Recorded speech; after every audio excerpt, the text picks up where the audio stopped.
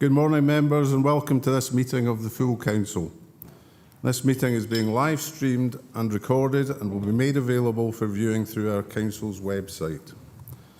Remote participants, please follow the good practice guidance, which includes muting microphones and switching off your video when you're not addressing the meeting, writing speak in the Teams chat function when you want to contribute.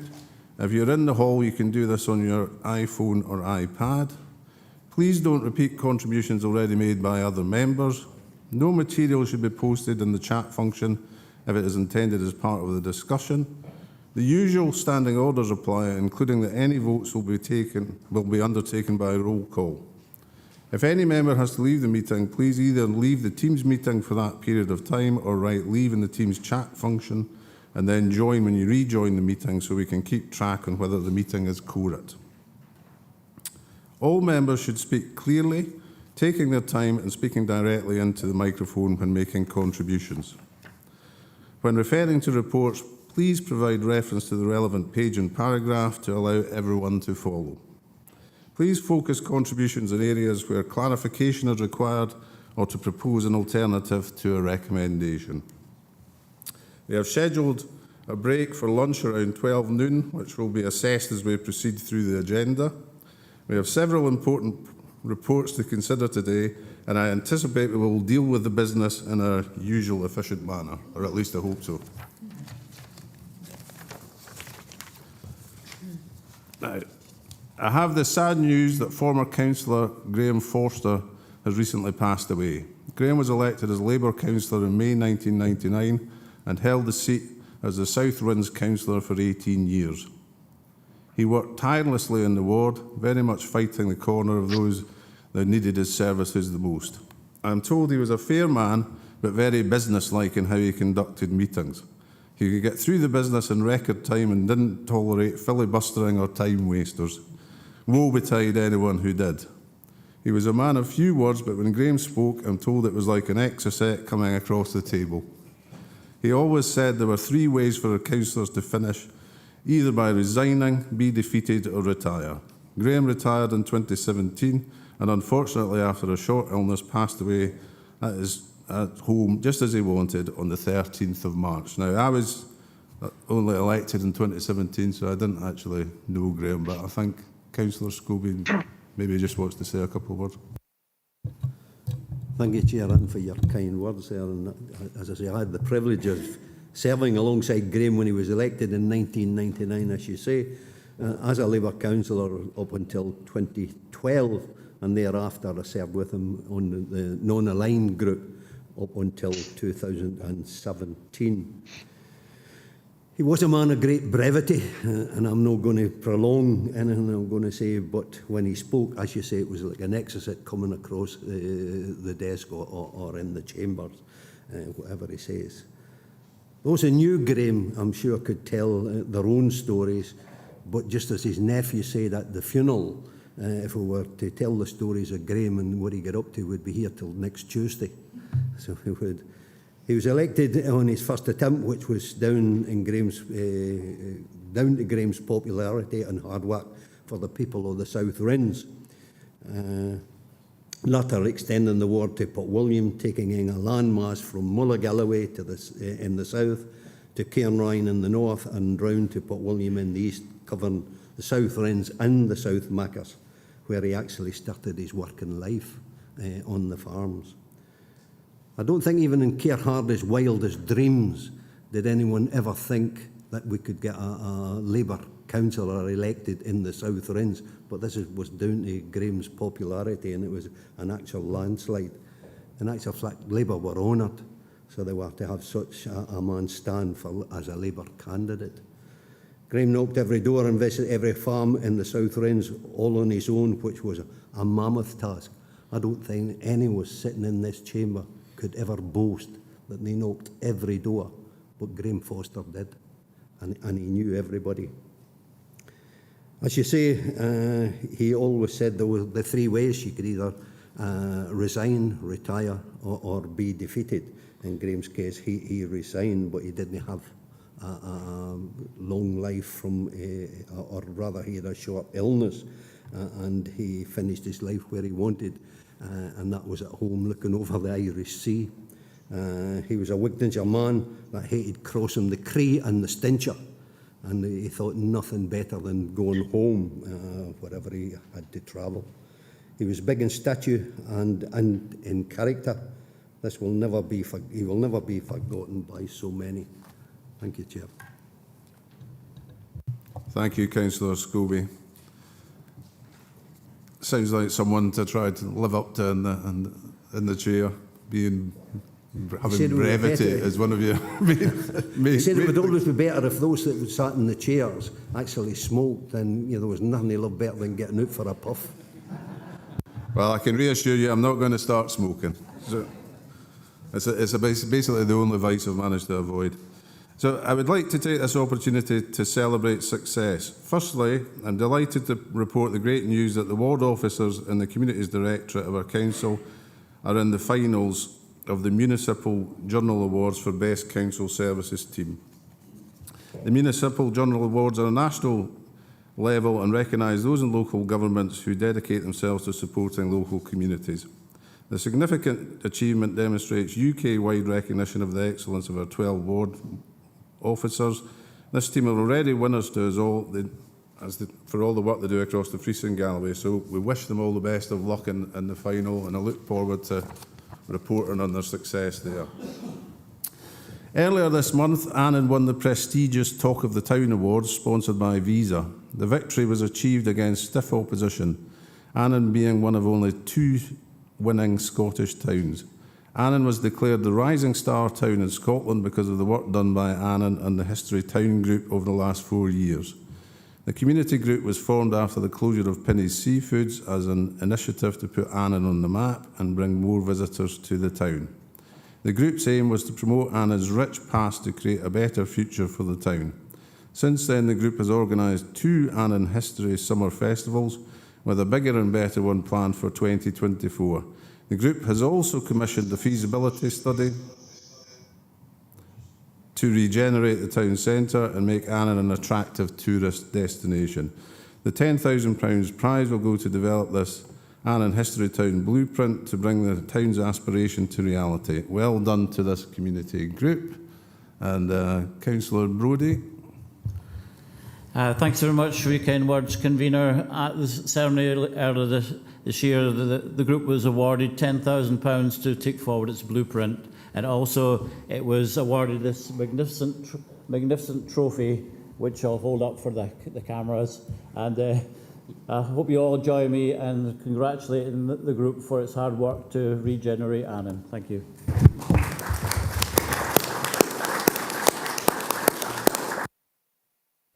Thank you, Councillor Brodie. Now, in October 2022, young people from Dumfries and Galloway Youth Council attended the International Association for Volunteer Effort World Volunteer Conference in Abu Dhabi, where they delivered a workshop on youth democracy and employability to delegates from around the world, highlighting the work they have done across our region and the importance of including young people in decision-making processes. The group contributed to a paper that aimed to detail what actions needed to be taken to support young people through their volunteering journey to develop skills, knowledge and attitude towards enhancing their livelihoods, employment and entrepreneurship.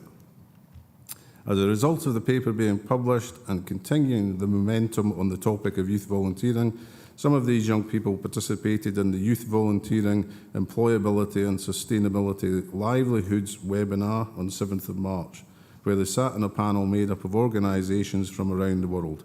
Very well done to all who participated, and it is in recognition of these efforts that they were able to participate in such a prestigious panel. So well done to them.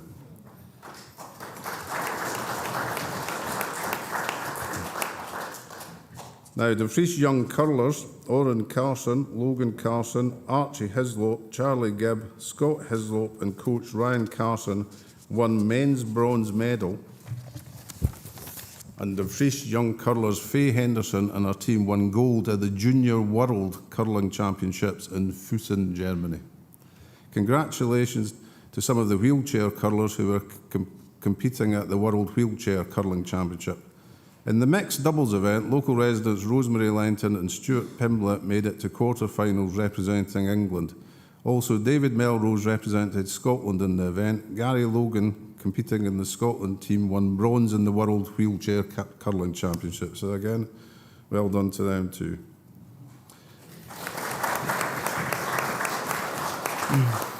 Solway Stars returned home on the 14th of March after competing in the World Junior Synchronised Skating Championship in Angers, France. Being the first Scottish team ever to compete at the World Championships, they are now ranked within the top 15 teams in the world. The team is captained by Abby Turner from Dumfries Academy, with Laura Smith, Dumfries and Galloway College, as vice-captain, who both passionately led their team out onto the ice in front of a packed crowd to perform their routine exceptionally. Coaches Philip Carter, Molly Coxon and Julie Tyson have praised the team's professionalism, confidence and performance throughout, and have expressed the impact reaching this level of competition will have on the club as a whole. So we've got a lot of very successful young people in our region. I think we should all be very proud. So we're now on to item 1 on the agenda, Sedgwick apologies and Chair's approval of members' remote participation. Vlad, can you provide the Sedgwick and any apologies, please? Thank you, Convener, and good morning, members. I can confirm we have received one apology from Councillor Donnelly. We have 28 members present in the hall, and we have 14 members present on the Teams platform. I confirm my agreement to the participation of those members recorded as participating remotely. Item 2, declarations of interest. Do any members have a declaration of interest they wish to make?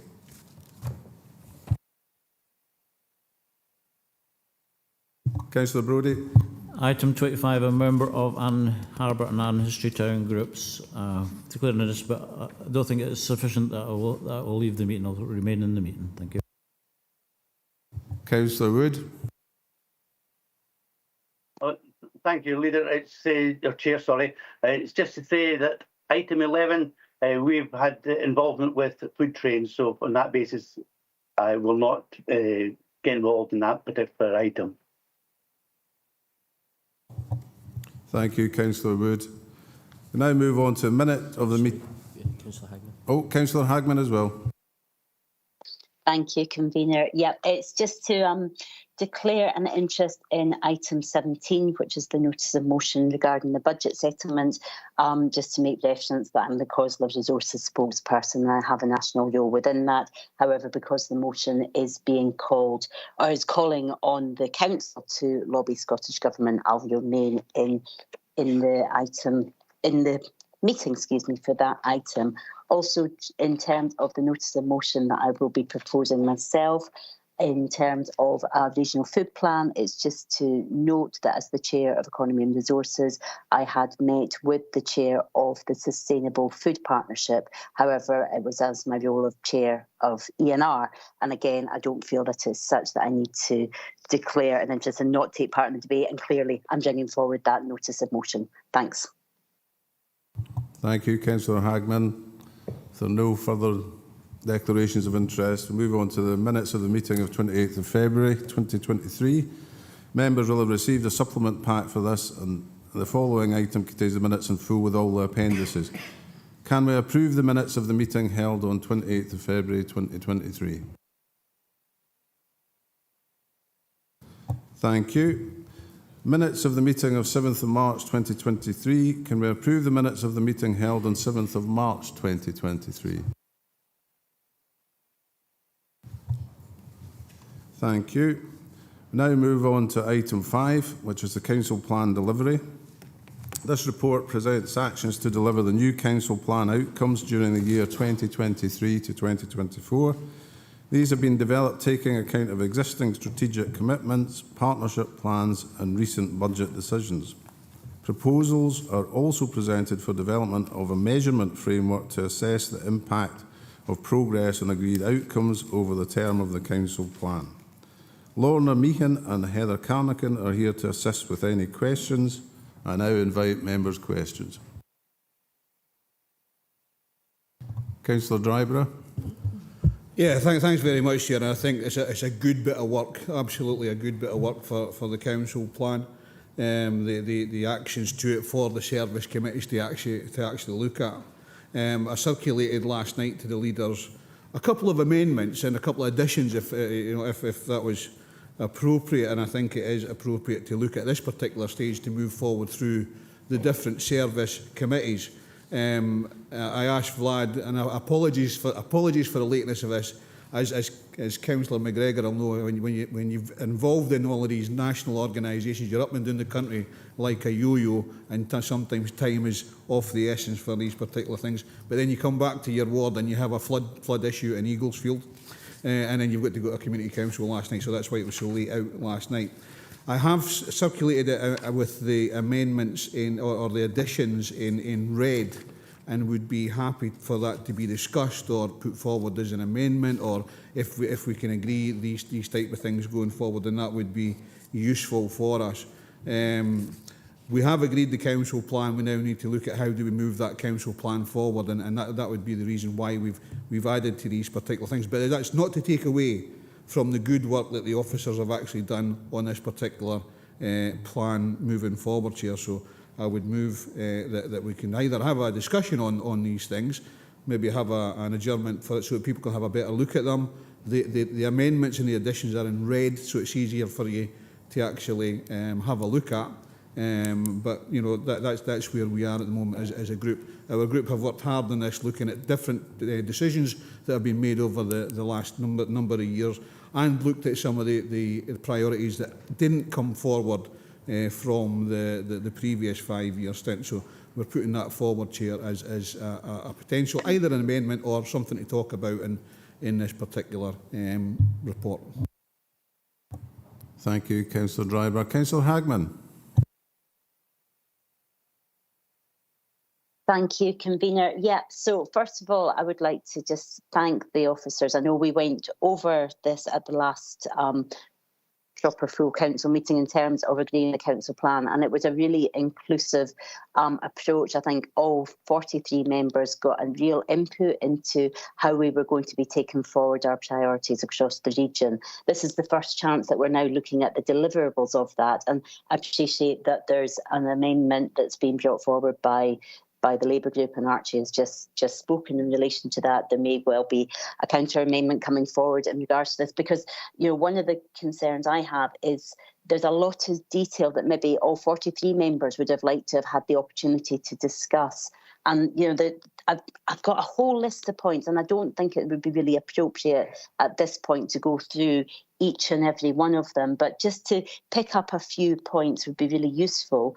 For example, on 10.2, which is page 52 of our big pack of papers, makes reference to developing the local heat and energy efficiency strategy, but there's no mention there, and the fact that there was a full council agreement at budget setting in 2022 that we were going to be developing green infrastructure projects, including the Dumfries district heating programme, etc. So where does that sit? Because that wasn't previously agreed, and it doesn't appear to be anywhere within this.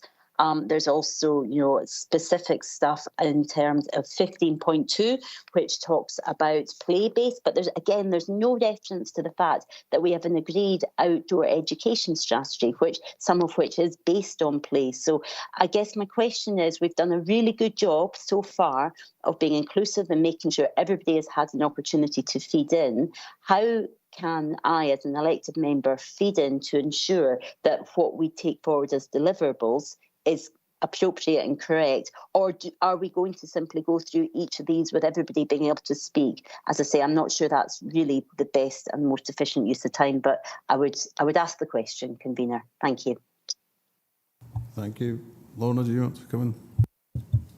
Thank you, Convener. I think on the specific point around the district heating, in the action below, the one on the local heating and energy efficiency strategy on page 52, it refers to the work that's already been commissioned by members around district heating and the One Rock Aquifer in Dumfries as well. So that refers to that specific matter, if that's helpful to Councillor Hagman. Just also in terms of the council plan, these are the I suppose, for want of a better term, the strategic items that are being delivered, if service committees have already taken decisions on other items and those remain actions to be taken forward, those will feature in the relevant service plans. Yeah. So it's not about having everything we're doing in the council on this plan, but it is those things that will have most visible action and demonstrable progress for local people and citizens. So it is not exhaustive in that sense in terms of everything we do, but it is to bring those to the attention of members.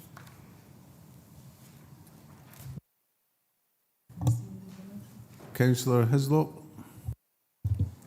Chair, I don't know, have I been sleeping for the last month and a half? We're being asked if this is the same document that Mr Evans circulated. We're proposing an alternative to the Administration Council plan. Now, if that's the case, then standing orders would say that we took a decision within the last 6 months, so we need to actually look at, is it Standing Order 15.4, I think it is. Another one is, we have a council plan put forward by the Conservative-led administration. Well, at item 3 today, we actually took a decision to agree a minute, which clearly states the council plan was agreed, and I would note who the convener and who the deputy conveners were. And they're now saying it's a Conservative plan. This was a plan that came to full council, agreed by everyone under the last SNP Labour administration. Now, who was leading that, I've no idea, but somebody did walk away from it, I think. So to actually come today and say they want to put another plan down, one that they brought forward, and then they're disagreeing with, I think this needs to be considered under 15.4. We've taken this decision to have a council plan. We shouldn't be revisiting it. Thank you, Councillor Hislop. Councillor Thompson. Thanks, Convener.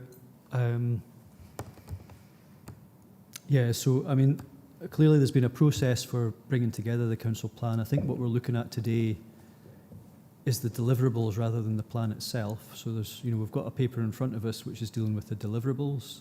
We agreed, and you're right enough, I think, Councillor Hislop, it was under a different led administration at that time, how quickly these things change. But the thing is, the plan was agreed by everybody. This is the deliverables we're looking at. However, while I think we thought we were maybe pulling this deliverables together under a kind of inclusive way of working, I appreciate there's a lot of pressures on people's time, and there is quite a bit in the Labour amendment that might warrant a bit further consideration because they might align with things that we do want to prioritise.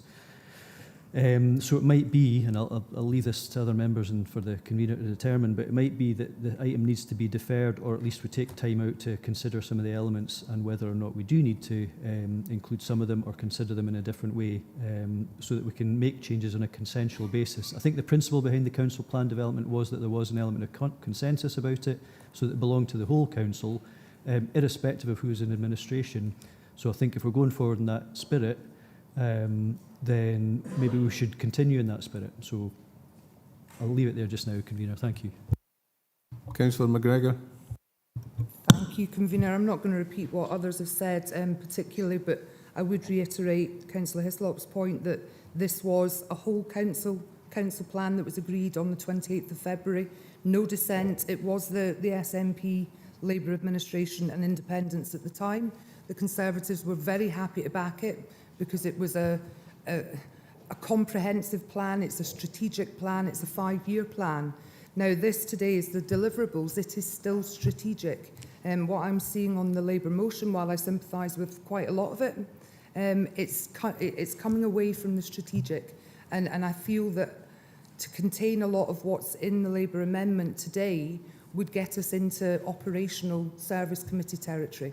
And I think that what we need here is a deliverable which is strategic, overarching, but then enables each and every member in this chamber to do its due scrutiny through the normal service committee processes. So as is at the moment, I would move the recommendations as is, but I would also like advice on the competence in respect of decisions that have been made in the past 2 months from Vlad, if that's okay. Thank you. Vlad, do you want to come in? Thank you, Convener. In terms of what's been circulated to members, which in essence is wording of a motion, but that's not been verbalised as yet, it does state we're proposing an alternative to the Administration Council Plan, and that Council Plan has already been agreed, and therefore correctly standing order 15.4 would apply within that, as has already been referred to. In terms of some of the kind of finer details, some of this obviously would require further assessment by officers, in particular in terms of impact assessments and financial assessments as well, but also some of the recommendations clearly fall within 15.4 themselves, as they were part and parcel of the budget process, and we've discussed that at the last meeting in terms of agreement to implementation of that budget as it stands. Any changes to that would require, in essence, 15.4 to apply again to those. Hold on a minute, Councillor Dryburgh. Councillor Ian Crothers wanted to come in. Thanks, Convener. It would just, I think, leaders, sorry, the leaders asked the question in regards to clarity around about 15.4 in particular.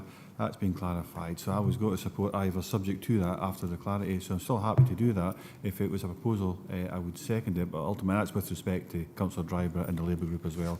I think it's fair enough they've came in here. But I think we've got an annual review as well. We'll see it coming back. So we'll have a chance to adjust things then. Thank you. Councillor Scobie. Yeah, Chair, I think there is a lot in what Labour has come forward with in the council plan, but I think there's a motion on the table to accept 2.1 and 2.2. I would hope we could put in a 2.3 there to consider, possibly by the leaders panel or whatever, because all of this needs to be assessed financially and otherwise, that we defer the matter that has come forward with Labour for further discussion with the leaders panel or whatever. Councillor McGregor. I think just to pick up on the point Councillor Scobie's just made, this has been an entirely inclusive process. No question of that. There has not been a group excluded from the council plan or the delivery plan at any stage. And I think just for information of the wider membership group, Leaders panel met on the 15th of March. We looked at all of these delivery plan ideas. We tracked them through.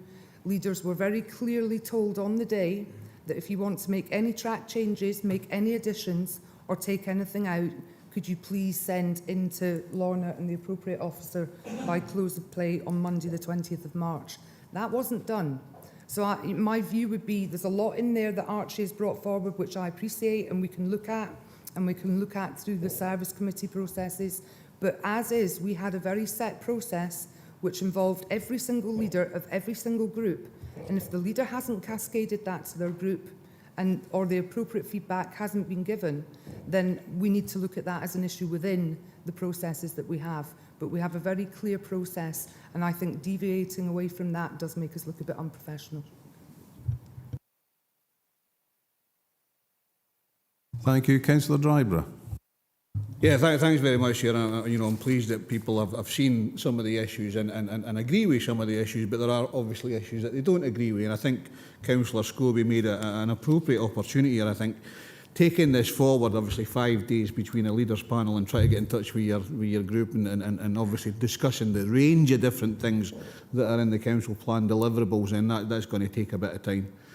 If it would be appropriate, Chair, obviously one of the things that we would like to do is either in the leaders panel or whatever panel comes forward, the amendments that we have suggested in the council plan can be taken to that group and discussed as part of a way of moving forward, agreeing the recommendations today with that opportunity that Councillor Scobie has actually said, and then we discuss the additions, because that will give other groups opportunities to come forward with decisions that have been made at service committees and at full council that they may have missed. I'm not saying they will have, but they may have, and it's an opportunity to move the council plan forward that way. If that is a way forward, we're happy to go with that, Chair. Thank you, Councillor Driver. Councillor John Campbell.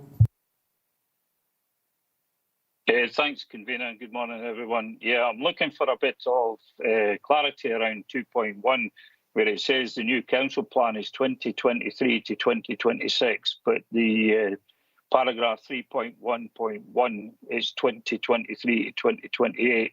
I think that's just a typo, but before we go to any recommendations, can we have that sorted? Thank you.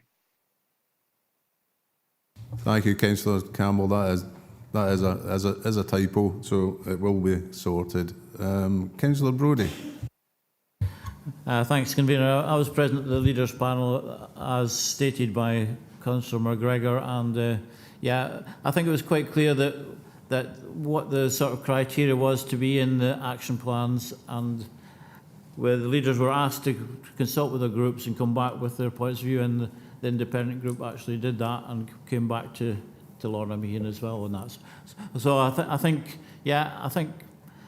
it's a bit short notice to take this at the moment, but I think if Councillor Driver is willing to take it, push it forward, and we can discuss the items that can be included, that would be fine. Thank you, Councillor Brodie. Councillor McGregor. Look, I'm all for compromise, and I think we're much stronger when we're all united than when we're divided, for sure, particularly with something as strategic as a 5-year plan. Who knows who's going to be sitting at this table in 6 months' time, let alone 5 years, she said glibly. If Councillor Driver withdraws his motion and we move to the recommendations, I will give a commitment that we will look at your track changes through the Leaders' Panel process, and where appropriate, through due process, will input them, if that is a fair compromise. Is that appropriate, Councillor Driver? I'm happy with that, Chair. Obviously, it wasn't a motion or an amendment yet, but it could have been. But I think we've found a way forward, and I think that's appropriate to do that. Thank you. So in that case, we'll move on to the recommendations. Members are asked to agree the council... Oh, Councillor Thompson, sorry. No, effectively, if we can go to the recommendations, that would be good. But it was just, Vlad had mentioned there just about the impacts, that there could be potentially budget impacts, and there's maybe that drift between what's strategic and what's an action, if you like. So I think we should be discussing this at Leaders' Panel, and we should be in the habit of doing that, I think. So happy to support that, and glad we can find a consensual way forward. Thank you. Thank you, Councillor Thompson. That was always my interpretation of what the Leaders' Panel should have been about anyway, was bringing forward ideas for discussion. So members are asked to agree the council plan annual delivery for 2023-2024, included as the appendix reflecting the themes and outcomes in the new council plan 2023 to 2026.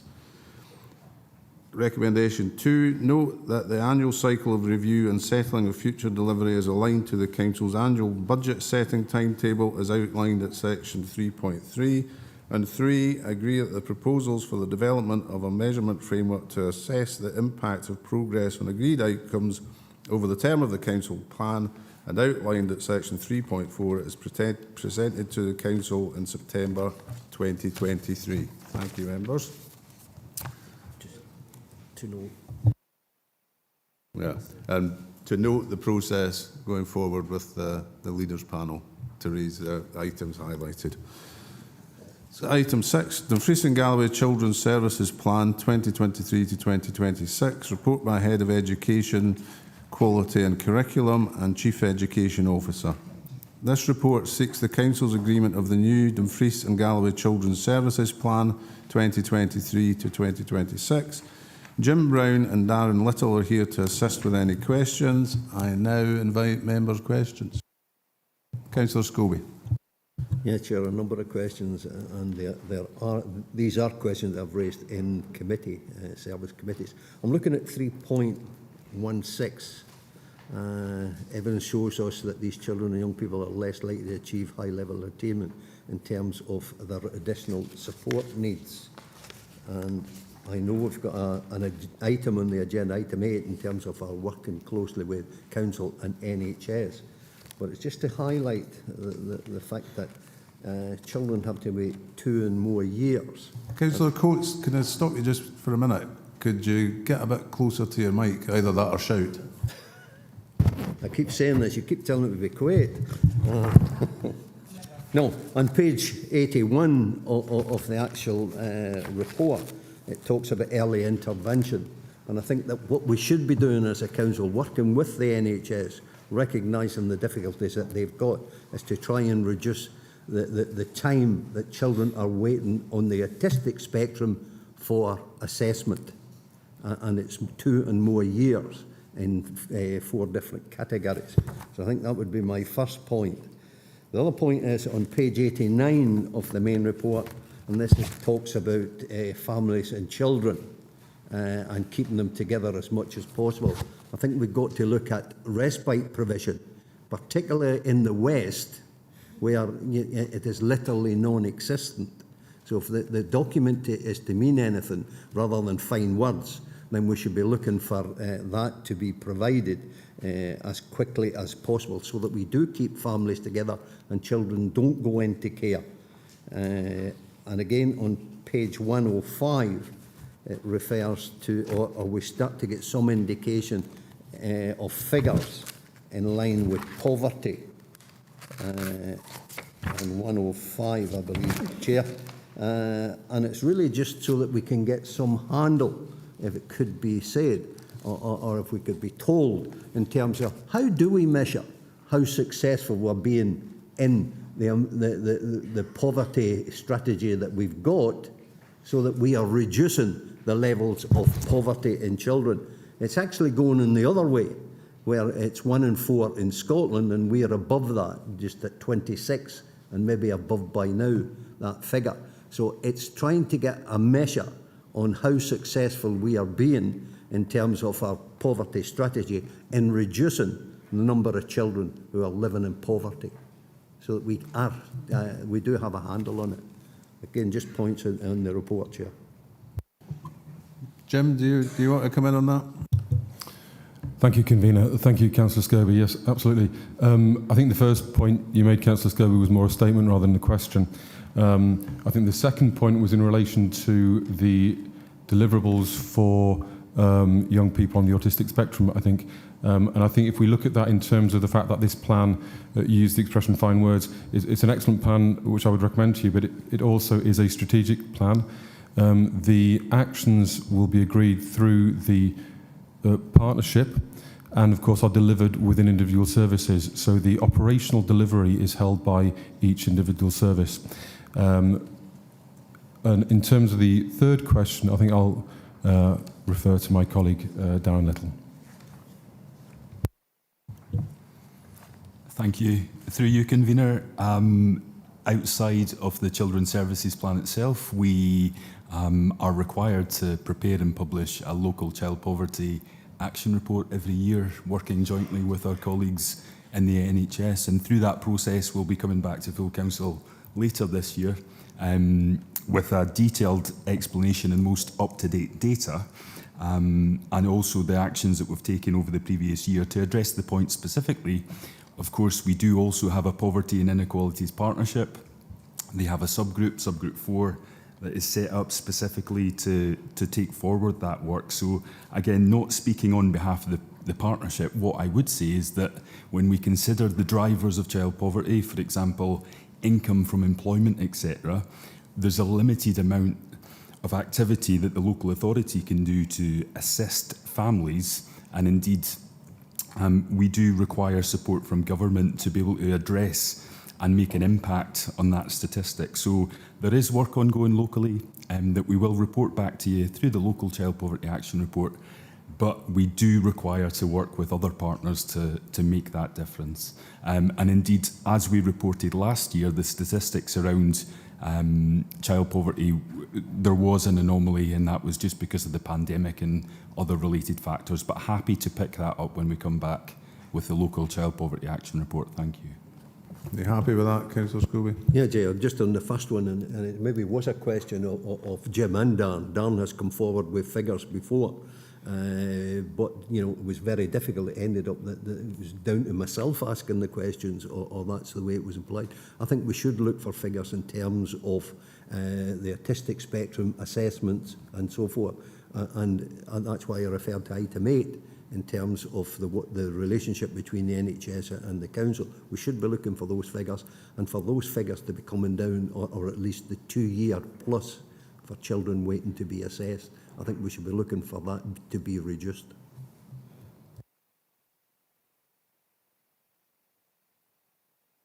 Thank you. Councillor Young. Thank you, Chair.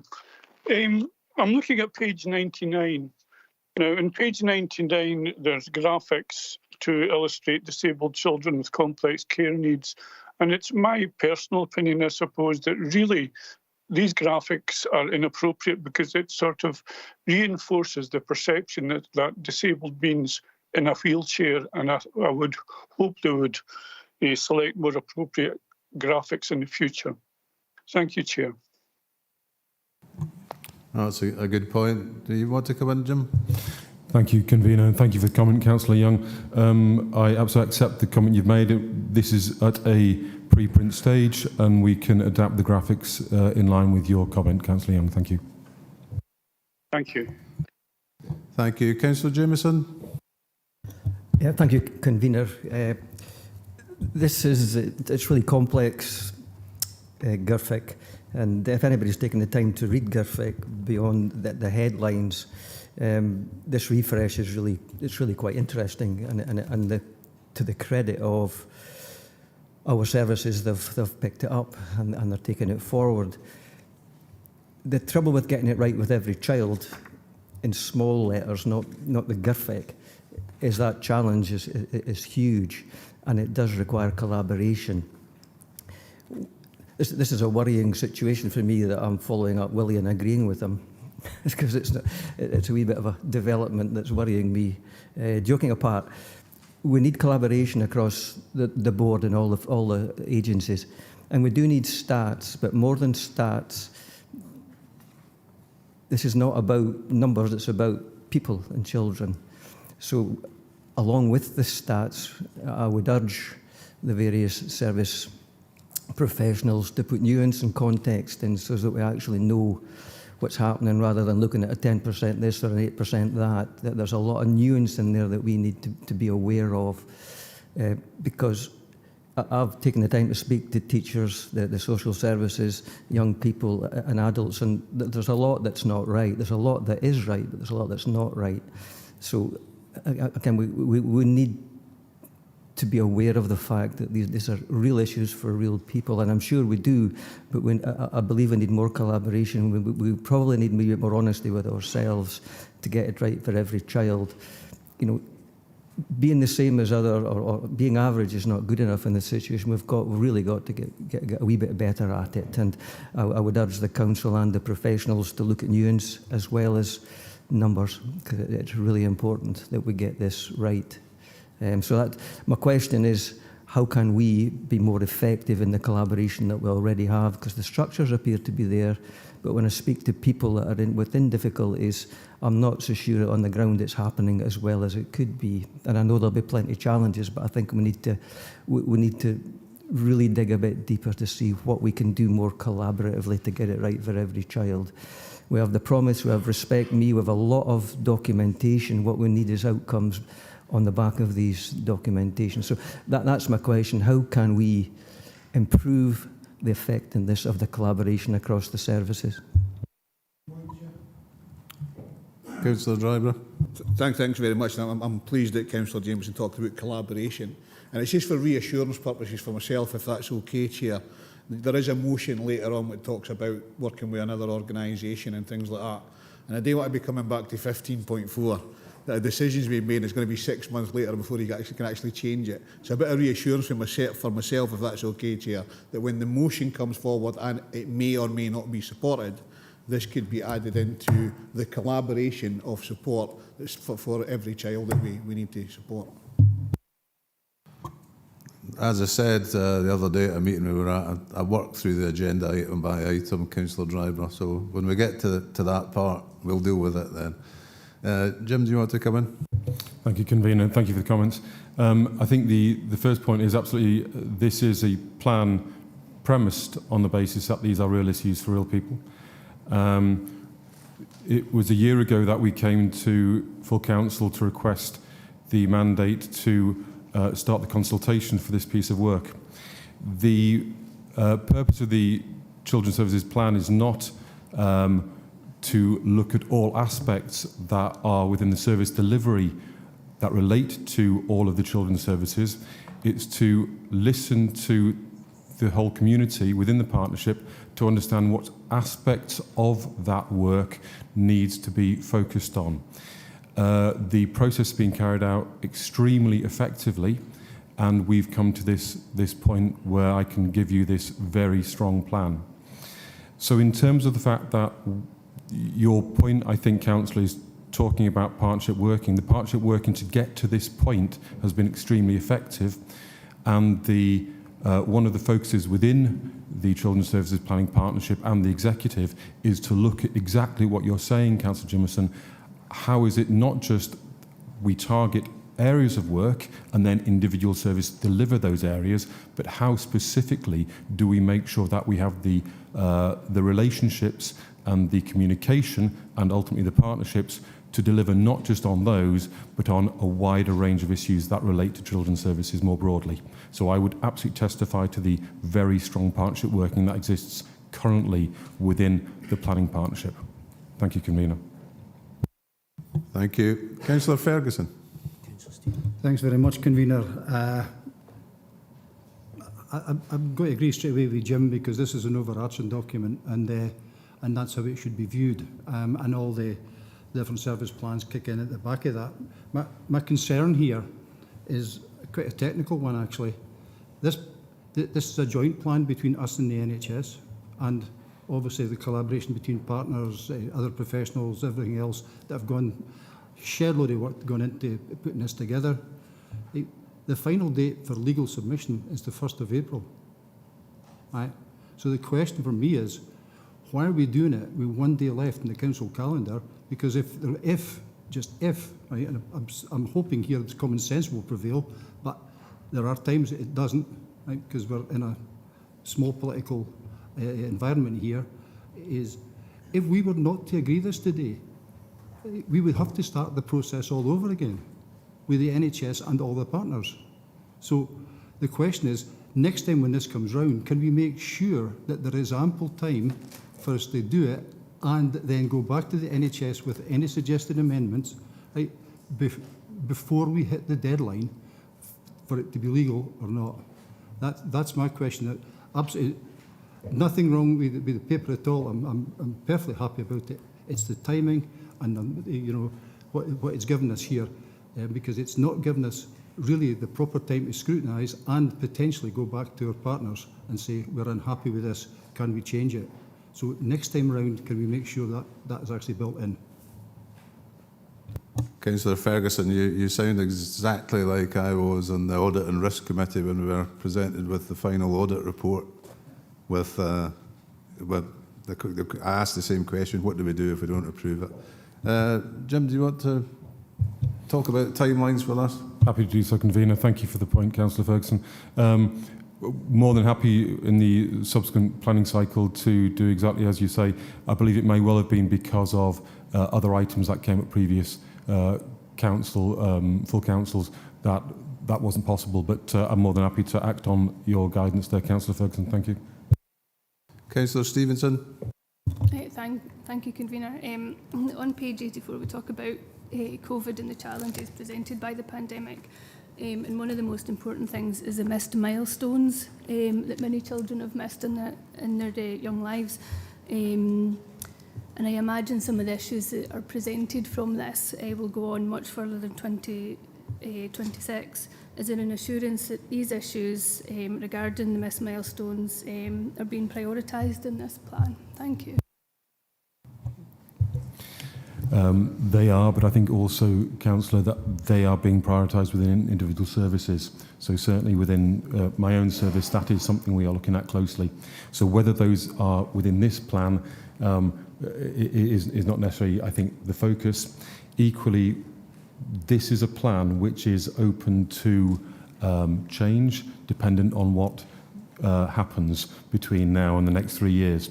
So we would, if there were changes because of other factors, we would come back to a subsequent full council with what we believe needs to happen to address those changes. Thank you. Thank you, Jim. If there are no further questions, can we move to the recommendations? We're asked, recommendation 1, note the process followed in the development of the Dumfries and Galloway Children's Services Plan 2023 to 2026, and 2, agree the new Children's Services Plan as detailed at the appendix. Are we happy to note and agree? Thank you. Item 7, Integration Joint Board Annual Performance Report, report by Chief Social Work Officer. This report represents the annual performance report for the Integration Joint Board. Full report and easy read version. Appendices 1 and 2. To ensure that performance is open and accountable, the Public Bodies Joint Working Scotland Act obliges integration authorities to publish an annual performance report, setting out an assessment of performance in planning and carrying out the integration functions for which they are responsible. We have Ananda Allen and Julie White available to assist members with any questions. Do members have any questions? Councillor Scobie. Yeah, Chair, this is a dated report. Again, it's annual up to 2022. And I did have my chance to speak on this at the IGB when I was a member. I made a number of points. But again, it seems we are going in the opposite direction. If we look at 201, more people normally coming to hospital emergency department held and waiting longer. And it was only this week it was reported from the Parliament that indeed it's risen to 20% and more of people waiting 4 hours and longer, some 12 and even longer at A&E. So that's 1 in 5 people who attend A&E. And it's really maybe to ask Julie if we're making any progress on that particular feature from the annual report to current day situation. And again, in terms of page 204, there are 79 people. That was then. Compared to the rest of Scotland, fewer people in Dumfries. Money's right, that was money. But again, looking at our motion that we passed in this council some months ago, looking at the use of cottage hospitals and how they could be of benefit. And I know that the action groups in the various areas have been trying to get a meeting with Julie and Jeff Hayes, where, you know, a report back on the sessions that have been taking place on bed space, etc.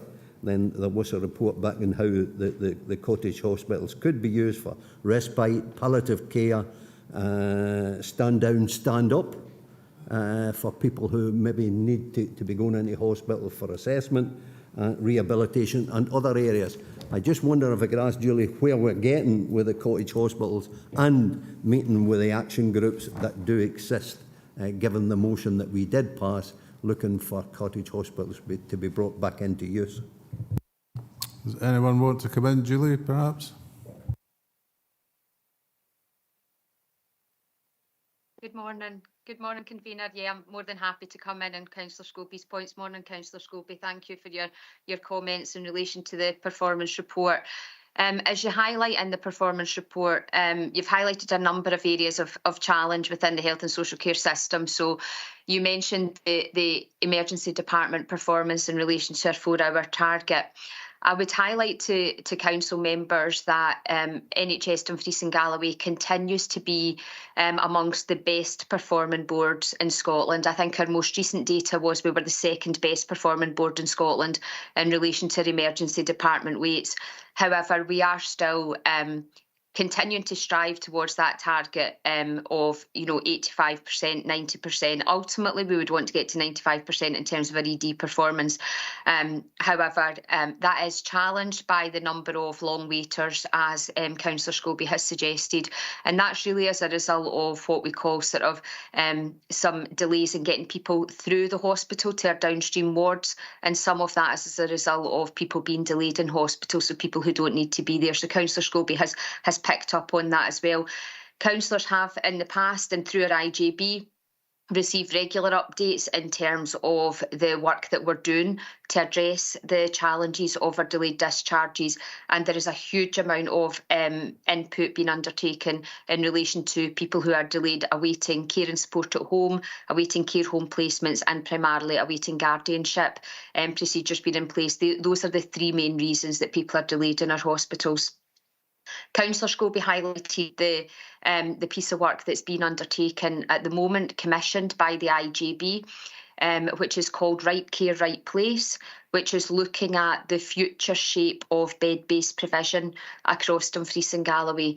And that's looking at what the need is going to be over the next 10 to 15 years with the changes in our demographics, the changes in the needs of our local populations, and identifying what those what that bed-based provision needs to look like moving forward. And that'll include the future shape of our cottage hospitals, residential care, nursing care, and our extra care housing facilities.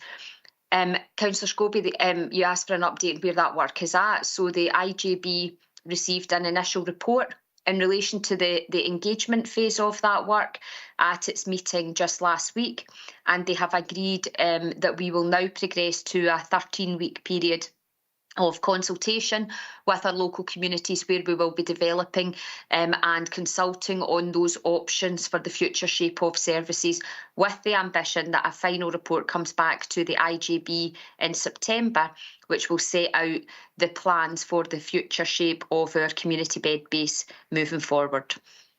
So that's the stage of the work at the moment. And in relation to the meetings with action groups, the strategic planning team who are leading this next phase of consultation have already been in touch with a number of action groups offering meetings. But if there are action groups that haven't been contacted, then I'm very happy, Councillor Scobie, for you to notify me of that, and we will arrange the appropriate meetings. Thank you.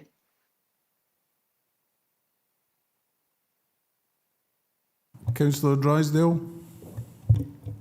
Thank you very much.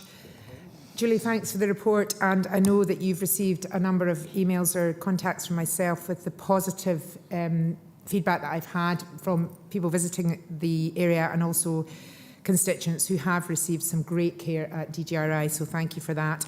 I just wanted to bring members' attention to page 129 with regards to the Carers Hub. Until I actually read this report, I have to admit I haven't been in DGR recently, and I've now looked at the further detail about the Carers Hub, which is a positive service that's being offered to our constituents in the region. However, what I wanted to do, respectfully through yourself, the Chair, is could I ask that you could bring a report to the next IJB meeting? I know I'm not a member of that, but with members' approval, for further information as to the website. And I know I've asked you about this for a number of months, in fact probably over a year now, with regards to palliative care. We still don't have a website or somewhere to direct our constituents to. So in this instance, should we still be directing them possibly to the Carers Hub? If you could just advise us in the interim, and if you're able to bring a report at some stage, if possible, through yourself, Chair, to the IJB about a directive for families and people suffering from needing palliative care. Thank you. Thanks, Chair. Julie, do you want to come in? Yeah, I mean, we do have Councillor Drysdale. Thank you. Thanks for your comments. We do have our palliative care strategy, which was approved a couple of years ago through the IJB. So certainly we can look to be bringing an update on that. And as we bring an update, we can address the specific point around the website development. I'll take that offline again, Councillor Drysdale, and chase that one up, and I can come back to you individually around that. But certainly we can take that specific point through when we bring the update on the palliative care strategy. In relation to the Carers Hub is a vital resource now for carers of anyone who's going through either the hospital setting or indeed people who are not inpatients within the hospital. It brings together a number of carers organisations who are available to provide that sort of additional support to enable carers to continue in that caring role. So I think I'll also take away from Councillor Risel's comments the need maybe for us to promote that further within our local communities to make sure that carers of people when they are in hospital and when they're not in hospital are aware that the Carers Hub does exist. It's a very useful resource for people. So I'll take that away in terms of that communication around that, Councillor Drysdale. Thank you. Councillor Thompson. Thanks, Convener. Just a couple of things. Obviously, welcome the report. In terms of respite care, I was wondering, from a long time ago, I think members were sort of expecting that there would be some options appraisal done about respite services across the region, which was due to come to various IJB meetings, and I'm just wondering how that's progressing, because it's not necessarily clear in this that piece of work's been ongoing, but clearly it's something that families across the region will be interested in. And secondly, just to note the single access point, which we'll be dealing with later on the agenda. But otherwise, it was really just a question if Julie's able to answer that about what's happening and when will the IGB be able to decide from the options appraisal on respite services for the region. Thank you. Julie, you want to come back?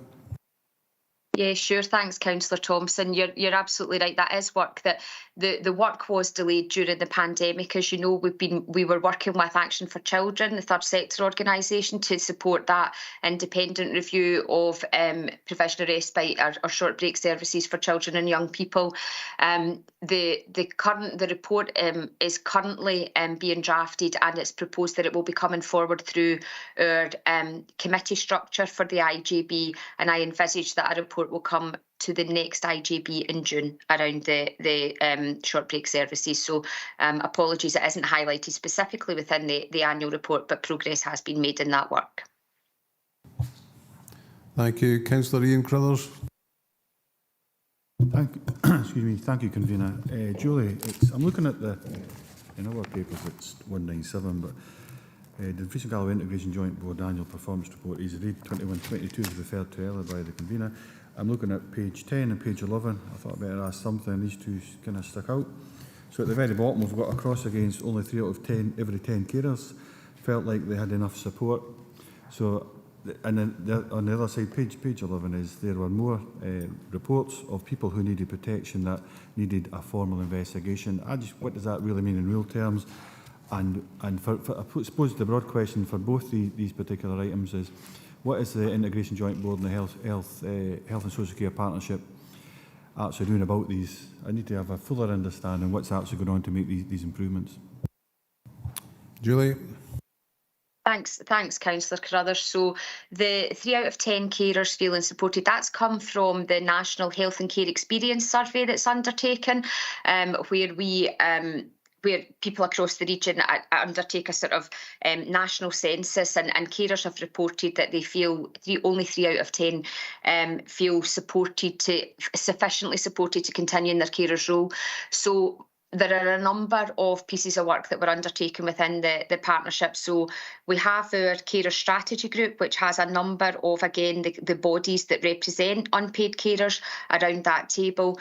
And we have received funding from Scottish Government in relation to providing support to carers. So there's a number of initiatives, including the initiative we just talked about, the Carers Hub at DGRI, where we have pulled together the 5 organisations that support unpaid carers to provide a range of sort of support to individuals, including signposting for things like benefits, advice, etc.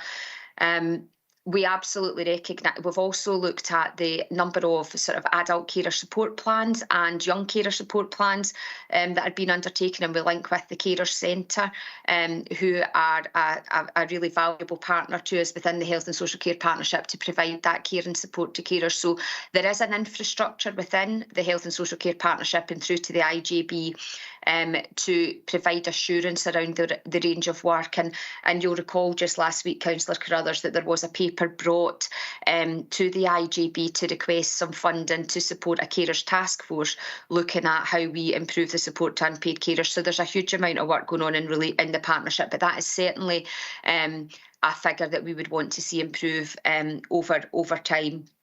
In terms of the second, the figure that you talked about, that's really in relation to, you'll have heard, I'm sure, during the pandemic, our Chief Social Work Officer and myself highlighting the increase that we've seen in people requiring adult support and protection measures, so increasing vulnerability within our local communities. So that's really relating to people who have been identified as being at risk of harm, and where that has then led to us having to undertake formal investigations. So that really relates to the work over the likes of our MASH, our multi-agency safeguarding hub. So and in the easy read version, I appreciate we haven't probably explained that in sufficient detail, but there's further detail around that within the main body of the full report. Thanks, Julie. Thanks, Convener. Just one small bit. So have we got any indication at all in regards to the 3 out of every 10 carers question, what that looks like now? I know you've given us a lot of explanation what's happening, what's going to happen in the future, funds and so forth. But any indication, got an up-to-date figure on that? The survey takes place every 2 years, Councillor Carruthers, so I don't have a figure. I don't have a figure since that last one, so I would be guessing at this stage. So, but as soon as that survey, the results are reported, we'll feed that back through the IGB. Thanks, Julie. Thanks, Convener. Councillor Dorward. Thank you, Convener, and thank you for the report, Amanda. I appreciate the easy read bit as well. That's quite useful. What if we can get these in council reports too? That was a joke. But in terms of outcome 8, outcome 9, a couple of questions on financial performance and best value. A couple of questions about workforce planning. Obviously, this report is historical and it's retrospective, so the questions I'm asking are based on the information in this report. But also like perhaps a more up-to-date perspective, because some of the things that are said is that, and I'll go to the easy read bit, which is actually quite useful. Outcome 8, to deliver safe care, there needs to have enough people to do it. This has been difficult, and getting more staff is our main challenge. Yep. Most of our services are not meeting waiting time targets set by Scottish Government, and that's outcome 9. In terms of finance, too much money is being spent on agency workers, so we all know that if you don't have the resource and you can't provide the care that you want to do, and although Dumfries and Galloway is one of the best performing health boards in Scotland, I think workforce planning is a massive issue. So in terms of that, do you have, where are we now as opposed to where we were, if that's something you can answer, where we were in 2001, 2002, and is there a medium to long-term plan in terms of recruitment and retention of staff, because that seems to be a massive issue for all health boards, but I'm more concerned with Dumfries and Galloway Health Board at the moment, and is there anything that the council can do to assist that issue? Thank you. Julie, is that for you again? Yes, thank you. Thanks, Convener, and thanks very much, Councillor Dorward, for your questions. You've absolutely highlighted one of our key risks within the Health and Social Care Partnership, which is around that availability of our workforce. And as I've said before around this table, it doesn't really matter which professional group we're looking at, whether that be medics, whether it be nurses, whether it be allied health professionals, whether it be carers. We have a significant challenge around that workforce. So we have, as an integration joint board, signed off a workforce plan, and we were one of the first places in Scotland that actually included a workforce plan that covered the totality of our workforce, including health, our local authority, delegated workforce, our third sector colleagues and our independent sector colleagues. One of the key things for us is around how we work with our young people. So there's a huge amount of work going on at the moment around how we better engage with young people in schools, Councillor Dorward, to make them aware of the range of opportunities that are available within health and social care. So we know that a number of young people identify with medicine and nursing, but aren't aware that there are over 300 career opportunities available across health and social care. So again, working closely with our education colleagues, and over the last last year, we've had a number of successful events either in schools themselves or by number of young people coming to careers fairs that we've put on. We've also increased the number of young people undertaking work placements across the Health and Social Care partnership. And we've also been successful in terms of sort of targeting young people, in terms of those young people who maybe didn't have the sort of positive destinations on leaving school, and giving them opportunities to undertake work placements within health and social care, and a number of those have gone on to successfully secure employment. So that's a real focus for us, and I think something that across the partnership, including of course with the local authority, and as I say, we undertake that very much in partnership with our education colleagues. I think it's something that we need to continue to do more. I think the more we can encourage our young people to take up opportunities in health and social care, and we can support them through training opportunities, with the hope that young people will come back to Dumfries and Galloway where they train out with. The other area I would highlight to council members is the focus that we've had on international recruitment. So Dumfries and Galloway, we have been a sort of trailblazer around international recruitment of nurses within D&G, and that has been very successful. But again, I think that we could work and collaborate very fully with colleagues in the local authority around some of the challenges that we experience for our international nurses and other professionals coming to D&G around things like securing appropriate housing opportunities, etc. So I think work has certainly progressed since the production of this report, Councillor Dorwood, but I would highlight that it still remains a significant challenge for us in terms of having that sustainable workforce to meet the needs of our population as we move forward.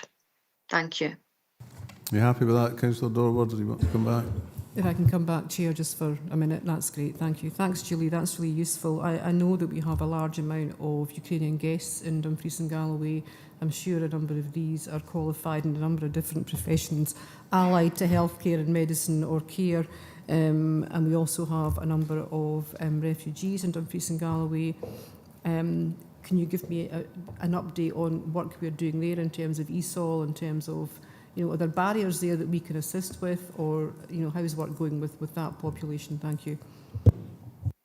We are continuing to work through with all of our partners around the programme board to look at the opportunities that can be made available. You'll be aware that we have successfully had some of our Ukrainian guests apply for roles within our care sector.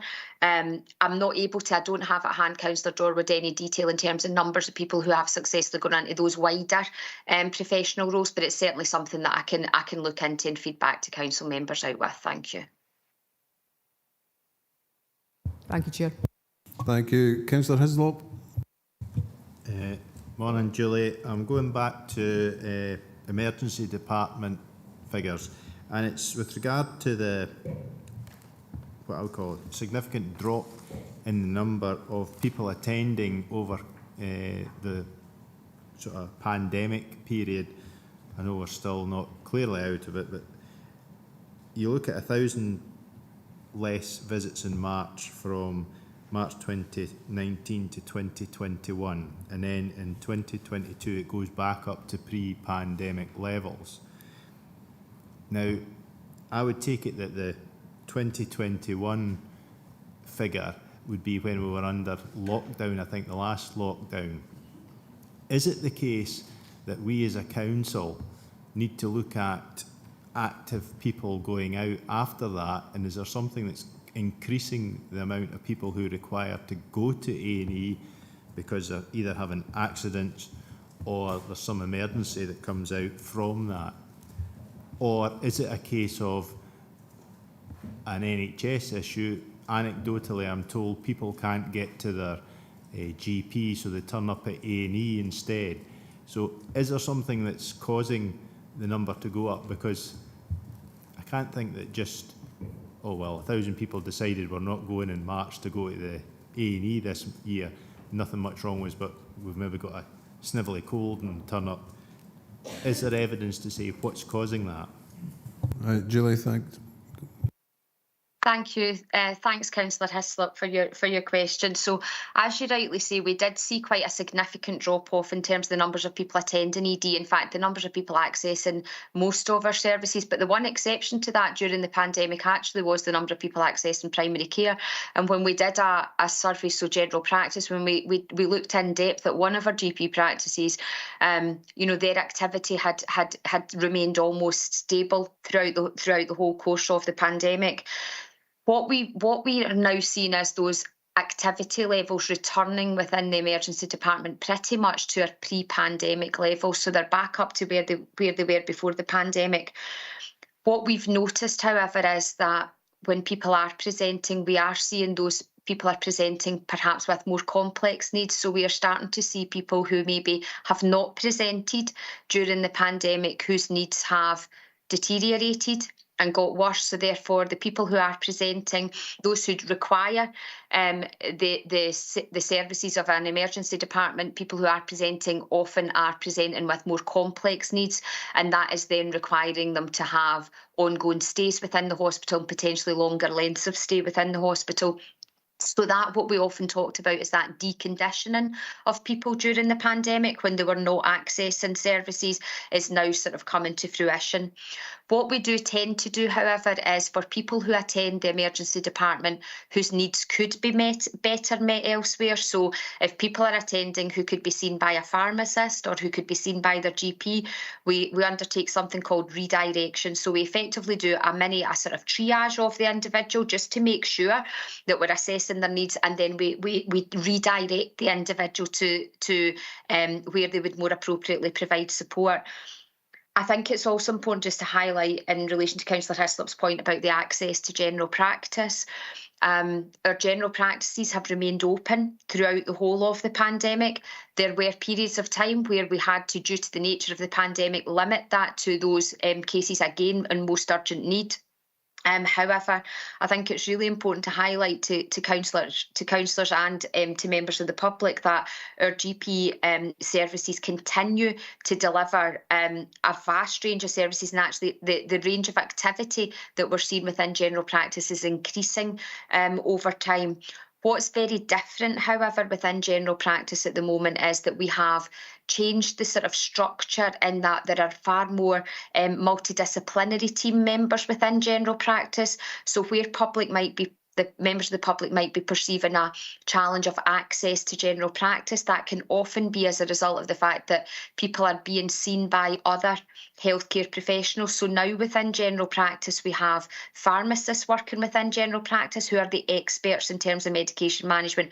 We have mental health workers within general practice, community mental health nurses working within general practice to support people with mild to moderate mental health problems. We have physios working in general practice supporting people with musculoskeletal problems.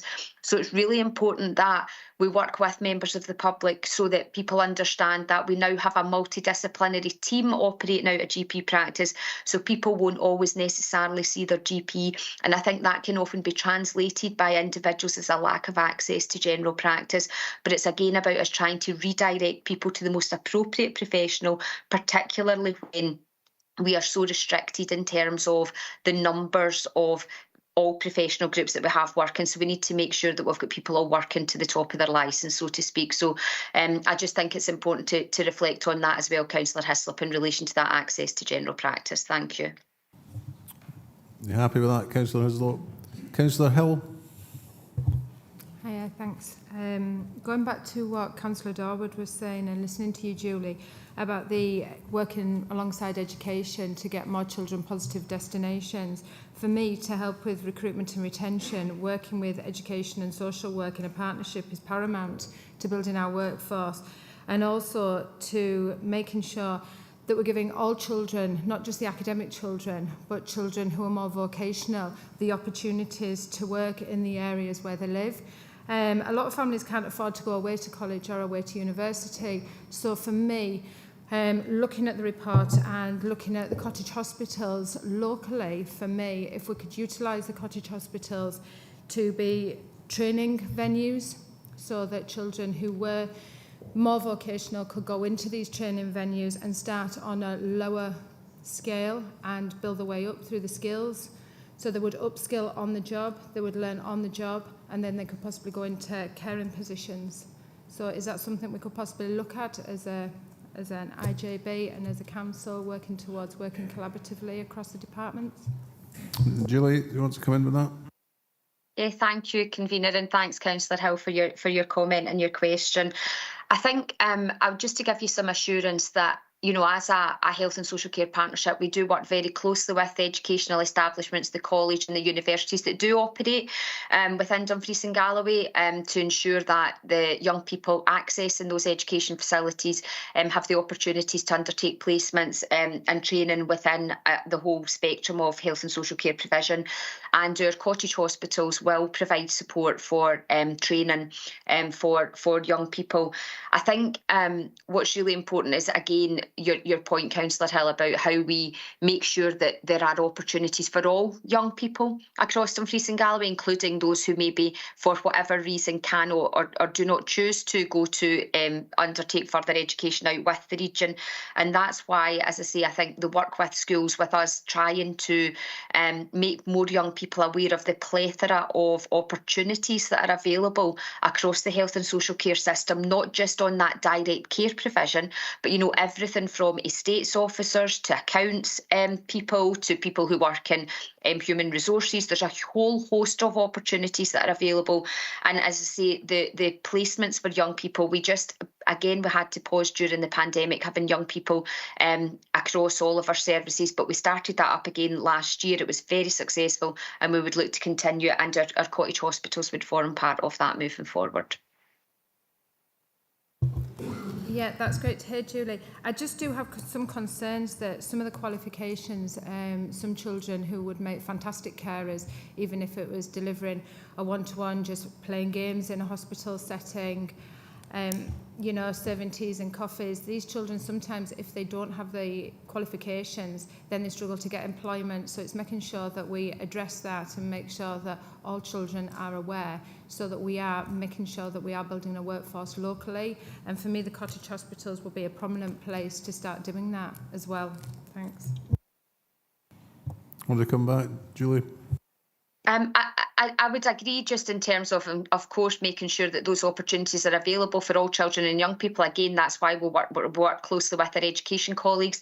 I think that we need to be really careful about the use of the buildings, and part of the work that we're undertaking through our Right Care, Right Place review is to determine what the future use of our cottage hospitals will be. So I don't want to sort of preempt the output from that engagement process that the IJB has already commissioned, but I take on board Councillor Hill's comments. Thank you. Thank you, Julie. If there's no further questions, we'll just... Oh, Councillor Ferguson. Thanks very much. It's not so much a question, it's I think it's just something that's a wee bit appropriate here.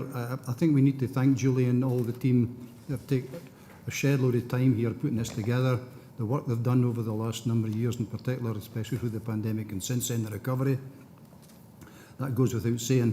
But there's another bit, just from my own previous experience, having been the Vice Chair and then Chair of the IJB, there's a huge commitment from the Chair and Vice Chair at any given time that anybody who's not been in that position doesn't really know what it is. Now, when I finished as the Chair of the IJB, the NHS thanked me formally, and I think it would be appropriate for us to thank the outgoing Chair, Laura Douglas, for her term as both the Vice Chair and then the Chair. I think it's only common decency, because, as I say, you have to be in that position to know just exactly what kind of commitment that goes into fulfilling that role, and it's not as if you get an extra 20 or 30 or 40 grand for it, you know, you get hee-haw. So a wee letter of thanks I think would go a long way for the convener, for example. Thank you, Councillor Ferguson. More than happy to take that away. Councillor Ingalls. Thank you, Chair.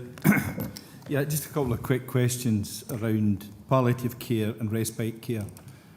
Just wondering, Julie, how you feel that you or the organisations delivering on palliative care and respite care, in particularly in rural areas, which are not within a 25-mile radius of a hospital that can deliver clinical palliative care. Julie. Thanks very much for your question there. So I think you've highlighted a really, really important point, which is about how we provide that palliative and end-of-life care to people and across such a wide geographic region.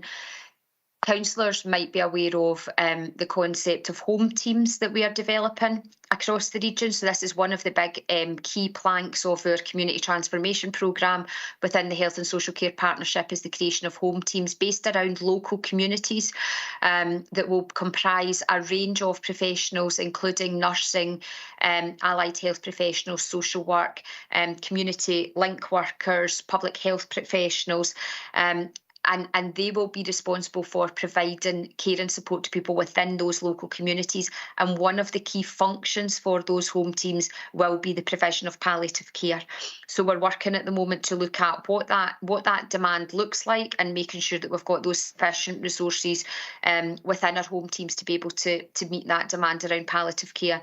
We also recognise that for some people, particularly around palliative and end-of-life care, people may wish to not to die at home, and therefore we need to make sure that we have sufficient provision across this wide geographic area for people to die in a setting as close to home as possible. And again, that is something that is being picked up, Councillor Ingalls, through the right care, right place work, when we're determining that future shape of a bed-based provision in terms of where is it best to deliver that non-specialist palliative care within our local communities. And of course, we do have our the Alexandra unit within the DGRI for that specialist palliative care. I would say, however, our consultant in palliative care is involved, and the team are involved in the work that we're doing with our home teams to make sure that that ongoing support is provided to our home teams in the delivery of that palliative care across our local communities. You happy with that, Councillor Ingalls? You want to come back? If you don't mind, Chair. Yeah. The way palliative care is delivered in home settings doesn't capture all. There are a lot of people who don't want that. Absolutely. In my specific ward, we're 25 miles away from anywhere, which is unique in Dumfries and Galloway, that can actually deliver palliative care within a hospital setting. So these are questions that I'm being asked on the street or in surgeries or whatever. And it would be nice to have a positive response that I can give to people. And at the minute, I don't have that. And the question we get asked is, why can it not be delivered at Newtonshire Hospital? The other part of that first question was respite care. I know people whose mental health is suffering because they're constantly looking after family members, and they're finding it really difficult to get respite care. And the closest they can get that respite care at the present moment in time is Stranraer. And that's few and far between the times that they can get that. So it's not only, it's affecting their lifestyle and their mental health as well. And again, the question I'm being asked is, why can that not happen at Newtonshire Hospital? And given the fact that we're 25 miles away from anywhere that can deliver this in a clinical setting, transport issues are a major problem. So if you've got elderly people whose family members are in palliative care and they happen to be in Stranraer, they've got an issue around travelling to Stranraer to get to Stranraer Hospital for that. And again, the question is, why can they not deliver that at Newtonshire? That's what we're getting asked. And it's really difficult to give them a positive answer. And that's what I would ask of you and your team. What answer can I give them? And I don't mean after September. I'm talking between now and September. The delivery now in the next 6-month period. Thanks. Yeah, so the straight answer is that we're not able to provide any of that at Newton Stewart Hospital at the moment because we do not have the sufficient staffing numbers to be able to deliver that. The staff from Newton Stewart Hospital have been redeployed as part of our community teams who are delivering care and support to people within their own homes. We know that those community teams across D&G are providing more than twice to more than double the number of people who they would be able to support were we to reopen those cottage hospital beds at the moment. We also know if we had to reopen those cottage hospital beds at the moment, they would be filled by people who do not need to be in hospital. We would be moving people from one part of the system to another part of the system when they don't need to be in hospital. These teams are able to support people where they need to be within their own homes. And our priority at the moment is making sure that we support people in the right place by reopening those beds. And as I say, we would have to move those staff back out of those community teams when they're supporting twice the number of people in those community teams as we would be able to do by opening those beds. So we would have to question what care and support could we then deliver to those individuals in their own homes. And we would also then be providing care to people in the wrong place. Our open cottage hospitals at the moment, on any given day of the week, 2/3 of the patients in those open cottage hospitals do not need to be there. And that is consistent.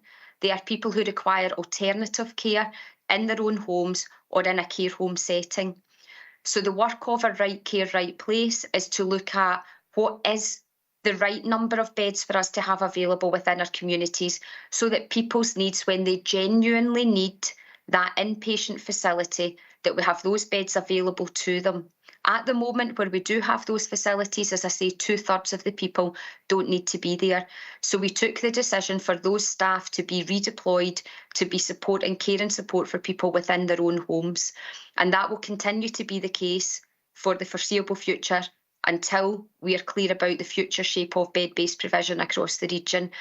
You know, I think it would be the wrong thing to do for us to reopen those beds and us not to be able to deliver the care to the twice as many people in their own homes, but also then to mean that the people who would be in those beds, 2/3 of them would not need an inpatient bed, and we would also not be able to move them back home because we would have moved those staff from the community into a hospital-based setting. So I know it's maybe not the answer that you wanted to hear around it, but that's the reality in terms of where we're at around our limited staff and resource and the use of that resource at the moment within the community setting. Yeah, thanks, Julie. It's pretty much the answer I was expecting, actually, and it means that the people who live in Newtshire area are being sold short. They don't have access to palliative care and respite care that people in Stranraer or Castle Douglas or Dumfries or Kirkcudbright even might have. And the people who vote for me would expect me to ask you to provide that care because they've got a right to have that care. And that's probably where I'm coming from. I think we need to look at how we can deliver respite and palliative care along with other things. I know it's not easy to do, but we need to look at how we can do that, and we need to look at how we can do it quickly, because there's no reason why people in these settings, in the rural settings, can't have access to that care. Thanks, Chair.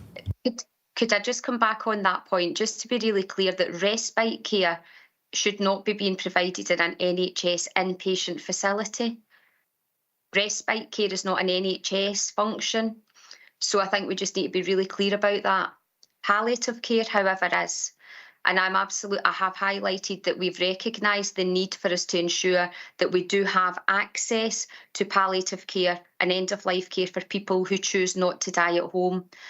But we do not have cottage hospitals in every community across Dumfries and Galloway. Therefore, we need to think about how we best deliver that bed-based care within the facilities that we do have available to us. And I recognise that there are going to be some quite difficult decisions that need to be taken around this in terms of the future shape of services. And that is what the IJB will need to make, those decisions in the future around that future shape of palliative care, but generally bed-based provision across the region. But we need to make sure when we're using the beds, they are being used for the purposes that only they can provide. So we're using the beds that we have at the moment to support 2/3 of the people in those beds in cottage hospitals that don't need to be there. And that isn't just as a one-off, that's on a regular basis. That's the case every day within our cottage hospitals. I think there's a danger here. We're just going to go round in circles with this one. I'm just going to apologise, Chair, for making it local, but I have to make the point that we have requested meetings to discuss this, and we've been refused those meetings. And if this is the only chance I get to speak to Julie directly, I need to take that opportunity. Thanks, Convener. Thank you, Councillor Ingalls. Councillor Slater. Yes, Julie, a question for yourself. Some health boards are now trialling patients staying at home and they're being monitored electronically, especially with breathing problems, which will obviously help clear beds in hospitals so that more people can use them. I just wonder if the health board here is trialling a scheme like that. Thank you very much. Julie. Yes, thank you, Councillor, for your question. I mean, we do have within Dumfries and Galloway an integrated respiratory team that provides support to people within their own homes with all types of respiratory problems, including things like COPD. And yes, we have used it's called remote monitoring of individuals so that we can provide as much care and support as possible to people within their own homes. We can monitor their progress at a distance, and then when people's needs deteriorate to such a point that they need to be brought into hospital, then we do that. So yes, the short answer is yes, we do undertake remote monitoring within D&G. Would that be something that you're going to increase? Because it yeah. Because yes, I think it's obviously helping the bed blocking problem, and people seem to be happy with that, and they were quite surprised when they maybe had a breathing problem at night, and the next morning they were given a phone call that the hospital actually knew about it. So that's really what my question was about. Thank you very much for answering. Thank you, Julie. Councillor McFarlane. Yeah, thank you, Chair.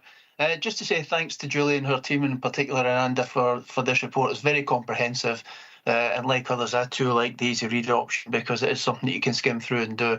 But really just to sort of flag up, whilst I appreciate that some members are raising issues, we have to remember this is a historic report for 2021-22. And really, if members have got issues in relation to the IJB and the delivery of this, then what they need to do is engage through the IJB process. Each party has members who are on the IJB who can raise the issues, and we can try and address them and be constructive through that process. So it's more of a comment than a question. Thanks, Chair. Thank you, Councillor McFarlane. Councillor Marsh, is this on the similar subject? No, thank you. Councillor Scobie again, is this something that's been covered already? Is it something new? It's a point being made by Julie in terms of our feedback or our answer to ask about respite, and I'm really looking at, I'm neither convinced or confident in terms of the cottage hospitals. We'll see what transpires in the consultation period, but it's really saying that respite may be a point, but item 8, it's about how we review the local authority and NH boards work together. So I hope it's not just a matter of pointing the finger and saying, well, not to do with us, it's all to do with over here. It's how we work together, and cottage hospitals lend themselves to some of the issues that have already been raised. No. Could I come back on that, Convener? Because I think it's really important just to say that was absolutely, if that was how my comment was perceived, it absolutely wasn't, Councillor Scobie. You're right, respite and the provision of respite absolutely sits within the Health and Social Care Partnership. What I was being clear about was in terms of the use of the NHS provision, in terms of that NHS staffed resource for social care respite, that can be better delivered in a different setting is what I meant by that. Not that it was passing responsibility. The responsibility clearly sits within the Health and Social Care Partnership and our integration arrangements for us to address the challenges of respite. And I would fully support Councillor's comments that respite is an ongoing challenge for us, and it's something that as an IJB we have to fully consider in terms of our commissioning plans moving forward in terms of how we better deliver respite. I was really talking about the use of the particular facility in terms of to provide respite, not within an NHS facility per se. Thank you, Julie. With that, we'll just move on to the recommendations. Members are asked to, recommendation 2.1, note the Integration Joint Board Annual Performance Report. Recommendation 2.2, note the annual performance report was published on 9th December in accordance with all relevant legal requirements. I'm happy to note that. And I was also going to add, I would write a letter of thanks to the outgoing chair of the IJB. So, thank you.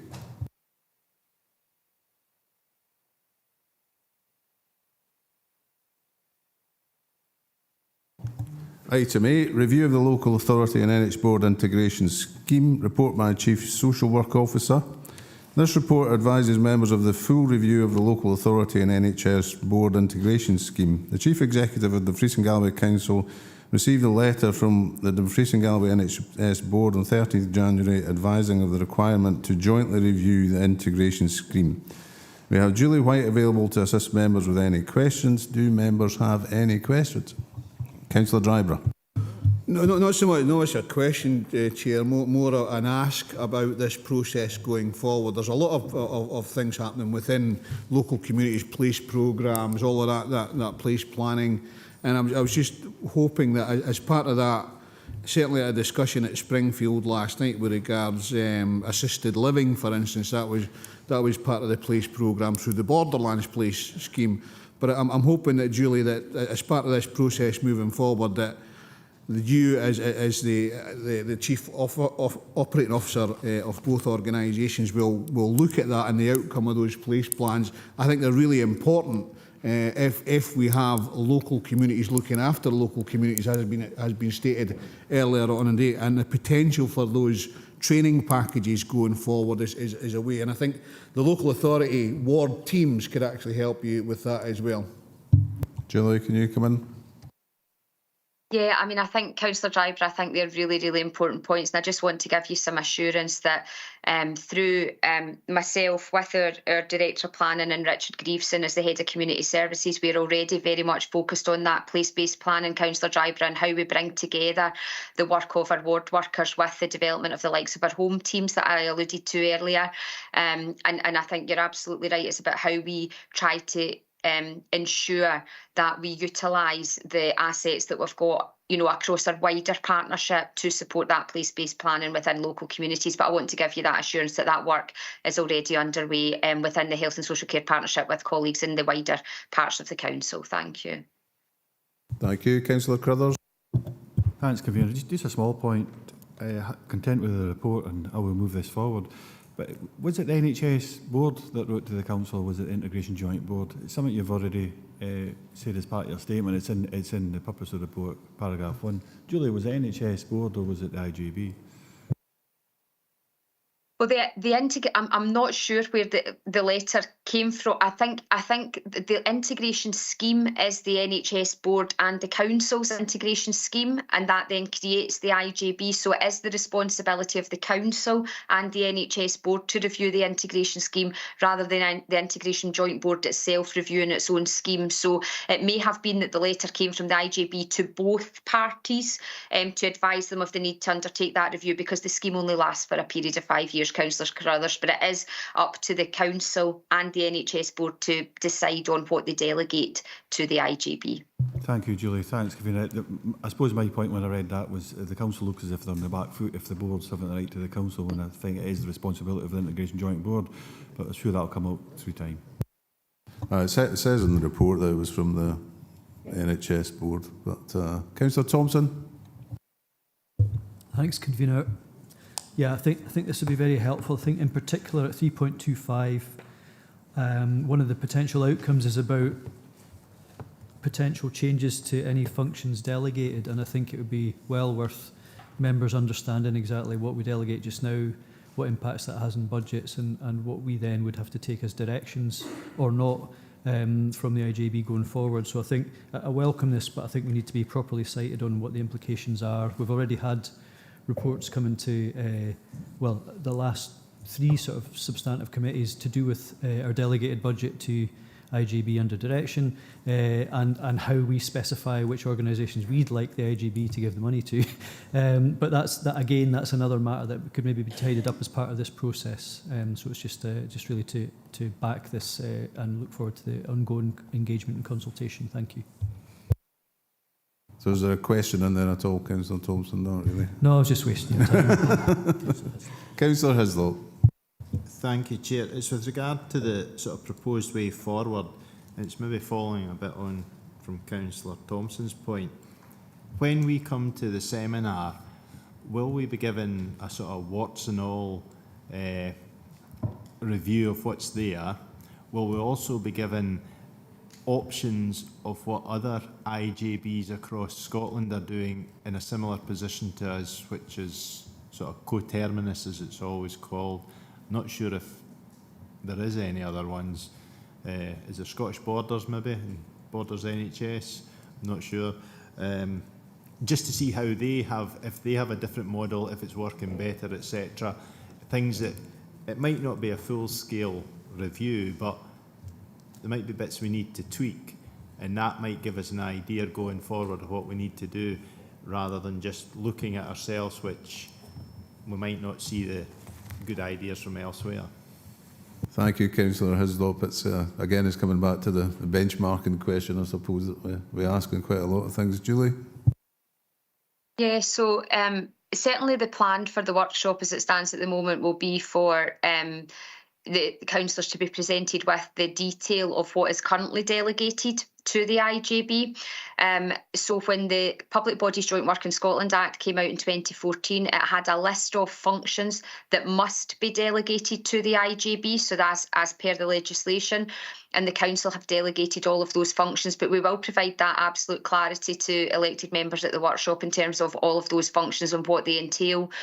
There is, however, our scheme in D&G is different because from a health board perspective, the health board chose to delegate far more services, far more functions than were described within the legislation. And therefore our integration scheme is fairly unique, Councillor Hislop, in Scotland, in that we have the totality of our acute hospital services along with all of our community services, our mental health services, our primary care services delegated from the health board. So the workshop will present to councillors, I suppose, the opportunities around if the council chose to delegate different functions or not to the IJB, but that has to be predicated on the legislation which sets out the must-dos in terms of the functions that must be delegated to the IJB. But the workshop will certainly describe that. I can certainly share if councillors are interested at the workshop in terms of some of the models elsewhere, but I would say that our scheme is probably fairly unique in Scotland because what we tried to do is make sure that we didn't create an unnecessary boundary elsewhere within health system between the acute part of the system, the hospital part of the system and the community part. So but happy to feedback on other models. For example, there are other councils that have delegated things like children's services to the IJB, and there are, you know, where obviously within Dumfries and Galloway we haven't. So the right across the country, the schemes do look quite different from each other. You happy with that, Councillor Hislop? Yeah, it's just if there's something that's in there that shouldn't be, or something that should be that isn't, that's what we need to know so that we can actually make sure that we move it forward rather than it just sort of stagnating and possibly not becoming better. And I think everybody wants to see improvement in all the services. Thank you. Councillor Scobie? Yeah, Chair, it's along the lines of what Ivor's asking there, and Julie just saying unnecessary boundaries. I'm looking at this and maybe there's an answer to it. We're doing this in a backcloth, a background of 2026 and the national care services in coming together. But is there any reason why we're doing this a seminar for the elected members when there's no need for an unnecessary boundaries, that we're not doing it along with the NHS board being there as well and doing it jointly, or is it just that we're doing it both from our own silos? That's a good question, Councillor Scobie. Julie? It's a really good question, Councillor Scobie, and certainly I think the initial idea was that we would hold a workshop with NHS board members and then a workshop with elected members, and then we would bring together the outputs of those. Now that's because I suppose for each organisation they need to make their own decisions about what they want to delegate to the IJB. What we did with the NHS board workshop though was extended the invitation to colleagues within the local authority, and we could do the same for the local authority workshop should elected members wish to do so, to have representation from the NHS round that table in order that we can sort of share thoughts and ideas. But I think it's a very good point. But it's essentially the two legal parties to the integration scheme are the council and the NHS board, which ultimately need to make their own decisions in terms of what they delegate. Councillor Scrooby. I'm totally confused because a seminar is a non-decision making body or meeting. So there'll be no decisions taken at the No, the they'll seminar. come back to full council. Sorry, no, Julie, if they'll you come let me back. finish, please. So I'm even more confused why in a seminar we would not be together and sharing whatever ideas and so forth. Then there'd be a report to, I get that point, to each of the bodies to take whatever decisions is necessary. But again, I'll leave my question on the table. My understanding from Vlad, who I think is just going to come in, is it's basically for the council to decide what the council delegates. Yeah, sorry if it'd be helpful for members. Thank you, convener.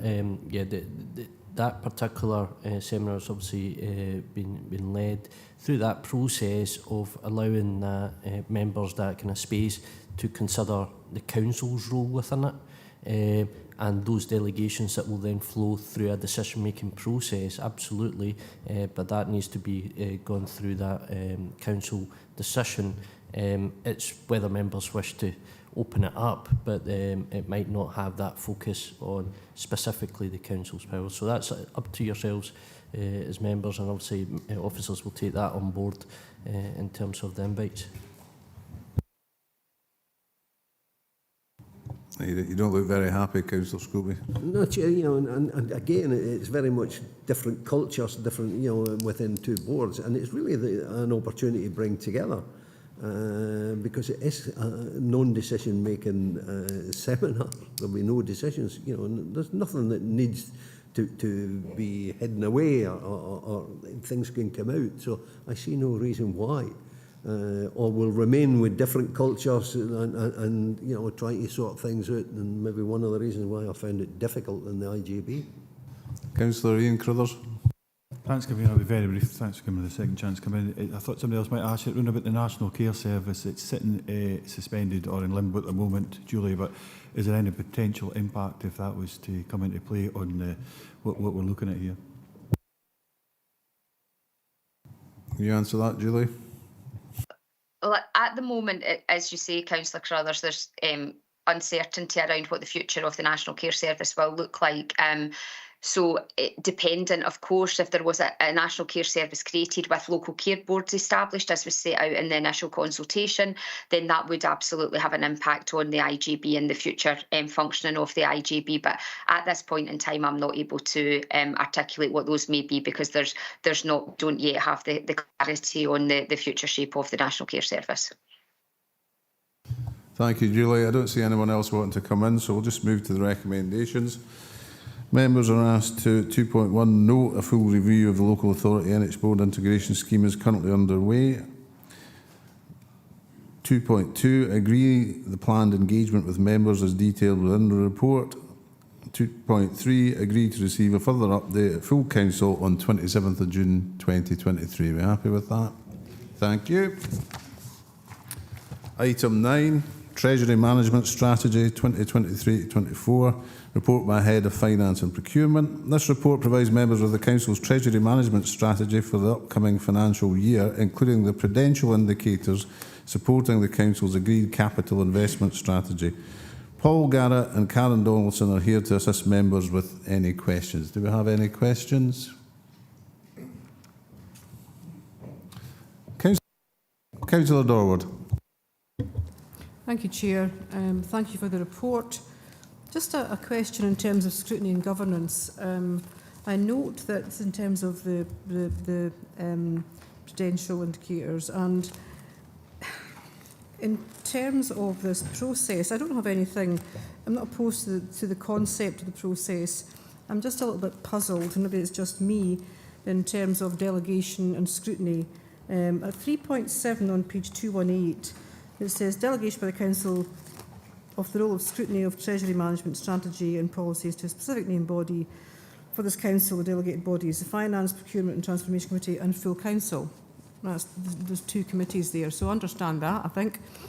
This has come straight to Full Council without going through FPT. I'm just wondering why that is, or is that normal practice, given that I'm fairly new to Council? Thank you. Karen, can you come in on that, or Paul? Absolutely. Thank you for your question. The way it operates is obviously full council set the overarching strategy, which is what's in front of members today, but the monitoring of that strategy is done through Finance, Procurement and Transformation Committee. But if there was any changes required to the overall strategy or the boundaries that are set within that strategy, then it would need to be reverted back to full council. So I think that we've just stated both committees as full council being the decision makers and Finance, Procurement and Transformation Committee doing the monitoring. Does that answer your question, Councillor Durwood? It does, Chair, but I have another one if that's acceptable. That will be acceptable. Thank you. I'll just inform you that lunch is here, so be quick. That will speed up my question. Yes. Yeah, no pressure there, Eddie. Everybody's going to be looking at me with daggers now. In terms of the proposed process, and I'm not an expert in finance, obviously, so it's interesting the proposal is to invest in foreign banks, or overseas banks, sorry. Now, given that there's been a major issue with Credit Suisse, and I'm glad that in Appendix 2 that isn't included in one of the investment banks, it's just been taken over by UBS Group, and 2 banks in the United States have collapsed, the SVB and Signature Bank. Is this actually the best process to be considering at the moment?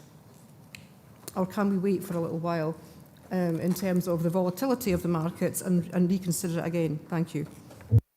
Thank you, Councillor Durwood. I think I raised that point at one of my discussions as well. So, Karen? Yeah, the reason that we've brought this before members today is, I suppose, to weigh in our sort of counterparty options. When we were looking at this before Christmas with our Treasury advisors, there was a bit of a concern that some of the UK banks' ratings were falling, and that actually the overseas banks are actually got better credit ratings, or the ones we're putting forward have got better credit ratings than some of the UK banks at the moment. And obviously we've put really stringent conditions in place to ensure security of funds, which is our ultimate aim, in that the sovereign rating of the countries to be AAA, whereas at the moment the UK is only AA. So I mean, we're talking like really strong countries with good financial backing, and any overseas banks that we're investing in have to be A-rated as well, which is obviously putting them in a really strong position. And like the banks that you mentioned wouldn't be put forward for counterparty, because obviously the rating agencies would be flagging that, flagging issues with that, which would obviously put a sort of red flag on them. So it's just to highlight that security of funds is our highest priority, and we've made sure that we've got the governance around any deposits to give members confidence that the funds would be secure. Thank you, Karen. Are you happy with that? Very short rejoinder, Chair. Thank you for that. And there is an element of reassurance and assurance there in terms of this will be monitored by the Finance, Procurement and Transformation Committee, yeah? And will there be a report brought fairly regularly to that committee in order that they can do that if this goes forward? Thank you. My recollection is the reports on Treasury Management come quite often, because I generally get excited and ask loads of questions about it, and that's the type of person I am. So, Karen, can you confirm when we'll hear back? Yes, the Treasury Management activities reported 6 monthly, and that monitoring report does list all the transactions, like the investment transactions that we've undertaken. So we would be flagging anything that we'd undertaken. So Finance, Procurement and Transformation Committee will have good oversight of it. Thank you, Karen. I see no further questions, so we'll just move to the recommendations. We're asked 2.1, agree the Council's Treasury Management Strategy Statement incorporating the prudential indicators and as detailed in Appendix 1, including the revisions of the investment strategy as detailed at paragraph 3.15 to 3.19 of this report. 2.2, note that both the prudential indicators and Treasury Management activities will be subject to continual monitoring, where appropriate amendment during the course of the upcoming financial year, as detailed at 3.22. So we're happy to agree 2.1 and note 2.2. Thank you. Well, we'll adjourn for lunch. If we can resume at 1 o'clock, that would be good. Thank you.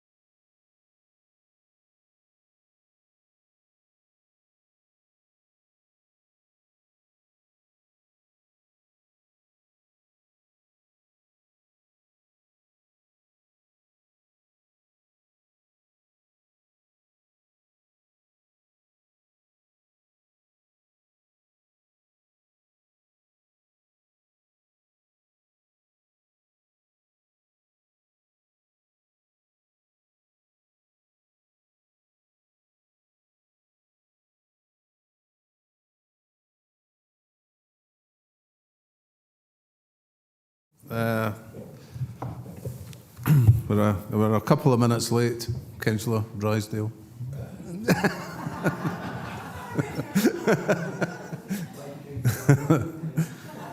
Thank you. We're just going to move on to item 10. Wheatley Homes South Strategic Agreement Proposal, report by Director of Economy and Resources. First of all, can I ask that we agree to withdraw delegation to consider this matter? So, recommendation 1, agree to withdraw delegations from Communities, Economy and Resources and Social Work Committees. Are we happy to agree that? Thank you. This report provides elected members with an update on the current working arrangements between Dumfries and Galloway Council and Wheatley Homes South, and to seek members' agreement to a strategic agreement between the organisations.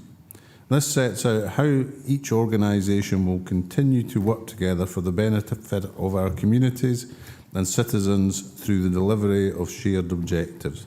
Jamie Little is here to assist members with any questions. Do we have any questions? Councillor Drybrough. Yeah, thanks very much, Leader. And it's not so much a question, but looking at the recommendations and you know, in cooperation with, looking at particularly 2.4, and the authority is delegated to the Director of Common Resources in consultation with the Leader, Convener and Head of Governance. I think it would be appropriate that if it was in consultation with all group leaders, then, you know, I think that would be a stronger message going back to Wheatley, that we are willing to work together. We want to work together and make sure that this is a positive thing going forward. So I would suggest that if that was appropriate, Chair, to have all group leaders in consultation with the Director of Common Resources and Head of Governance to move that forward. Thanks for that contribution, Archie. Councillor Ian Crillers. Thanks, Convener. So the point I'm going to make, I'll put in the context first, if you don't mind. So it's page 276, and on 276, halfway down, is a reference here, town planning. Personally, I feel that has to be removed. My reading of that, and maybe take advice in regards to that. So it's in real terms, for what I can see, is a processing agreement between the council and Wheatley Homes South. I think under the current circumstances, that's inappropriate. The council's going through a development management review, and again, let's say, so I'll put this into context. I know the members in Arndale South can relate to this, so I'll use two examples there. We have a private developer who's in an application on a site in East Riggs, identified with the local development plan 2, and it's 15 head on for 16 months now. It's been in with an 8-week determination time. That's causing significant stress on that company. Cunningham Housing Association and RSL, similar to, obviously, the size and scale, maybe not just as big as Wheatley Homes, but maybe Wheatley Homes South. They came in, site adjacent, 4 months later it was determined it was finished. DGHP then, now Wheatley Homes South, did the similar in Gilwood Road. They came in, and about 3 months, I think it was, 4th of May, it was determined. So that's an evidence. The only reason I'm saying that's evidence to me that there's a preferential treatment being given through the planning process to our RSLs. I think right now, at this moment in time, that's not acceptable. So in simple terms, what I'm looking for, the rest of it, I've got a couple of things, but I think they'll iron out as the year goes on, and maybe revisit at some point, but I would like that removed to town planning. I don't think it should be preferential treatment to MD out with, and it's almost for me, it was a feeling of maladministration. Why should we prefer one organisation over any general member of the public? We shouldn't. Jamie, can you come in on that? Is this a preferential treatment that we're handing out here? Thanks, Convener. Thanks, Councillor Crothers, for the question. Obviously, in terms of the town planning reference, they're certainly not intended to indicate any preferential treatment for any organisation. We do work very closely with the registered social landlords around the development through the Strategic Housing Investment Plan to try and deliver those shared objectives, as you set out in your opening remarks, Convener. The work that goes through the planning and development service, which we can identify in partnership with the registered social landlords at an early stage, this is a service that's offered to all the registered social landlords, is to submit a timeline of planning applications they see coming forward in the next financial year. And the intention of that, in discussion with development management colleagues, has been very much about how they can allocate resources effectively to manage their entire workload for the benefit of the entire planning process, not just for the registered social landlords. So it's certainly not an element of preferential treatment. In terms of individual planning cases, they'll obviously be subject to the separate requirements, separate processes as well. But also just to make the point that the processing agreement referred to by Councillor Crothers is something that is available to all developers who make applications to the planning department. Councillor Crothers, you want to come back in? I know, thanks very much, Convener. So no, I hear what Jamie's saying, and I don't disagree. I have a clear understanding that RSLs, it's language I'm using, it's preferential treatment or a processing agreement that allows them to have a, and it is organised, it's planned ahead, there's consultation, there's monthly, bi-monthly meetings and so on and so forth. The other largest delivery of housing to allow us to address our housing stock issues as a local authority and housing authority. So I understand all of that, but what I'm saying at this moment in time, I don't think it's appropriate. Because if any general member of the public came in, they should be getting the same treatment through the planning process as what an RSL does. Because of the strain that the development management team is under, again, I think that, okay, in other circumstances, they'll still get a level of, I would say, service that most members of the public wouldn't get, or even companies for that matter, as we work through them as the year goes on. But I think it needs to be taken out here, and I would move that we do take that out. I don't see what the difference is. They'll still have their monthly meetings, bi-monthly meetings, they'll still be organised, they'll still be looking ahead. Again, I don't know if we've got this type of agreement for Lorburn Housing Association, for Cunningham Housing Association, for other RSLs. I know it happens, but I don't know if we've got the actual, it's down in black and white. Thank you, Councillor Crothers. Lorna, you want to come in? Just to kind of reassure the member, the wording here is in relation to Whately Home South sharing their future plans. As Jamie said, all RSLs can do that and share their future plans for the year ahead.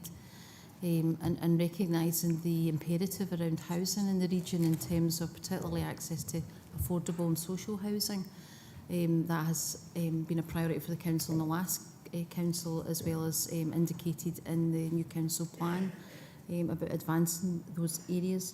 But the wording has been looked at with our legal colleagues, and it doesn't commit us to anything beyond having that exchange of information. But where we can, and a processing agreement can be established. But as Jamie said, that's open to any developer, all RSLs and anybody developing housing, we can, or otherwise any premises to develop a processing agreement. So it's just there's no preference being given here, but it's a statement of fact that Whately Home South would share their annual plan with us, which is the current practice anyway. The last time I strongly feel there is preference being given. I think it is a process agreement in real terms, but ultimately removing it, what difference does it make? Removing that, do other RSLs, we've about 33 to 35 I think RSLs across Dumfries and Galloway, but we're looking at a larger one here, if not the largest, I think. But ultimately it's to the question, if we take that away, what impact will it have on our delivery of housing in real terms? Jamie, can you come in on that one?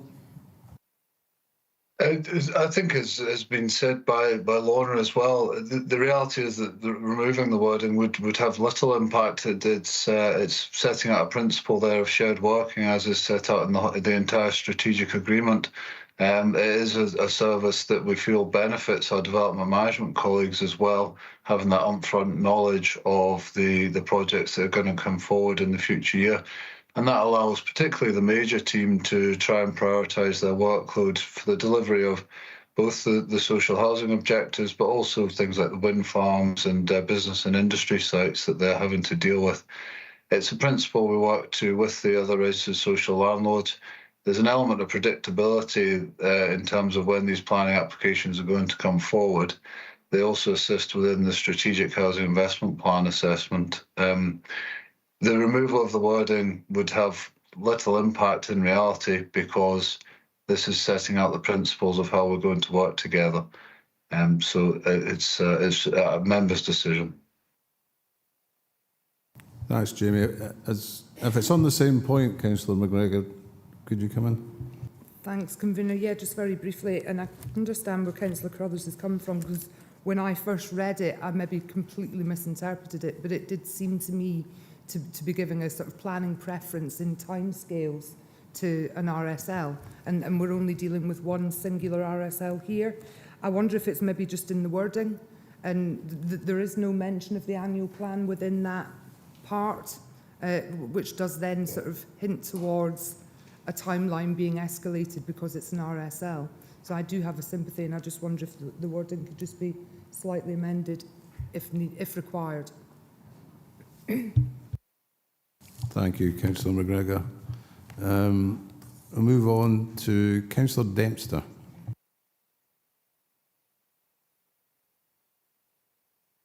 Thanks very much, Chair. It took me by surprise.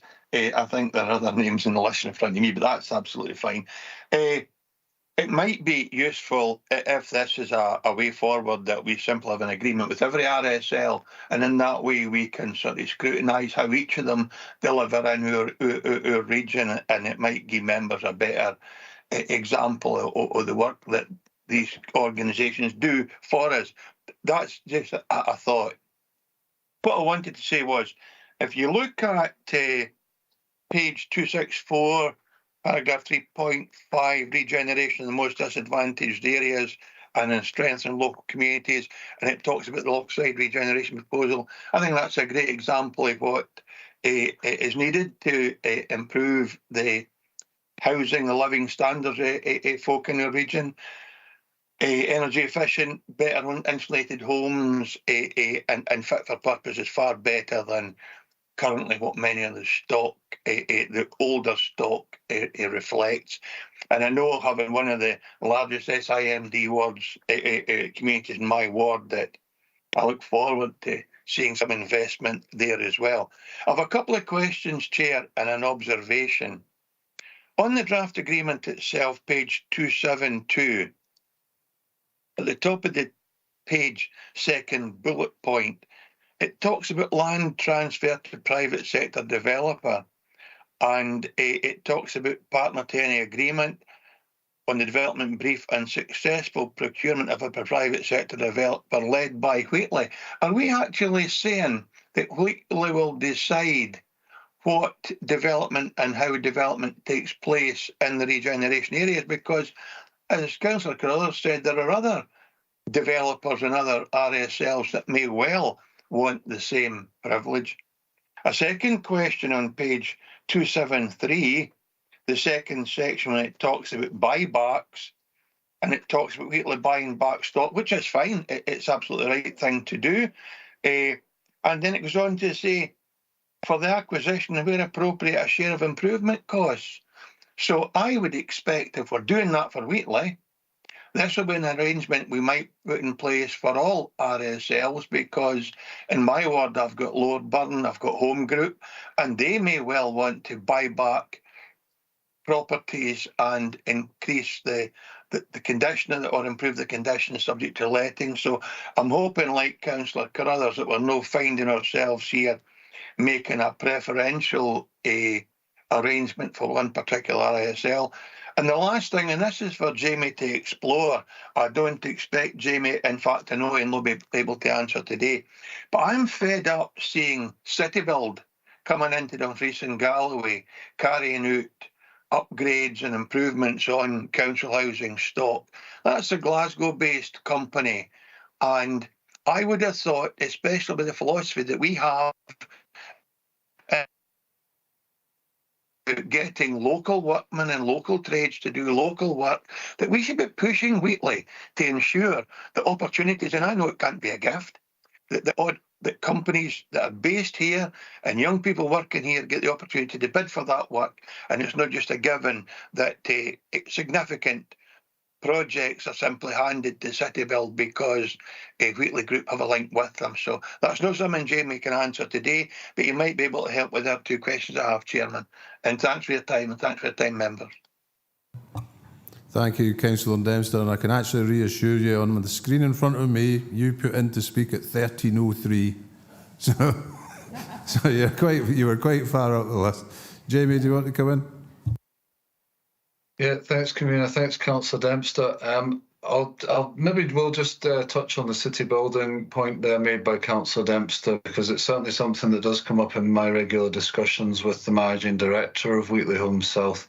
They are very keen to try and ensure that through things like our community wealth building objectives, we're trying to invest as much of the money that's spent on improving the stock and building new homes within Dumfries, and it's retained within Dumfries and Galloway.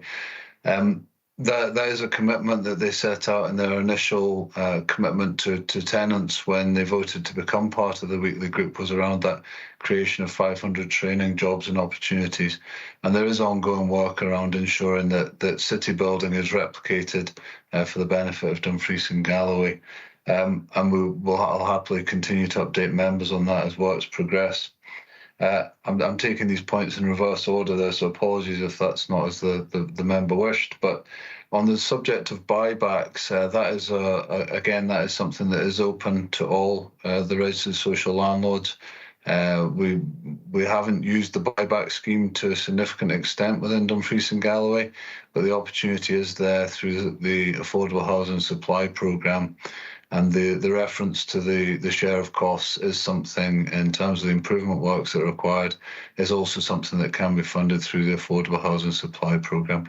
Each local authority can take its own strategic direction around how buybacks are used, but this is just setting out that, in principle, there would be support for buybacks within Dumfries and Galloway. Finally, on the matter of the private sector developer there, the procurement side of this, so this is in relation to regeneration areas, such as Lochside, where there will be, we hope, an element of a pooling of land between the council and Wheatley Homes South. It's important to clarify that any pooling of land done by the council will be subject to our own disposals and acquisitions policy, and we will ensure as council officers that is abided to. The procurement section of it is that we'll be working very much in partnership with Wheatley, but they will effectively take the lead, looking at their existing frameworks, looking at the ability to use contractors and design teams that they already have on their procurement frameworks. But the council will be heavily involved in this process, as we have been in Lochside to date. Thank you, Jamie. Are you happy with that, Councillor Dempster? Yes, although I'd much appreciate it, or I'd much prefer if an agreement could be somehow tied sweetly to ensure that contracts or employment opportunities are given to local trades. It doesn't seem to feature in the document, despite what Jamie assures me is happening. There is no undertaking by Wheatley at this stage that they will ensure that employment opportunities are given, or that opportunities are given to local trades to deliver some of the investment that they refer to in their document. And it's only a consideration, Chairman, if that's appropriate. Thank you. But I'm happy with the response from Jamie. Thank you, Councillor Dempster. Councillor Ferguson. Thanks very much, Convener.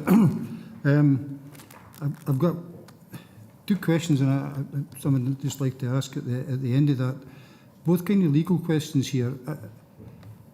I'm confused here, because it refers to in the document at some parts as Wheatley South, other times it refers to the Wheatley Group. So the question really is Wheatley South a legal entity in its own right? Or is it a subsidiary? I'm asking a question I probably know the answer to, of the Wheatley Group. Right? And if that is the case, where will the decisions be made regarding our local housing stock? Will it be made here, or will it be made in Glasgow? Right? And then to follow on for that, I think I've raised this in a number of different fora, so I don't think Jamie will be surprised. I'm not expecting him to come anything back to it. But if the evidence we've seen so far of the proposals in Lochside and in Summerhill, are any way to go about public engagement, it needs to change.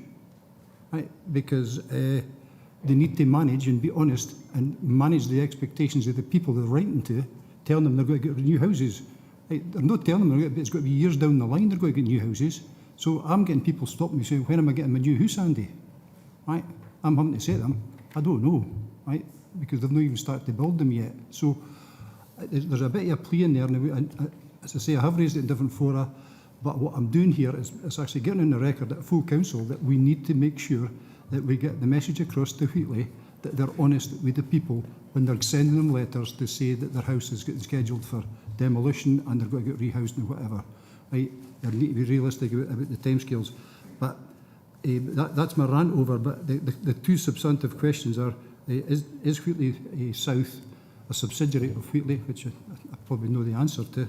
And then the second question, to me, the more important question is, where will the decisions be taken in terms of what Wheatley are taking forward? Will it be Glasgow or will it be here? Yeah, Councillor Ferguson, I think that comes back to the structure of Wheatley Group. Jamie, do you have information on the structure of the organisation? Yes, thanks, Convener. Thanks, Councillor Ferguson. So in terms of Wheatley Home South, they are an entity in their own right with their own board and governance processes. Some elements of that does report through to the Wheatley Group through their board. And they are part of a group as Wheatley Group, but they do have, as Wheatley Home South, their own board. They are registered themselves as an organisation. Also, on your point on the regeneration as well, I think it's important to say that, yes, you have commented on this in the past, Councillor Ferguson, and it is something that certainly look to take action on, have requested and have had agreement from Wheatley Home South that we will set up a regeneration steering group to ensure that these matters can be appropriately considered going forward. That's relatively recent that that's been agreed. But certainly recognises there's a need to improve the engagement across the whole stock and to also ensure that council and elected members are fully aware of everything that is happening in their areas at the earliest opportunity. Thank you. Yes, Councillor Ferguson? Yeah, just going to come back. That's really interesting, and I suppose it beggars the question then, is the purpose is a statement of how Dumfries and Galloway Council and the Wheatley Housing Group primarily through Wheatley Homes South, which is the worrying bit for me. It should either be entirely through Wheatley Homes South, right? And if that's the case, should the agreement not be with Wheatley Homes South if they're a separate entity? Jamie, can you come back on that? It seems sensible to me that the way Councillor Ferguson's highlighted it. Yeah, so in terms of the primarily with Wheatley Home South, that does relate to the former DGHP and some of the services that we would expect to be provided towards people maybe suffering homelessness or through the Strategic Housing Investment Plan. But one of the reasons that was presented to tenants for them becoming part of the Wheatley Group as DGHP, as it was formerly known, was around some of the benefits of being part of that group, particularly around some of the wraparound services that are provided, such as Eat Well and some of the other energy efficiency advice that can be provided through the Wheatley Group itself. So there are a number of different structures within or organisations within the Wheatley Group that are still being not necessarily delivered from Dumfries and Galloway, but will be for the benefit of Dumfries and Galloway citizens. And that is something that was set out to tenants back in 2019 as one of the benefits of becoming part of the Wheatley Group, as it were. So appreciate the comments there, but the primarily through Wheatley Home South relates to the delivery of Dumfries and Galloway specific services, but also recognising that being part of that wider group offers additional benefits for the region.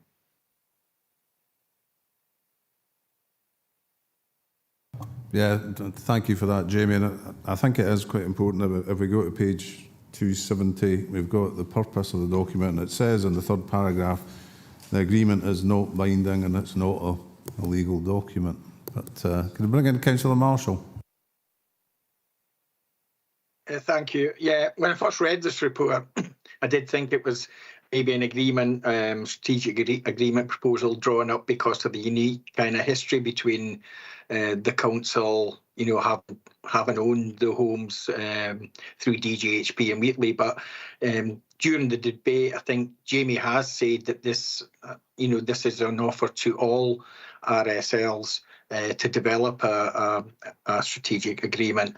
And I just wondered, was it Wheatley that were proactive in coming forward, or is the council proactive in trying to encourage as many of the RSLs as possible to develop an agreement?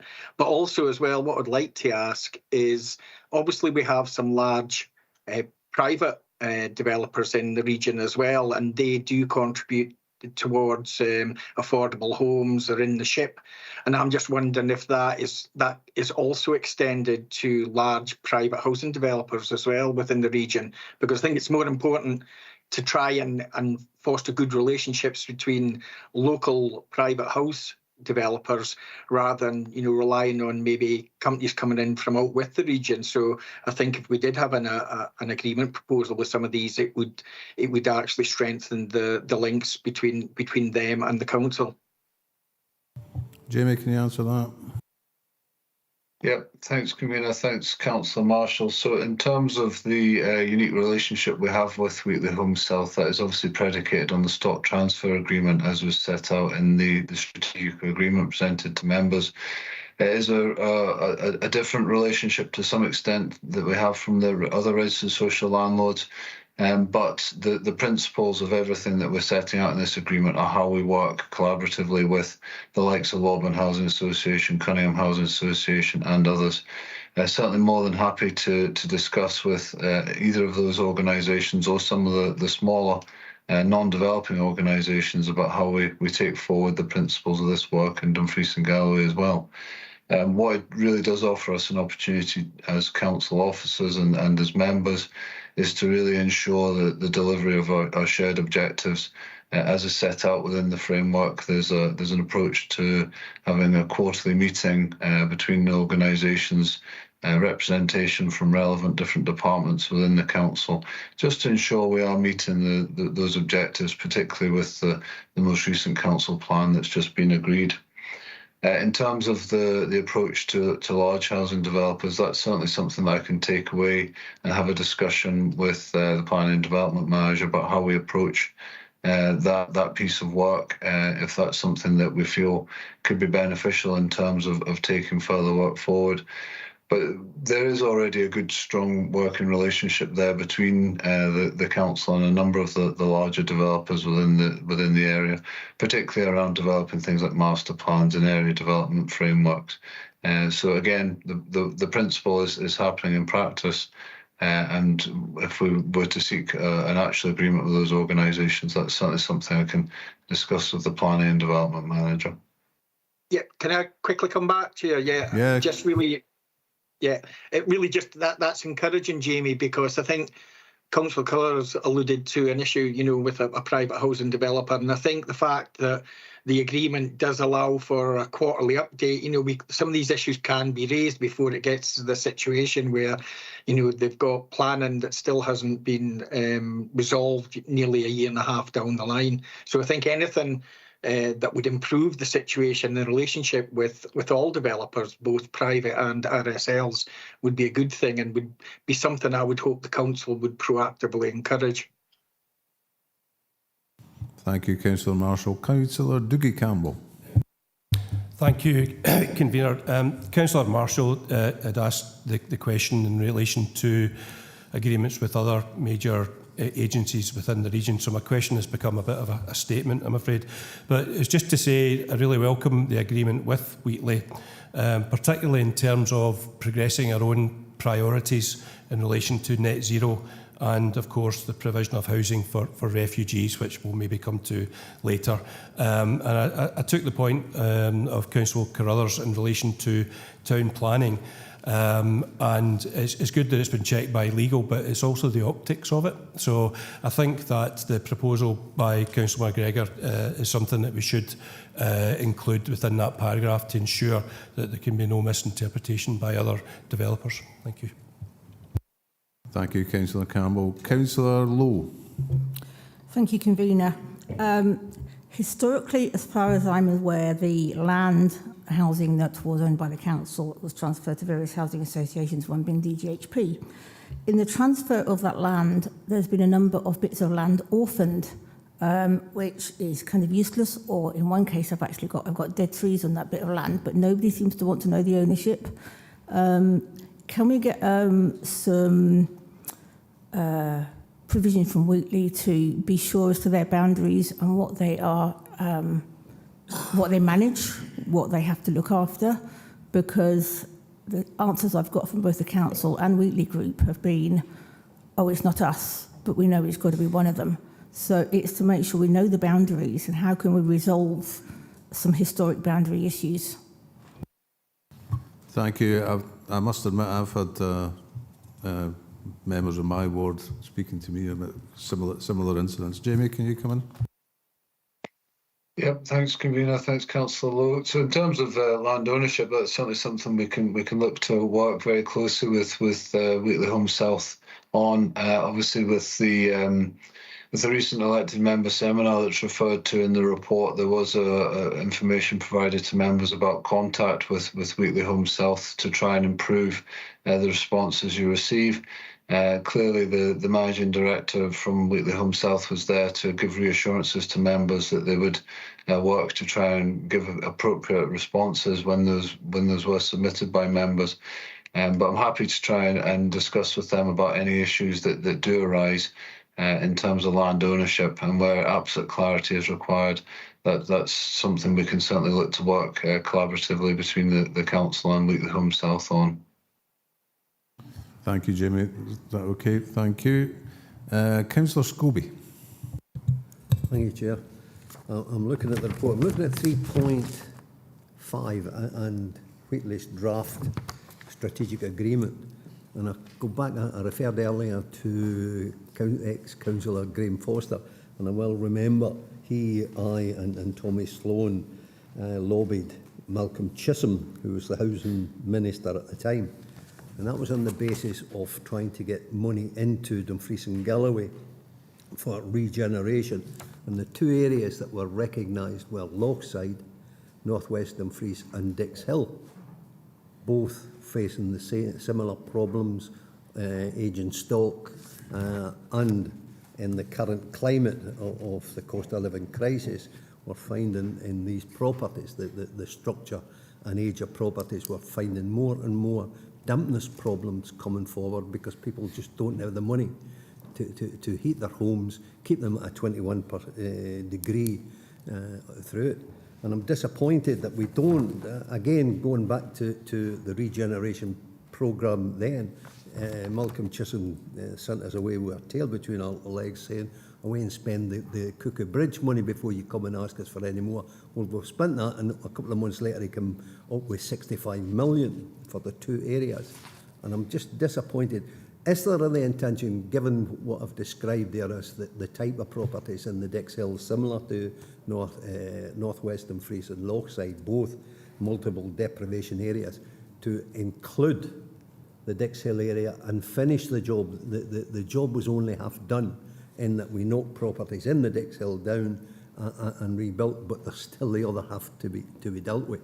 So it's really not to lose sight, and why should we only include Lochside, not taking away Lochside, but include the other area of Stranraer, the Dix Hill area, that's in bad need of replacement.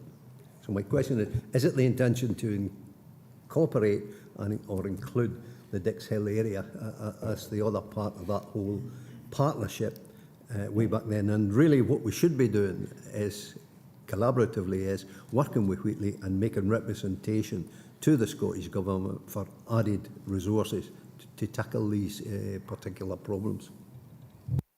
Jamie, is that something we're taking forward? Yeah, thanks, Convener. Thanks, Councillor Scobie. So, appreciating that this is something that's been reported to Economy and Resources Committee, but one of the objectives of the Lochside Collaborative Regeneration proposal has really been to learn ways to benefit the entire region, not just focused on Lochside. Members were made aware of the reasons for recommending that Lochside was effectively the first area to look at regeneration proposals on. But in page 272 of the papers in front of members, it does refer to similar opportunities being looked at in Stranraer and also wider to Gretna, Lockerbie, and Upper Nithsdale. So hopefully that gives members assurances that this isn't something that's specifically focused on Dumfries. And I can also reassure members that we are actively working with Wheatley Home South to look at those areas. That's not just words on the paper there. There has already been a stock analysis carried out, and we are looking to develop further opportunities in those localities. Do you take any comfort from that, Councillor Scobie? I do take comfort into what Jamie's saying, but just, you know, it wasn't just Lochside, it was a partnership. It was between Lochside, North West Dumfries and Dix Hill when we got the original regeneration monies from the then a Labour Scottish executive. And I think that we do need to focus our attention on, because it's going to need a lot of money. And we need to be lobbying for that to get extra money in for houses, homes and so forth. Not just for new build, but for those that are just no fit for purpose anymore because of age and structure condition of houses. So I would hope that we've got a strategy to move forward together, collaborative in lobbying the Scottish Government for that extra funding for housing and housing needs. I think that is the direction of travel. Can you confirm that, Jamie? Yes, it certainly is. We are engaging with the Scottish Government around the Lochside proposal. Obviously, as Councillor Scobie's mentioned, it is going to take significant investment, and we will be looking to broaden out that work across the rest of the region. And again, that is very much going to involve the Scottish Government, particularly through the delivery of the Affordable Housing Supply Programme.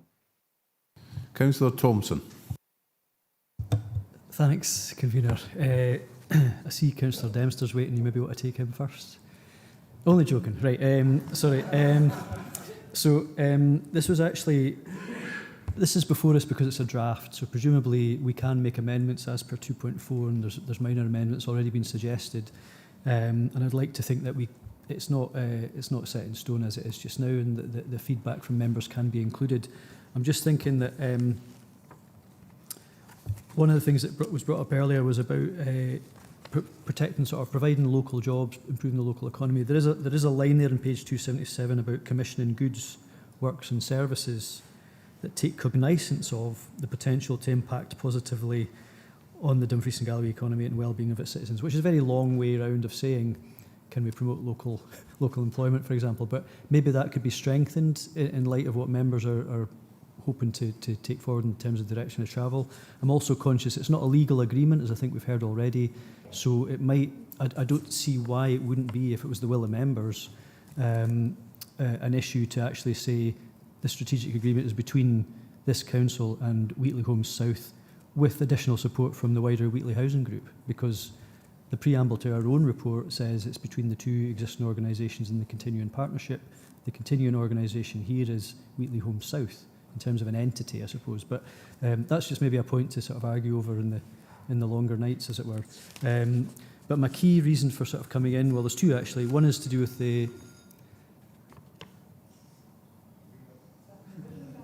that time's up. One's to do with the Common Housing Register.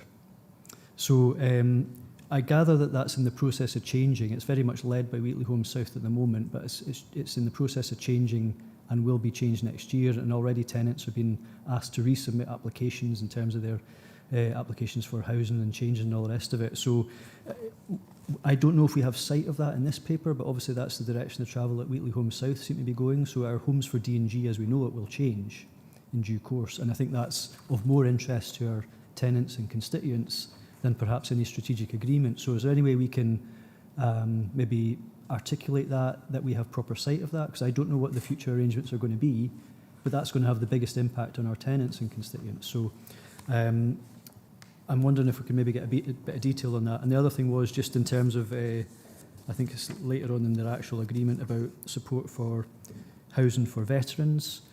And again, and sorry, actually jumping in front of you, but it's actually about this not precluding any other arrangement with others, registered social landlords, which I think we touched on at the start. Obviously, this is setting the example that we'd hope to see with other RSLs and housing providers, and might be a good template, but I wouldn't want to think that there's only an arrangement with this council and Wheatley Home South in terms of this that doesn't match in with a sort of wider common housing allocation policy, whatever that's likely to be from next month. So a wee bit of clarity on those issues, please, if that's possible. We'll get Stephen's question answered first. Jamie? Yeah, thanks, Convener, and thanks, Councillor Thompson. So the two questions are quite closely linked in reality. The Common Housing Register is something that has been under review for some time. That piece of work is being led by Wheatley Home South as the largest social landlord in the area, but also the management provider of the Common Housing Register. So the Common Allocations Policy has been through a period of review. There is also a Common Housing Register board that the council sits on. Myself and Lorna Campbell from the Homelessness and Housing Options Service both sit on the Common Housing Register board. So we do have opportunity to influence the allocations policy as it is being reviewed. In terms of the housing for veterans, that is also something that's considered in the Common Allocations Policy, giving a prioritisation for people leaving the armed forces at certain stages, which is something we have also looked to strengthen through this review process. The four organisations involved in the Common Housing Register are Wheatley Home South, Cunningham Housing Association, Home and Riverside Scotland, formerly Irvine Housing Association. They work to the Common Allocations Policy. But the second largest registered social landlord, Lawburn Housing Association, is not part of the Common Housing Register or the Common Allocations Policy. But we as council have influenced their role around the housing for veterans, and it is also within their allocations policy. So the approach that's being taken is very much mirrored by the other organisations, and we are offered as the council and Strategic Housing Authority the opportunity to influence those allocations policies.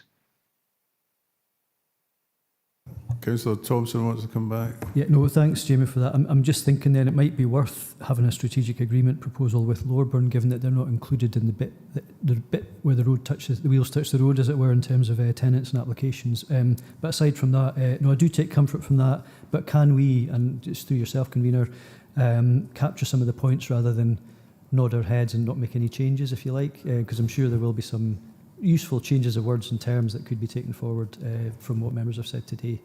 I'm sitting here and I'm very much getting the impression that this is very much a work in progress, this document. And I do think we're going to need to look at some way of clarifying what wordings we need to change and where we take it going forward. Archie, but you want to come in a bit, is it the veterans thing predominantly? Thanks very much, Kabir. It's a bit reassurance to Stephen mainly. I mean, one of the things I did when I was the Housing Forum, Strategic Housing Forum chair, was got Veterans Housing Scotland down, because it's not just about veterans houses, it's about the ability to actually build houses as well, and Veterans Housing Scotland has an ability to get some money in from Scottish Government, work with Jamie and the team there, and actually organise 4 or 5, 6 maybe houses within the larger areas of housing coming forward. So it's just a bit more about reassurance that includes all RSLs and private developers as well. Thank you. Councillor Dempster, you wanted to come back in? Thanks, Convener. I wouldn't want Wheatley maybe to think that we were just savaging what they're trying to achieve here, because on a personal level, I work well with the housing manager, with Alan Glasgow and the directors, with local staff, and they're very, very approachable. They're easier to deal with than any other RSL I've ever had to try and deal with in relation to constituents. So I wouldn't want them to go away thinking that we were on an assassination track. But maybe if Jamie were to take this document away, refresh it, bring it back, or circulate it to members, or take observations from members, I don't know, that's in your domain, Convener, not mine. The couple of points I wanted to make was that I don't think we've got net zero into the draft agreement, and we're no making much inroad into net zero when we're having a collection of vans driving from Glasgow every day to Dumfries with bases and tradespeople in Dumfries and Galloway. So I've already made that point. The point I wanted to make was the point Councillor Lowe raised. We have a very good property services team. They have a whole range of overlays that show what we own, what DGHP own and what third parties own, and I find them very helpful. And we've also got a legal team that can look at peculiarities if we can decide. But I would just urge Councillor Lowe to either through their ward manager, who we've obviously recognised their qualities today, explore with the property section and with legal what we own and what DGHP own. And I think we're very surprised at the comprehensive information that's contained there. Thanks, Chair. Want to come in, Jamie, or anything to add? No, well, just to point out that in terms of some of the commitments from Wheatley on page 277, there is reference to net zero objectives, but I certainly do take on board the comments from Councillor Dempster about the vans travelling down from the Central Belt. And as we've said, I think it's important to say, to repeat it, that as a council, we are seeking to work very closely with Wheatley Home South about ensuring those tradesmen are coming from Dumfries and Galloway as much as possible. I do know there has been some work going on in the background, but it will take some time to ensure that is in place. The houses need to be built at the moment, the repairs need to be carried out, and I would certainly hope that going forward that this is only a temporary position we're currently in. Thank you. Councillor McGregor. Thank you, Convener. It's going right back to Councillor Ferguson's points about a quarter of an hour ago. One of the first meetings that I had as leader of the council was with the Group Director of Corporate Affairs for Wheatley South and the Foundation, and I think it was a really important meeting to have and very much to build that relationship between the council and Wheatley. And the one thing that I did emphasise was the need for locally elected members to be fully appraised of anything that's going on in your wards, and be invited to events and ensure that you have all that information. And I'll continue to do that. Just looking at the recommendations, we've had a really good conversation around this. And that, I think, Archie, at the beginning, you said that all group leaders should be involved in that delegation on the final wording. I would suggest that that's the case. We'll move down through all the recommendations, obviously. But I would suggest that that's the case alongside the Chair and Vice Chair of E&R as well. And that can be circulated to all members of the Council for final agreement through their group leaders with the approval of the Chair and Vice Chair of E&R, if that would meet everybody's satisfaction. Thank you. Councillor Ian Crothers. No, I'm more content with that, but I do think the final sign-off is obviously with yourselves, with yourself in particular, Leader, but obviously and the four people at the top table there. I was looking closely at that, but I agree entirely in regards to the approach that you're proposing. Thank you. So can we move to the recommendations? Members are asked to 2.2 note the updates on the current working arrangements between the Dumfries and Galloway Council and Wheatley Homes South as detailed at section 3.7. 2.3 consider and agree the draft strategic agreement included as the appendix to this report, which sets out how Dumfries and Galloway Council and Wheatley Homes South will continue to collaborate on the delivery of shared objectives as detailed at section 3.7. 2.4 agree that delegated authority is given to the Director of Economy and Resources in consultation with the leader, convener and head of governance. Now we need wording here to include the group leaders. Sorry, yeah, it's convener just through you. Yeah, I think what I've noted is in consultation with the group leaders, if that's correct, and also to include the consultation with E&R Chair. Is that correct as well? Chair and Vice Chair.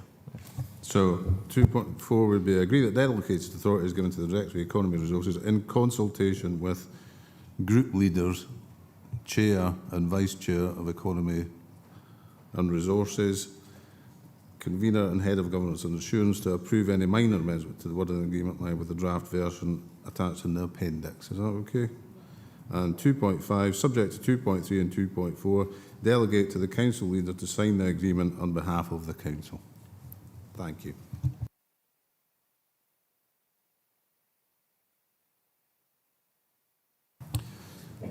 Item 11, Housing Scotland Act 2006, Scheme of Assistance 2023 to 2024, report by Head of Economy and Development. This report seeks the agreement of Dumfries and Galloway Council to transfer the funding for the delivery of care and repair, the small repairs and home support service, food train at home and the dementia-friendly design project to the Integration Joint Board for 2023-24. Recommendations in this report were endorsed at the 14th of March 2023 Economy and Resources Committee meeting. However, the transfer of the budgets to the IJB is a matter reserved to full council. Jamie Little is here to assist members with any questions. Now, I know there's been some issues raised in the past by some members, and so I'm opening it to questions. Councillor Driver. Yeah, not so much questions, Chair. Obviously, I've discussed this with the group and they're very supportive of this. It's went to ENR and it's been agreed by ENR and we move forward that way. I think what we need to do look forward, and it's something that's probably going to come later on in the full council papers, is how do we ensure that these organisations continue to get the funding? Because it's all down to council budgets and funding. And on a year-by-year basis, we see these organisations struggling to get to the last 3 months and considering actually laying off the people that they support. So I think, later on when we discuss the budgets and all that, I think we really need to consider how we're going to move forward with these organisations, but fully support the recommendations, Chair. Thank you. Is that a question in there for you, Jamie, at all? Or I don't think so. It's more to do with our processes. I think Councillor Thompson. Yeah, thanks, Convener. So obviously we've seen this a few times now in various guises and varying platforms, as we touched on earlier, and even with the review of the scheme of integration, which we know will be coming back to members as well, and even the review of the budget process, where there's probably a more elegant way to do this sort of thing. So we welcome that, but I mean, no issue with this in particular, but I do think we have to be careful about making sure that whatever we are putting our money towards, it's getting the outcomes for the people who need the services. While I support groups that are doing good things, I think there is sometimes a presumption that certain groups might get funding, and not all groups are maybe necessarily the best place to do that. I think in this case they probably are, and there's not that much competition sometimes, but I think going forward, if it's for the IJB to commission, then really we shouldn't be telling them who to give the money to, but there might not be that many options in the region, and that's one of the characteristics of this region in terms of market failure. But just an observation, Convener, thank you. Thank you. I think there is an issue about monitoring the expenditure. Councillor Ian Crothers. It's been covered really, Chair, but we've just got to move the recommendations, fully support them, and any potential issues that may have been brought up under 2.4 with the administration will be carried out through a different process. Thank you. If there is no further questions, we will move to the recommendations. Oh, Councillor Ferguson, come in. Okay, thanks again. I trailed this in an earlier committee meeting. Is there a legal reason why this has had to go through two committees when it can actually be part of the budget setting process in February, at the end of the financial year? Because these are at least 2.1 and 2.2 are part of the delegates' services that delegates from this council to the IJB. Thank you. Can you answer that, Lorna? Yeah, I think in terms of the scheme of assistance, they are matters that we delegate to the IJB, but they weren't included in the initial scheme. So I think that's why it's treated separately. Councillor Ferguson, you'll recall that. But we've already made a commitment in previous committees as well. This matter's been raised by members to look at the process for next year to see if it can be integrated within the budget setting more clearly. Councillor Ferguson. Yeah, thanks very much. That's brilliant, because I think the review of the IJB, we've just agreed a few items ago, that can be covered there. Because for me, I mean, it's just a total waste of resources going through two committees when it can go through one. Thank you. It does seem to make sense. Councillor Hislop. Chair, it does come back down to monitoring, I think. One of the things that we look at 362 on page 281 is falls prevention. Now, we are investing money in falls prevention, yet the IJB report quite clearly shows that there isn't a reduction in falls, and the falls that are happening are actually getting worse. There's more fractured hips. Are we investing that money in the right place? Or is IJB investing in the right place? Or are they picking up small issues and missing the big picture? And that's why people are hurting themselves more. And I'm just wondering, how do we make sure that that money is actually helping the IJB deliver their targets, rather than maybe just it's going out but it's not doing what they want? I would assume that would be a matter for the IJB, would that be correct? Yep, so it's to go through the IJB scrutiny process. So, are there no further questions? Move to the recommendations. Members are asked to agree 2.1, the transfer of 904... Excuse me, Chair. No, come in. Please. Yeah, there's a couple of people, myself and Mr. Councillor Dempster, I think. I thought we had dealt with... I thought Councillor... No, not guilty me, no. No, that's what I thought, right. Councillor McFarlane. Yeah, thank you. Just to sort of clarify a little bit for Councillor for Ivor Hislop, the IJB receives the funding from both the Health Board and from the Council. It is then required to offer out directions, and it's then for the Council or the Health Board or whoever's been given that direction to deliver that. So it's not something that they do remote or separate from the Council or from the Health Board.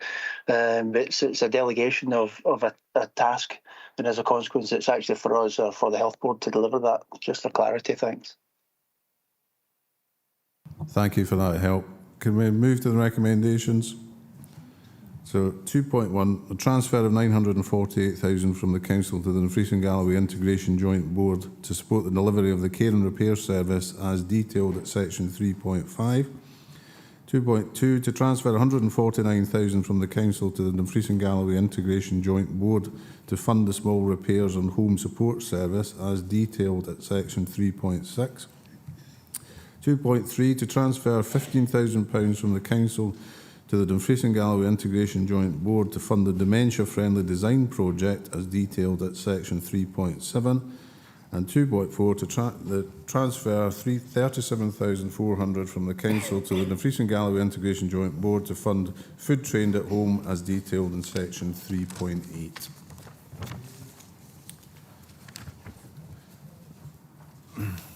Item 12, Equality Act 2010, Statutory Reporting on Actions 2021 to 2023, report by Head of Community Services. This report provides members with an update on progress in relation to the Council's statutory duties around equalities over the last 2 years. Lindsay Little and Lindsay McCall are here to assist members with any questions. Do we have any questions? Councillor Jameson. Yeah, just a quick one. You may have the information, may not, but do we have any idea how effective the cost of living website is? And a secondary question, a kind of fairly obvious one, is that there's some people that won't be too familiar with IT, especially a lot of the folk that are more in need of the help than others. I'm just wondering if, and I'm sure there will be, if there's a contingency to help people that are not IT literate. Can someone help us out with the answer to that one? Yep, thanks, Convener, and thanks, Councillor Jameson. So the cost of living website, we have just started recording stats on that. Unfortunately, due to IT issues, the stats weren't available when the website first launched. But we've now got those stats for January, February, and nearly the end of March now. So I can provide those separately if that would help. We also did a West Sound radio campaign during the month of January, where we had 4 adverts airing over a kind of 4-week period, trying to again capture people that perhaps haven't seen the social media presence that we put out, to try and kind of get a new audience on it. We've also got posters across various locations, health partnerships. We've got them in all council buildings, leisure facilities. We've got them in third sector, supermarkets, police, fire. We've really tried to share those with partners. They've all got a QR code on them that you can scan with any device, and that'll take you straight to the website. We have also advertised the option of that anyone, a member of the public, can come into any of the customer care or customer centres that we've got across the council, any leisure facility, and they can ask the members of staff there and they can access the website for them. So happy to take any other feedback, if there's anything else that you think we can do to try and promote that to people, because we are very mindful that not everyone has devices and can't obviously access websites, but we are trying our best just to spread that word a bit. Thank you. I'm not entirely convinced someone that's digitally challenged would be able to cope with a QR code, but never mind. Councillor Jameson, want to come back? Yeah, that's really good, and I fully expected you to be on the case.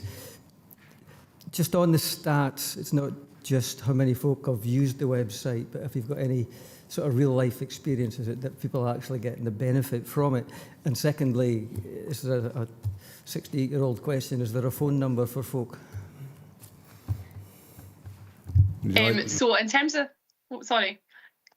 in terms of the stats, we're looking at drafting up a survey that will go out to all staff within all the organisations that are using the website, as well as a public sort of aimed survey that we can find out who's been using the website, what are they using it for, are they finding information they're looking for, how long is it taking them to access it. So we're in the process of drafting that up at the minute, and we're looking to put that out quite soon, just to give us that kind of feedback. What was your second point?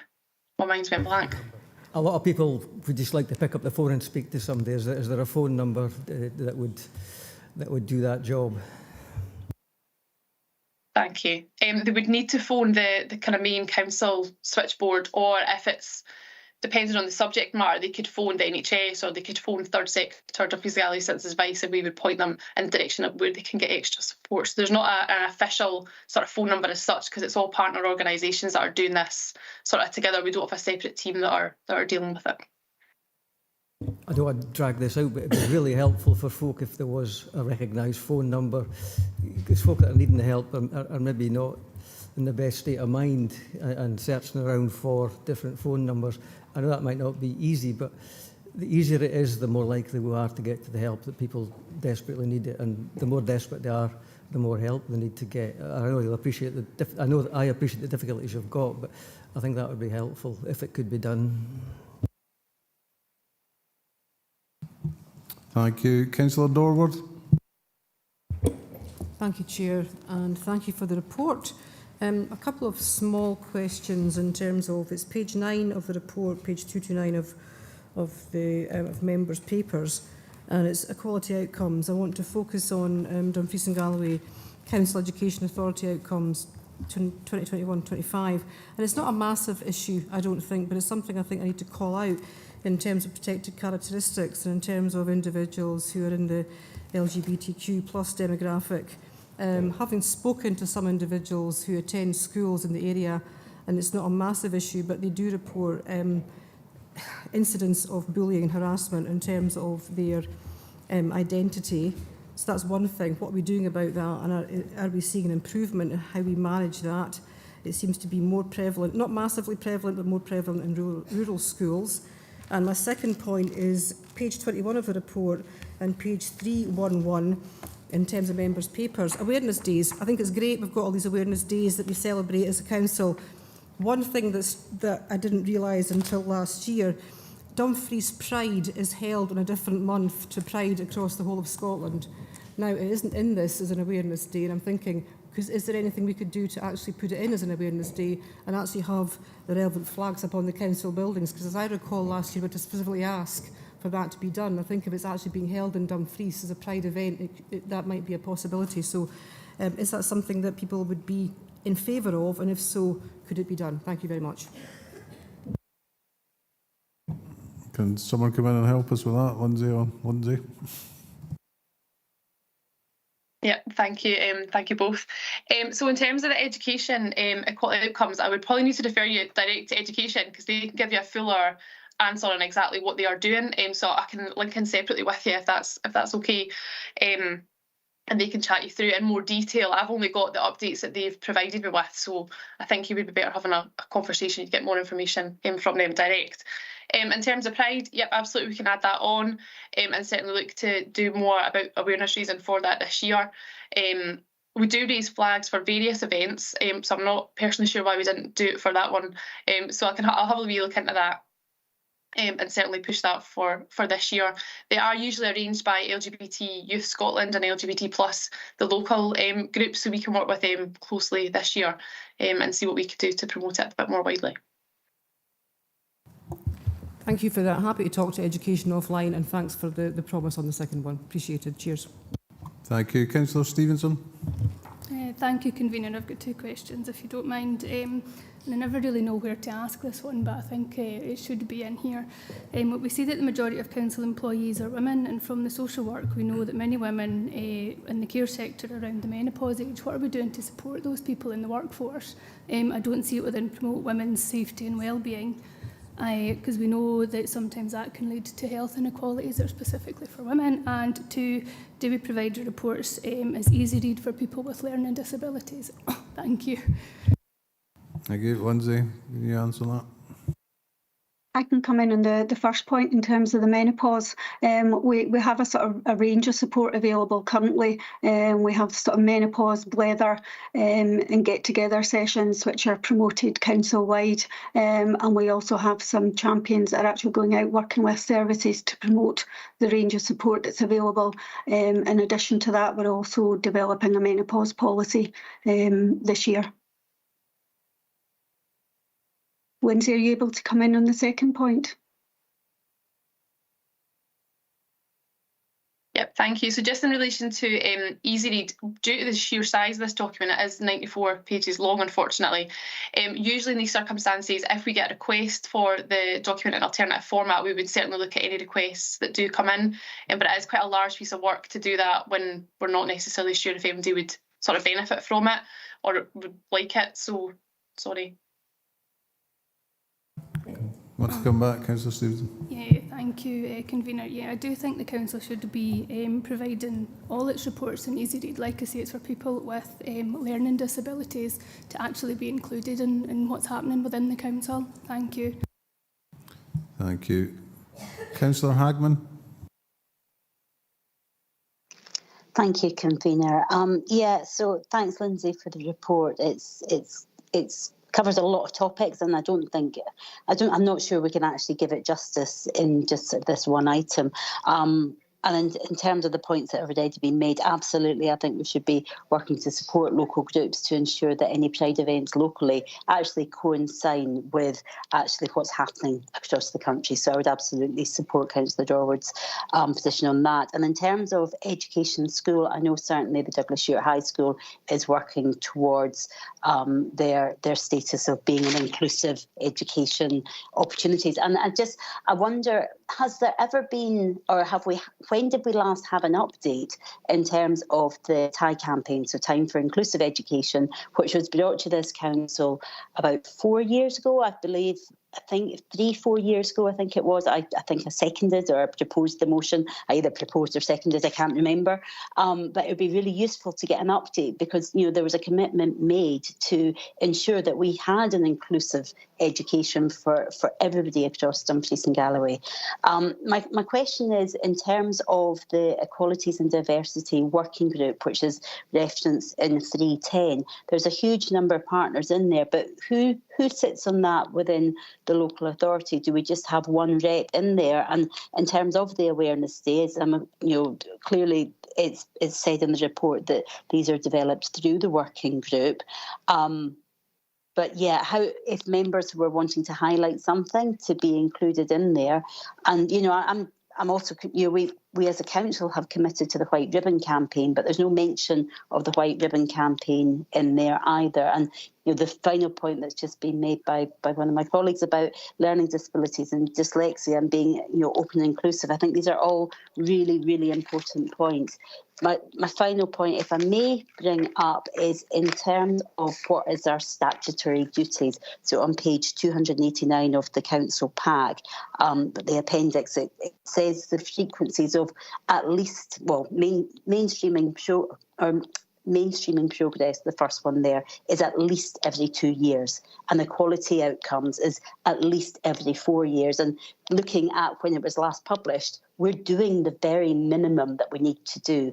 And certainly I would be really keen to hear what other members feel, because actually, we want to value our employees. We want to value everybody in our communities. This is a really, really important issue in terms of equalities. If there's members of the public, members of our communities that don't feel that they can access services as and when they should, we should be leading the way, not just doing the bare minimum. So in terms of that frequency, can we get annual reports on these? I don't see why that should be too difficult, because once you've done the report once, it's just about populating that information. And surely as responsible employers and a provider of public services, we should be monitoring this on an annual basis anyway. So I would be interested to hear comments back on that. Thank you. Lindsay, can you come in with that?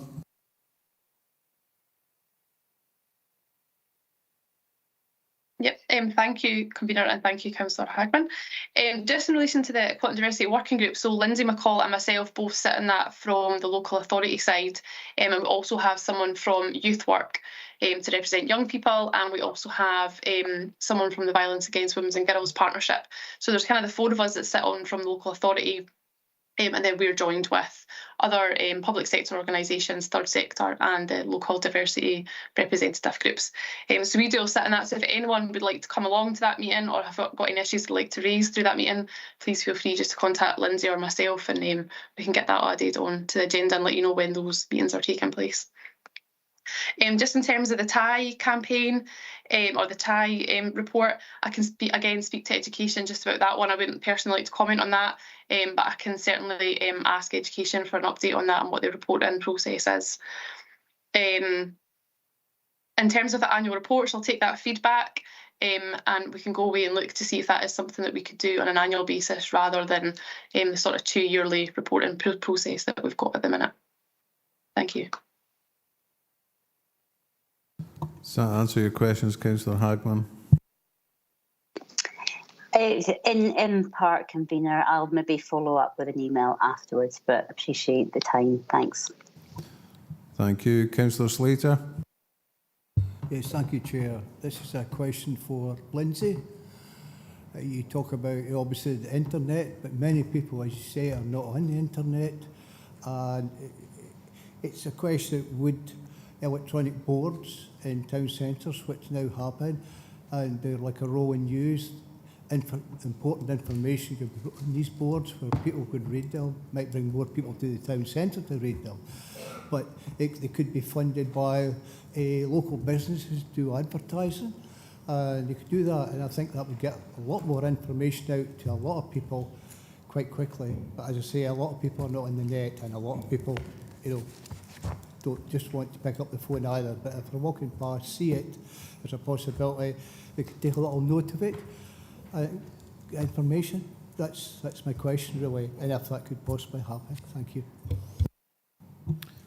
Thank you. As a challenge, as we've all identified, contacting people who, when we move into a more digital world, some people are just not in it, and they don't want to be, and they don't have to be either. So is there anything you'd like to add to that, Lindsay? Thank you both. Just obviously agree, we really understand and appreciate the issues with the digital age and those that aren't that don't have digital devices accessing some of our services. So I'll take that in. I'll take a wee note of that, and we'll see what we can do, because we are looking at how we can get this website out there in other formats rather than just the digital. So I'll certainly take a note back to the group that we sit on, and we can take that forward. Thank you. Councillor Hagman. Thanks, Convener. Thanks for letting me come back in. Apologies, I should have brought this up earlier. In terms of those that have declared disabilities, in terms of our recruitment, on page 346, I'm noting there it's actually only got a figure of 3.19%. Now, if I just return back to the conversation about those with a learning disability, dyslexia, for example, it's estimated that 1 in 10 people are dyslexic, myself included. I've never hid the fact, and I champion that we should be supporting people with dyslexia specifically, but everybody should be supported. But that figure clearly is very different to what the national average would be, and therefore, are we sure that how do we ensure that our employees feel supported, and those who are applying for jobs feel supported to actually declare a realistic, level of disabilities? Because I'm not sure that that's actually accurate. And how can we improve on that, essentially? Because if people are not feeling comfortable with declaring a disability, then something clearly is going very wrong. Thank you. Thanks, Convener, for letting me come back in. Thank you. And who's going to take that one on? I can respond to that one. Thank you very much, Councillor Hagman. In terms of the stats there on the recruitment, in terms of 3.19, we do understand that might be actually artificially low. It is a voluntary process whereby people share that information through the recruitment process. Through our recruitment campaigns, we do promote that we are a disability confident employer. We encourage applications from disabled applicants. We provide and ask for information in terms of any reasonable adjustments that people may have through the recruitment process. But that is the statistics that people have provided. In terms of our existing employees, again, the representation is low in terms of the numbers that we have that have declared a disability, and we believe those numbers are higher across the council, but we don't have that information. And again, it's on a voluntary basis. We do plan to go out and engage with staff and communicate with staff the importance of reviewing that sensitive information, and that work is planned for later on this year. Thank you for that. Councillor Hagman, are you happy enough with that?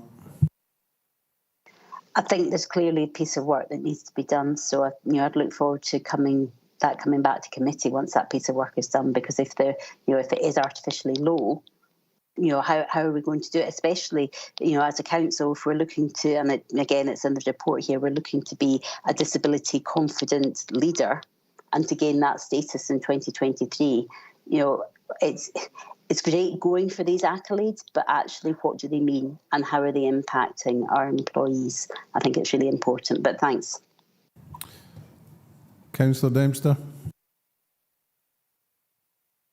No, I don't know why that came up, Leader. I've already put withdrawal. My apologies. Thanks for that. Well, in that case, we'll move on to the recommendations.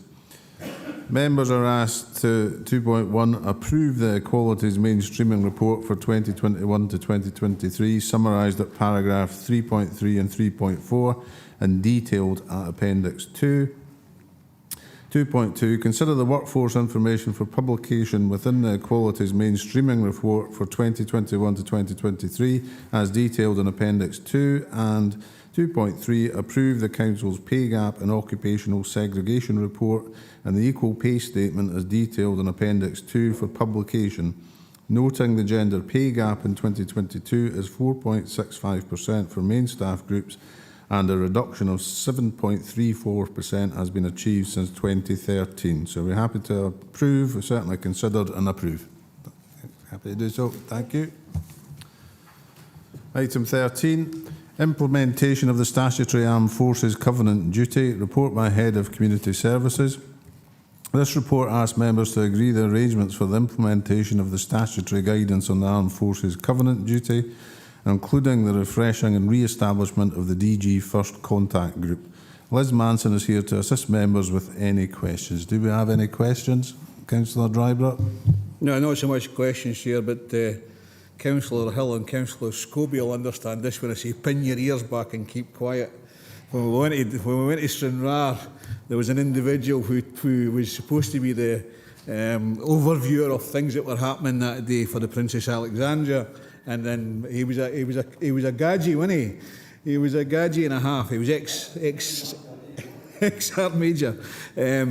This is come because of the Forces in Mind Trust research that's happened over the last number of years, and this is the 10th year of the Forces in Mind Trust research, giving some statutory guidance to local authorities and public bodies.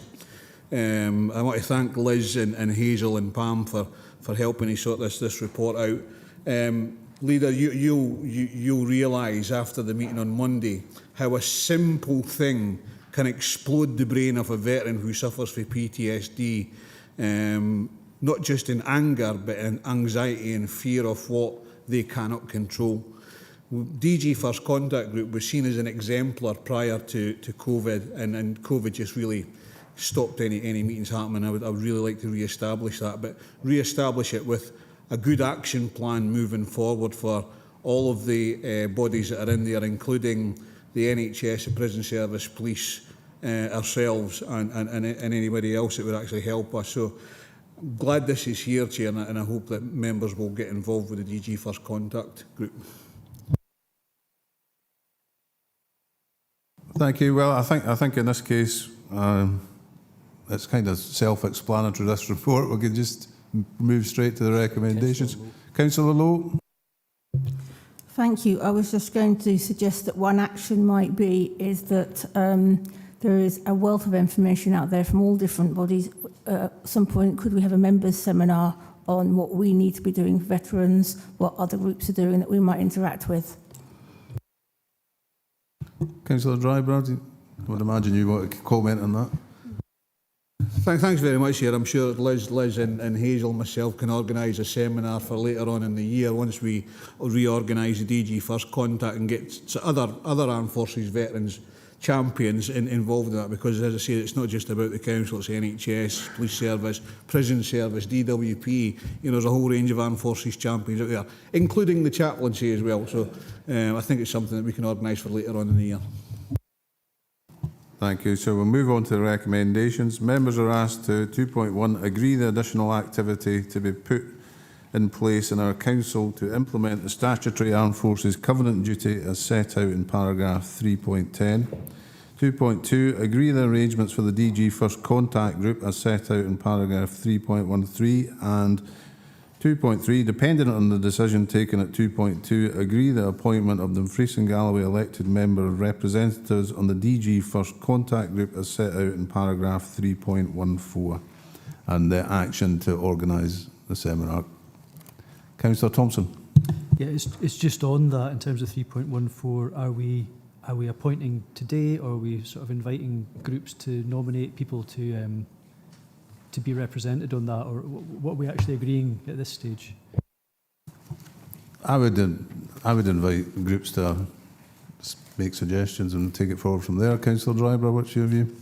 Yeah, obviously, if this report's in front of members today for the first time, and you've had people, you know, the opportunity to talk to, but if members who are interested, it doesn't have to be just 4 as it says in the report. It could be as many members that are interested as possible. If you can contact myself and Liz, I'm sure we can organise the appropriate set up. Thank you. That sounds perfect, Councillor Dryburgh. No, Councillor Thompson, come back. So should we just say 2.3, depend on the decision taken at 2.2, agree the appointment as set out in 3.14, and to contact Councillor Dryburgh, the Armed Forces Champion, and the relevant officers to nominate if interested. Yeah, well, we can add that to the end of the recommendation. Just so as we're clear for a minute. Yeah, okay. He's basically doing that thing. Is there any volunteers, I think? So. That's the way it's working. So move on to item 14, response to the Scottish Government consultation on Community Wealth Building Bill, report by Head of Economy and Development. First of all, can I ask that we agree to withdraw delegations to consider the matter? So 2.1, agree to withdraw delegations from Economy and Resources, Communities and Finance, Procurement and Transformation Committees. Is that agreed? Agreed. This report provides members with information on community wealth building and seeks agreement to a draft response to the Scottish Government's consultation on community wealth building. Juliet Cook and Lynn Burgess are here to assist members with any questions. Do we have any questions? Councillor Jameson. Yes, thank you very much, Convener. This time last year I was working for NFU Scotland and put a rather lengthy submission into the Scottish Government on fair work practices. My focus was on farmers, but it broadened to wider rural small businesses. The challenge of fair work practices in more general context is quite difficult for SMEs, particularly in rural areas. So on page 407, 3.2, the second bullet, it talks about focused on driving fair work practices. I'm not that comfortable with driving. I would like to see the council actually advising small businesses on how best to adjust to fair work practices. You know, small businesses don't have HR, they don't tend to have career planning programs and things like that. So if the council can in any way help small businesses adhere to fair work practice rather than the line driving, focused on driving fair work practice, I think that would be more appropriate.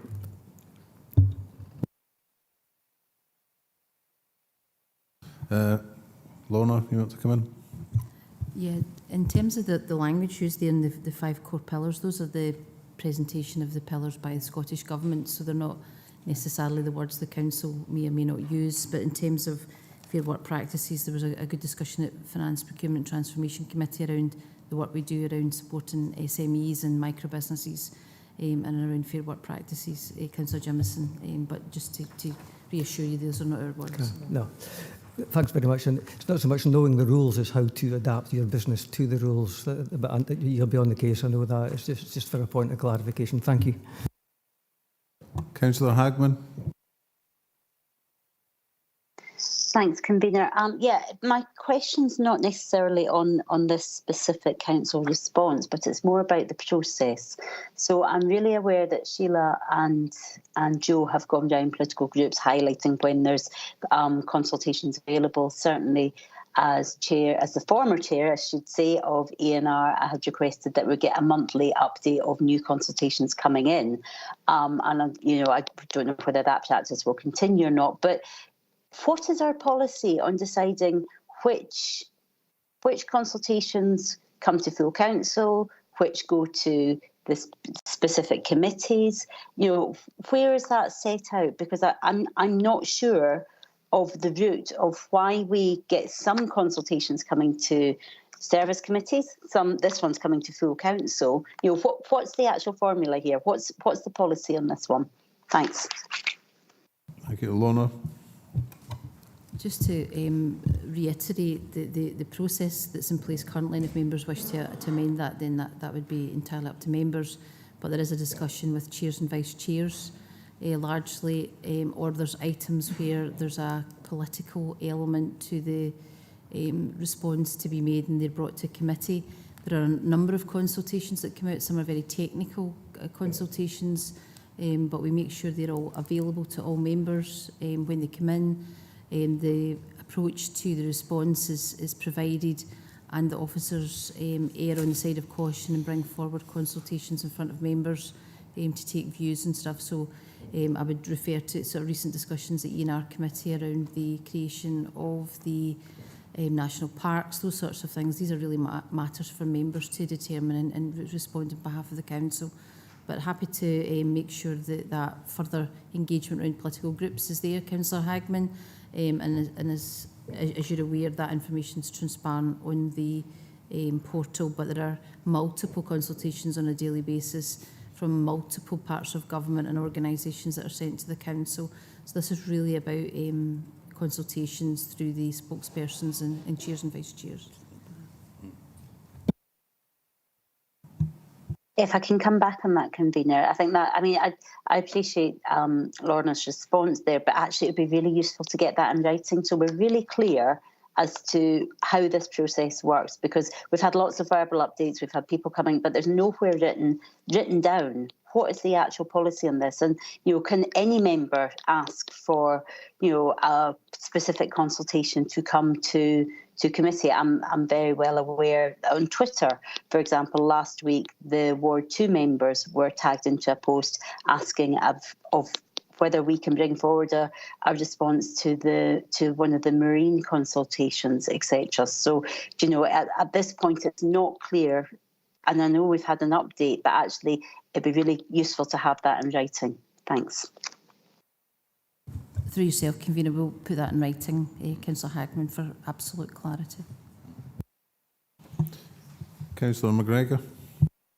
Just briefly, Convener, we had officers into a group meeting recently on the consultation portal. Excuse me, and it was very interesting and insightful to understand where things sit within the system, and they gave us a presentation as well as to what it should look like if we go and look for the consultations. So if other groups haven't had that yet, I would suggest that you do so. Thank you. Councillor Scobie, you put your phone down. I was just trying to get you a ring, Chair. You've forgotten about me. No, I wasn't. Okay. Or Archie shouting in my lug. No, I'm looking at page 413 in terms of how we do build wealth in the communities, and I've raised this before, whether we're actually strong enough in our response there, where it says the suggestions in the consultation paper regarding the reporting of this activity would require additional resources. We've got so many communities working out there at place plans and various other things, and are we actually resourcing these in terms of that? My fear is that we'll finish a place plan, it'll be put on a shelf and be forgotten about. And one of the issues, without any criticism of anybody, but we just had a recent fund made available to us back end of last year, the Community-Led Vision Fund, where, you know, it came late in the day, and that was down to sheer capacity on the council side in getting it out. Then, you know, in fact, there was one, the capital element was taken out because we didn't have the capacity. So it's really whether we're emphasising enough the need for adequate resources, and that's financial resources, so that any plan can actually be delivered within the communities, so that we've a budget or a fund or whatever laid aside just to deliver these place plans, because it's all to do with community wealth. It's about regenerating the communities, and we've put the emphasis on place plans. We need to make sure there's the resources, however we get them, whether it's through Scottish Government, SOSE or whatever. But we need to see how do we make that available, and maybe draw attention to the Scottish Government. They can make available all the funds, but if there's nobody there to deliver them, then we're stumped.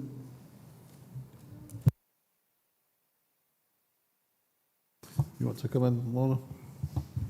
Councillor Scobie, there's a reference at the top of the comment section at 414, page 414, in the last paragraph in the top box.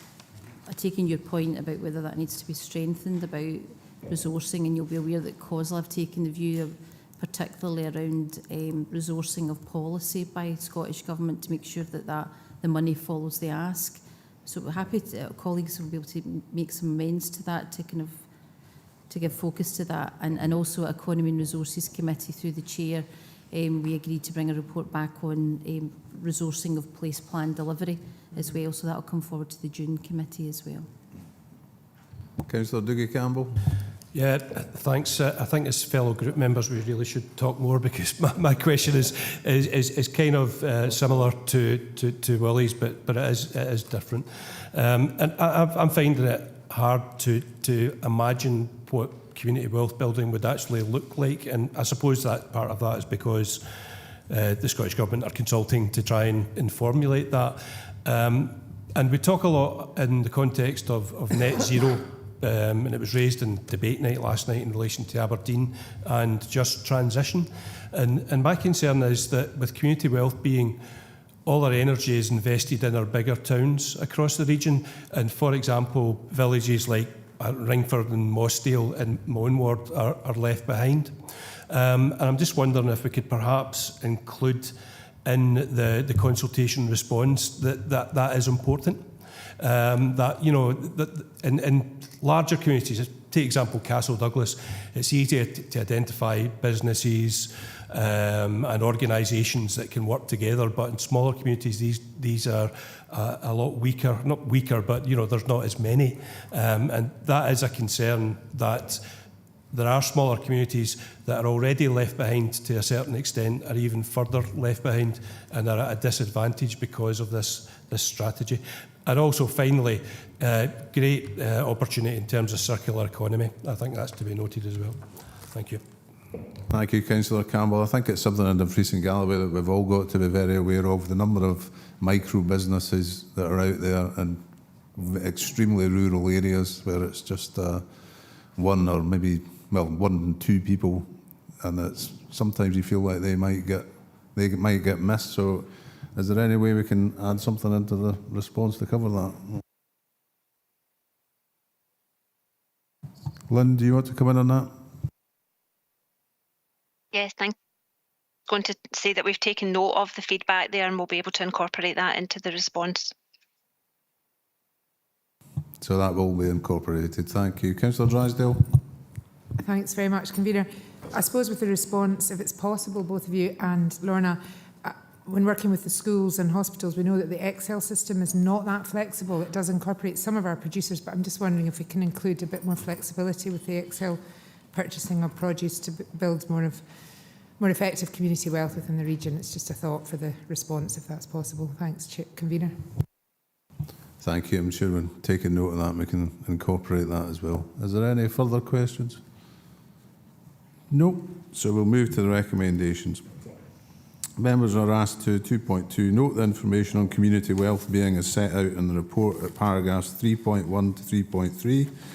2.3 note the publication of the Scottish Government's consultation on community wealth building as set out in paragraph 3.4 and the existing commitments in the South of Scotland Regional Economic Strategy at paragraph 3.6, and consider and agree the draft council response contained in the appendix. So we're happy to note 2 and 3 and agree 4. Yep, thank you. Item 15, appointment to chairs, vice chairs and senior councillors, update report by Director of Communities. This report presents elected members with an update on the appointments to chairs, vice chairs and senior councillors, and asks elected members to appoint a chair of Employment and Appeals Subcommittee, a chair and vice chair of Pensions Subcommittee, and a chair of the Ad Hoc Waste Collection, Treatment and Disposal Subcommittees. Vlad Valenti is here to assist any members with any questions. Has anyone got any questions? Councillor McGregor, you want to come in? No questions. This one's been trailed a few times before the other groups start frantically waving their arms. I would probably just propose that Ian Crothers does Employment and Appeals, yourself and Ivor Hislop take chair and vice chair of Pensions Sub, and Jackie McCammon would take the Ad Hoc Waste Management.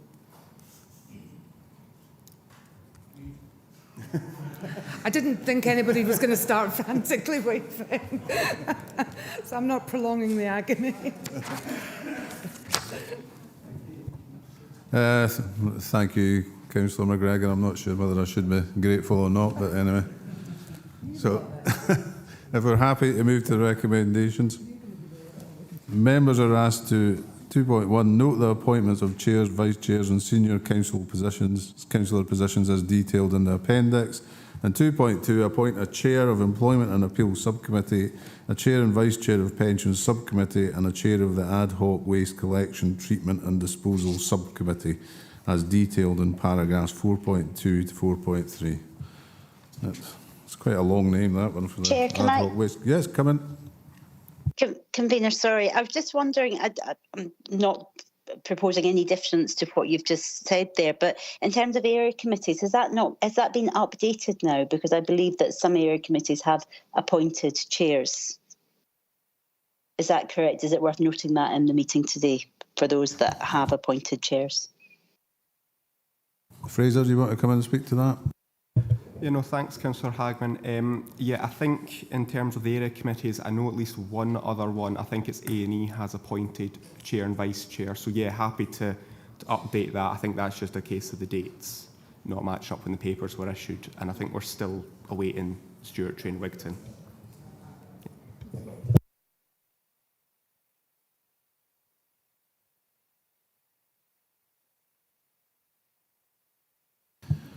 Thank you. Now we'll move on to item 16, appointment to outside bodies update report by Director of Communities. First of all, can I ask that we agree to withdraw delegations to consider this matter? So 2.1, agree to withdraw delegation from Economy and Resources Committee. Is that agreed? Yes. This report asks members to make appointments to the Convention of the South of Scotland and provides an update on the appointments to outside bodies. There has been an update to the appendix of the report since the papers were issued. Has that been circulated? Yeah, thank you.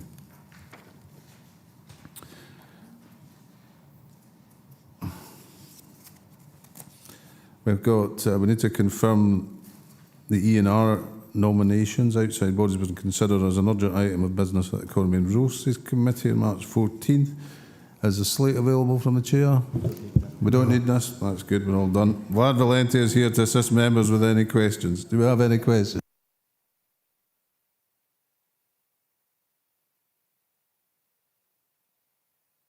Councillor McGregor. Again, just for brevity, obviously with cost, I would propose that myself and Councillor Carruthers are the Council's representatives. Okay.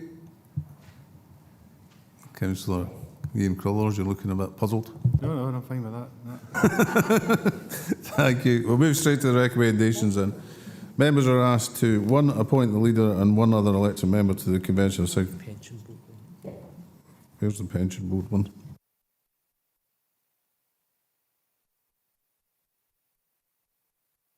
Fraser, come in.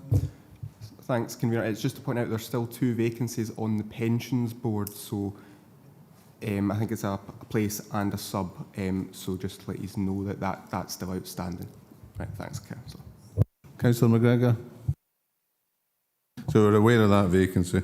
So members are asked to, 1, appoint the leader and 1 other elected member to the Convention of the South of Scotland as detailed in paragraph 4.1, and 2, note the appointments to outside bodies in the appendix, noting that political groups are in the process of finalising appointments where an individual has not been named, as detailed in paragraph 4.2. And 3, to agree to withdraw delegation from an Economy and Resources Committee and agree representation on outside bodies as presented. Are we happy with that? Now, we're moving on to item 17. There's a notice of motion 2023-2024 budget settlement. Members are asked to consider the terms of the motion proposed by Councillor Dorward and seconded by Councillor Drybra as set out in the appendix. Councillors Dorward and Drybra, please propose and second your motion, after which I shall invite contributions and questions from other members. Thank you very much, Convener. Council, this motion, as you may be aware, was submitted for the full Council meeting held on 28th of February. Unfortunately, it was 1 hour and 58 minutes late in terms of timings, and it was deemed to be non-urgent by the then convener, so it was not progressed at that point. That notwithstanding, tenacity is a quality shared amongst many councillors, so here I am again, 1 month later, proposing a motion which I feel remains as essential as it was in February, in fact, with the passage of time, even more so. Council, what could be more urgent than asking Scottish Government to address as a priority the real funding cuts that translate into a shortfall of circa 13 million on our 2023-24 budget settlement and circa 62 million over the next 5 years from Dumfries and Galloway Council? These are brutal and savage cuts by government, which I would suggest has the effect of hollowing out local democracy by curtailing local decision making. As a council, we only have flexibility in relation to 40% of our own budget. The remaining 60% is tied up or ring-fenced to deliver Scottish Government priorities. Could you imagine an SNP Green Government accepting a 60-40 ratio from Westminster to ring-fence UK priorities? Council, I can assure you they wouldn't, so why should we?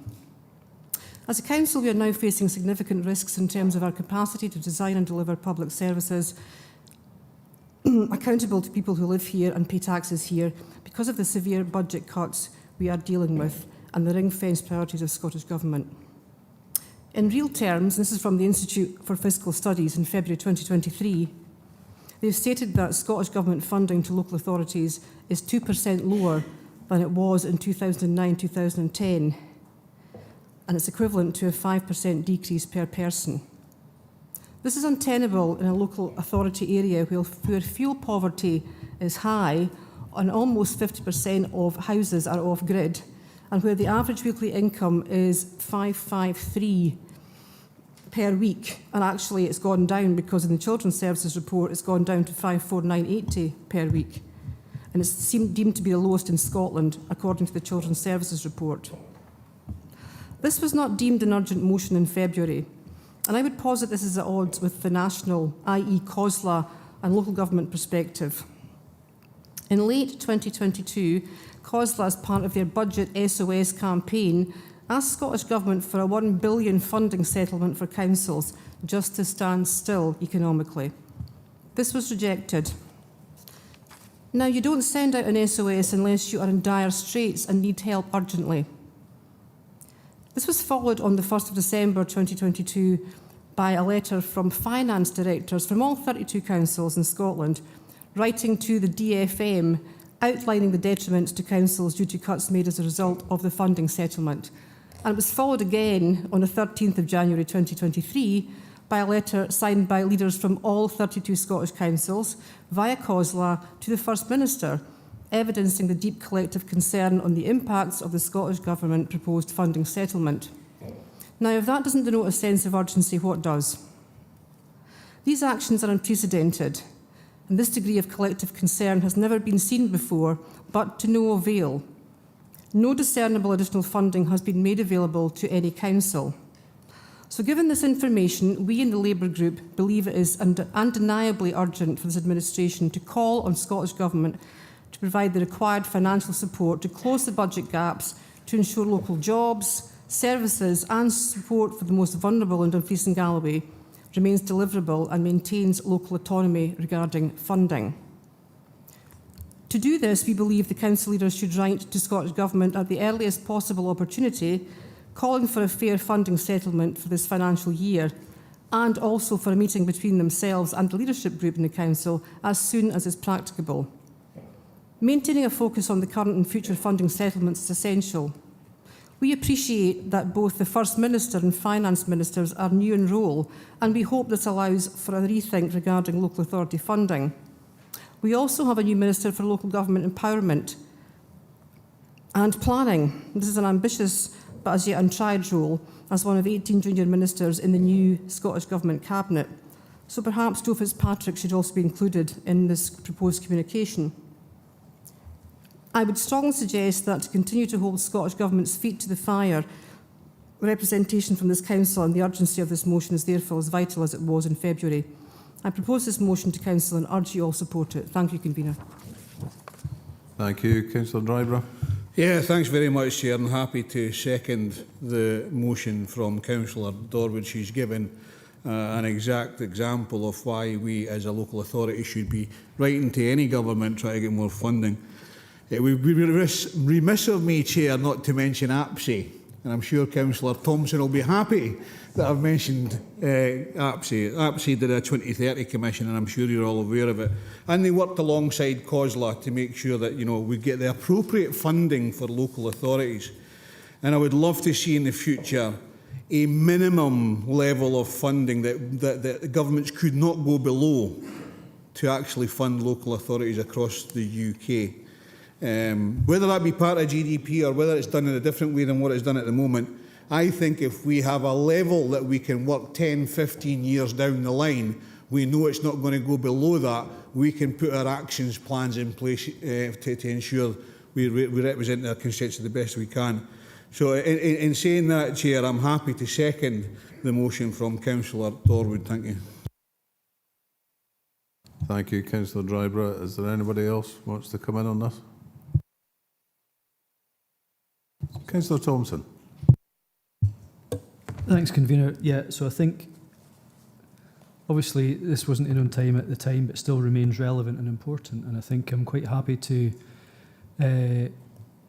say that we'd support this if we can bring it a little bit more up to date, because effectively the ask of the notice of motion is asking that the council leader writes to the Scottish Government. Obviously there's new people in post, as we know, and maybe this is a very good time to make sure that we are front and centre of their agenda in terms of considering local government. But I think If the mover and the seconder of the motion are happy to bring the motion up to date, just basically appreciating we've set our budget already for this year, and that's already happened, but certainly that the leader writes to the new Deputy First Minister and whoever else might be relevant of the Scottish Government asking for a fair funding settlement, as we've heard from today, some of the concerns, and to further request a meeting with council leader and group leaders, which I think was also included as part of the motion, and that we continue to lobby both Scottish and UK governments for a fair 3-year settlement in line with COSLA's agreed position.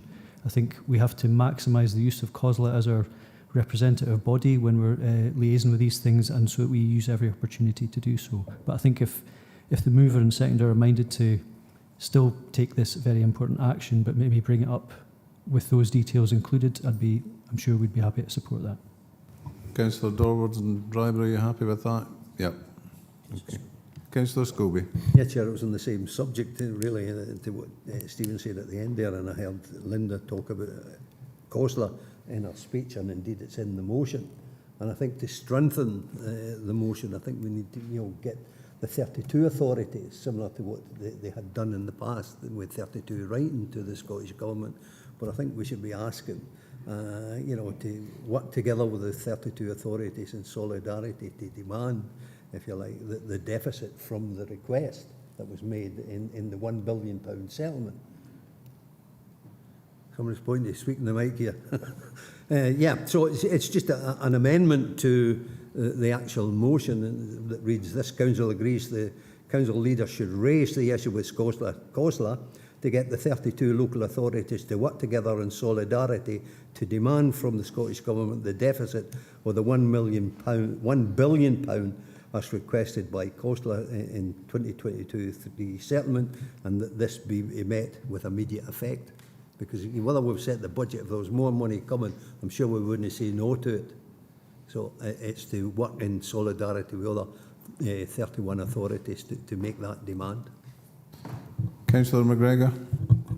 Yeah, I think it's to give reassurance that over the last 5.5 years, I've overseen that particular process, and council leaders have been absolutely steadfast on that. Councillor Hagman's now taken over. They are very robust on their lobbying of government on that particular. So I don't think it would not be a good addition to the letter.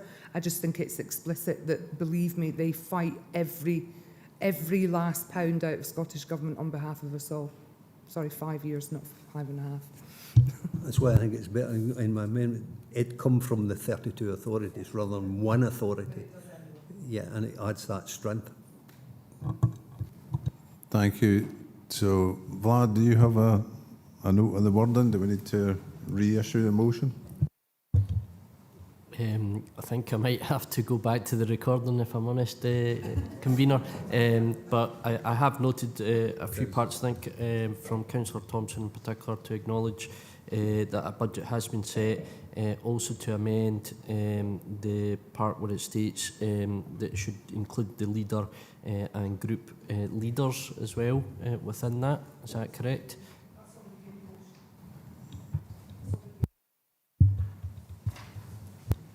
Yeah, so I think Councillor Thompson, do you have word then? Yeah, so I think there's a number of things already in the motion, and effectively the material ask is that the letter's written. But I think it was appreciating that it's new members of the Scottish Government, so it's just to recognise that time's moved on, but the need is still clear. Asking for a fair funding settlement, but to further request a meeting with council leader and group leaders, and that we continue to lobby both Scottish and UK governments for a fair 3-year settlement in line with COSLA's agreed position, which was implied but not explicit in the motion, I think, but just so that we can do that. Thank you. So are we happy to move on that basis? Vlad? Sorry, Convener, just to check with members in terms of Councillor Scobie's motion or proposal and motion at this stage is the council agrees the council leaders should raise the issue with COSLA to get the 32 local authorities to work together in solidarity to demand from the Scottish Government the deficit of the £1 billion settlement for 23-24 be met with immediate effect. It's whether that's agreed by members or not. Thank you. Councillor McGregor, do you want to come in on that? But Yeah, as I say, Councillor Hagman's put her hands up now as well. that is absolutely implicit in what COSLA does. So I think we maybe just need to slightly amend the wording to say to support COSLA to continue to. Yeah. Councillor Hagman, do you want to come in on that point? So I'm very well aware that we're discussing Dumfries and Galloway's position. As declared at the start, that obviously my role at COSLA is resources spokesperson, and all I would add in at this point is that Council might want to consider the new fiscal framework that's being developed with Scottish Government on budgets. So, you know, while just in terms of moving forward, because, you know, for those that are attending meetings at COSLA, they'll be aware of the fiscal framework that's been developed in ensuring that budget lobbying is done in the correct manner. So it might be useful as a local authority of us signing up to that and you know, pressing Scottish Government to agree to the continuation or the creation of a new fiscal framework in terms of budgets. That's my only comment at this point, Convener. Thanks. Thank you, Councillor Hagman. I think in the interests of simplicity and clarity, I think we go ahead as presented by Councillors Thompson, Dorward and Drybrough, and add a sentence about supporting COSLA to continue lobbying, and I think that makes it simple. I'm a bit uneasy about us here in this chamber trying to make decisions for another 32 councils. It's not really for us to tell them what to do. Thank you. So if that's acceptable to everybody, then that's fine. Thank you. And on that basis, I think we deserve a comfort break. Really got to need one.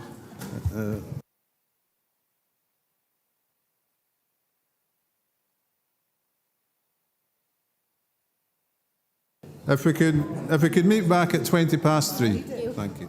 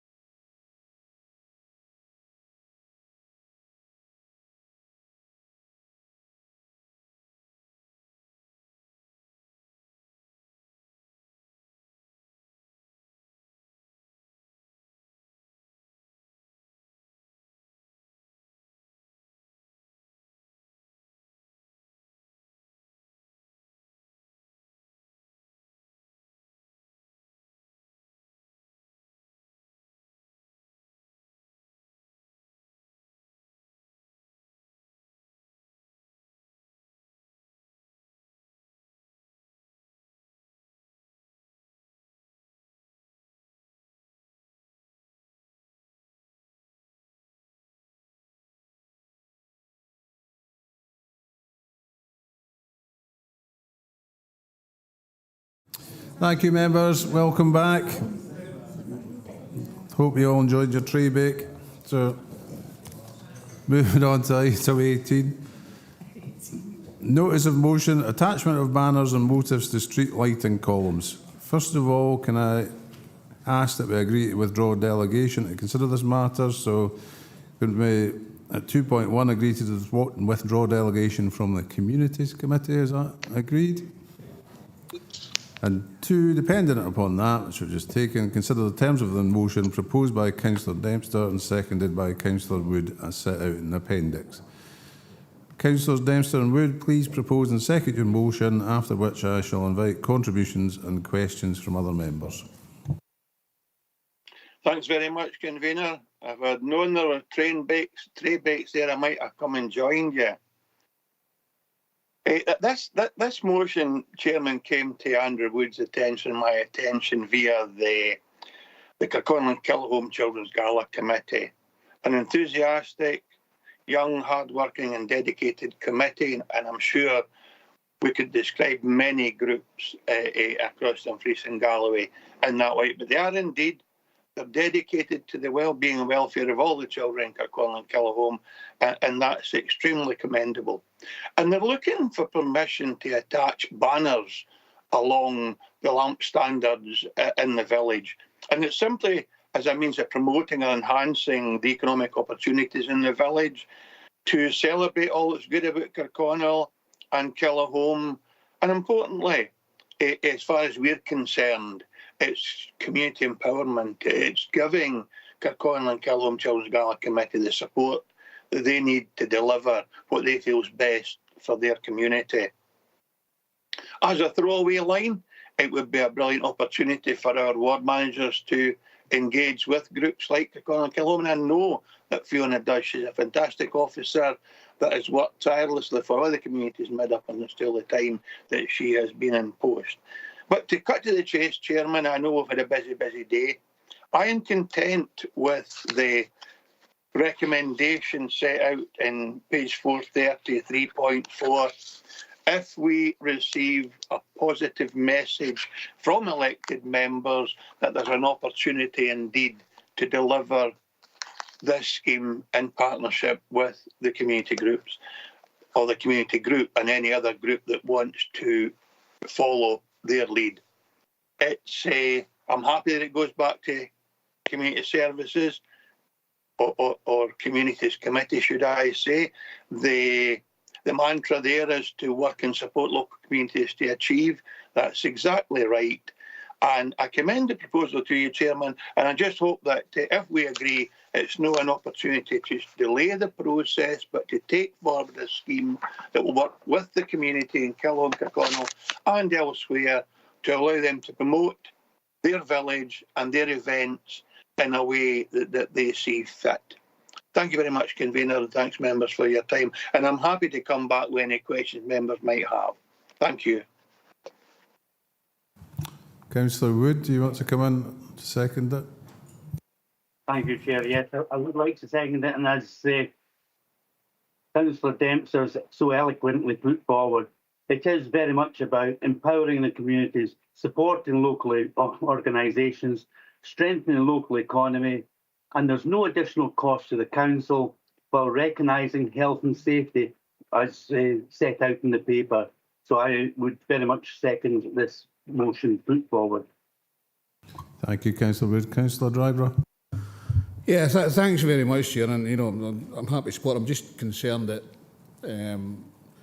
this hasn't happened before, because in my ward in Langham, for instance, there has been discussion between community groups and the roads department for this to actually happen. Now, it has to be a certain size of banner because of the weight and things like that of street lighting, and that's a discussion that they had with street lighting. I'm happy to support it.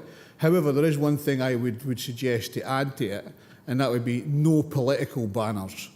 We don't want to be in a position where we're like South Lanarkshire, Aviemore, where there's nothing but party logos all over street lighting and things like that. But that's the only thing I would change to it, Chair. But I would say to Councillor Dempster, Councillor Wood, if the groups had actually discussed this with the roads people, then potentially they could have had this without a motion coming here. But happy to support you. Thank you. Councillor Dougie Campbell. Thanks, convener. I think the motion has got a lot of merit, and I would hate to rain on Jim and Andrew's parade, but I've got some concerns about it. And just building on what Archie just said there, I think there's a potential for a free-for-all across the region with posters, banners, stickers, adverts, political material as well. And clearly, as the covering report indicates, there are resource and cost implications to this. So I'm minded to support the motion, but I think the best option here would be for a report to go to the Communities Committee so that all the implications that could arise are properly explored and considered. Thanks, convener. Vlad, do you want to come in for a bit of clarification? Thank you, convener.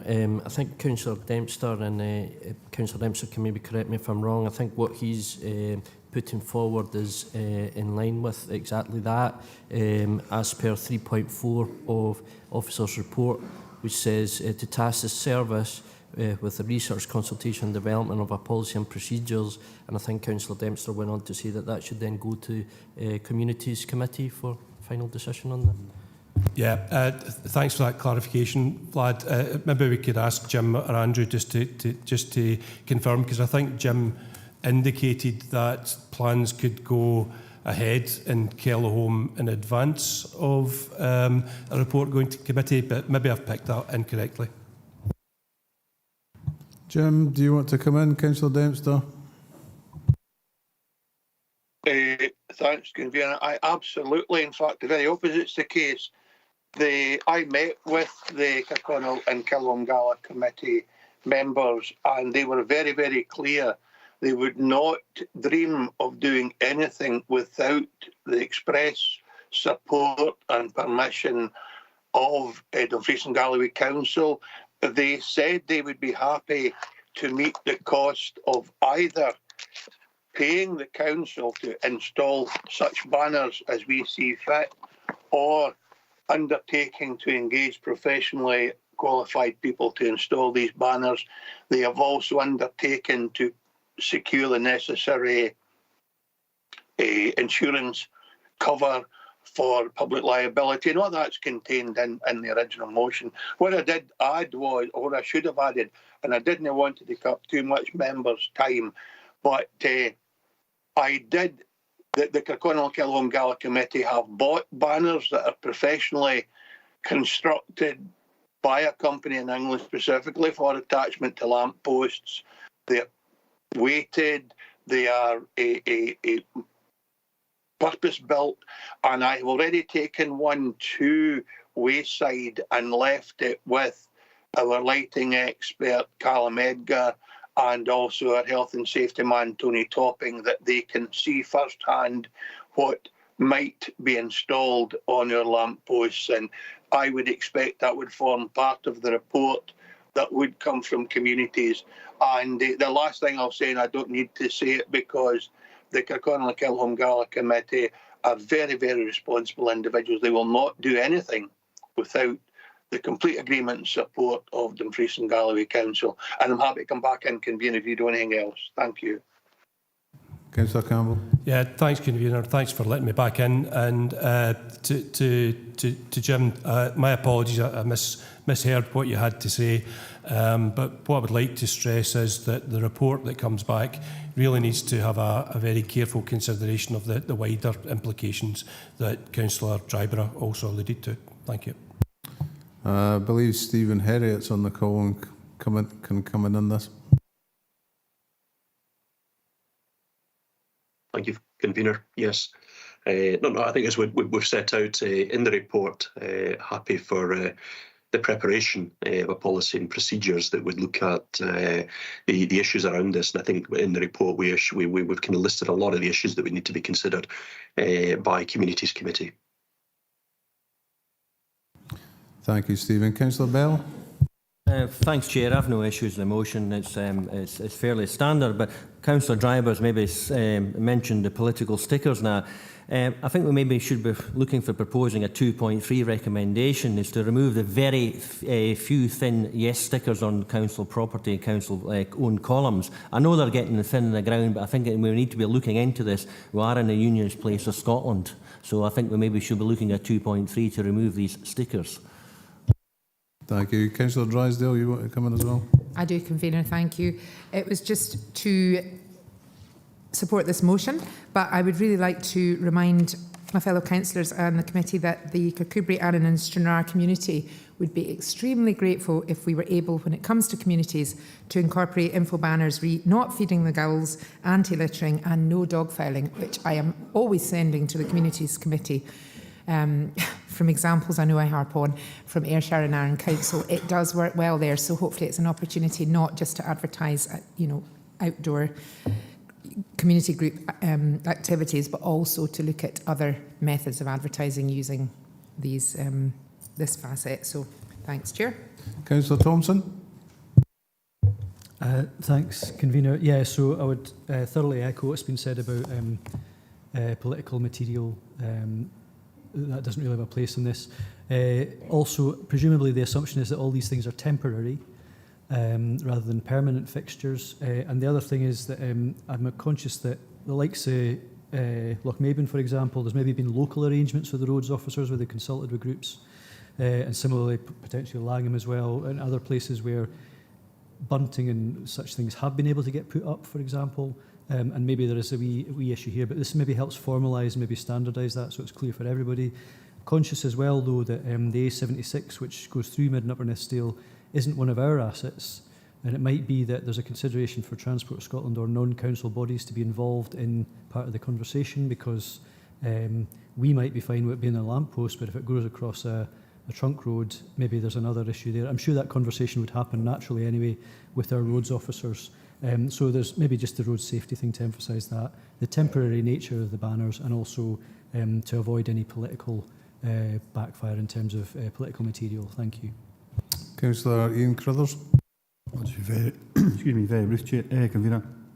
It's really for Stephen Hennett. If we agree that, as you proposed earlier, and a further report goes to communities, as part of that report coming back, could there be a part in there that outlines the structural integrity of a street light or whatever it's been attached to, just to make sure that there's a risk assessment being undertaken when it comes to that, because the wind loads are extremely strong. It's mentioned, I think, in part 3 of the motion, but just to see that level of detail, we keen to see that. And is it in perpetuity, or is it a licence that would be granted on an annual basis? Thank you. Thank you. Councillor Mayo. Thanks, Chair. Just to clear up the Langham one is on the A7 trunk road, so it is Transport Scotland, Bear Scotland that the deal was done with, and the community actually paid for the flags themselves, and they have to be a certain size. You can't just put anything up, they have got to be a certain size that goes up. So that would have to be part, I think, of any deal. Thank you. So is there any... Councillor Ingalls?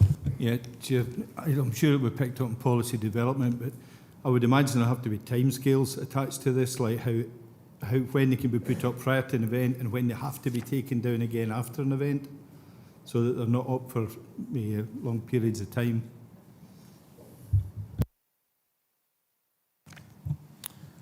Is there any further questions with us?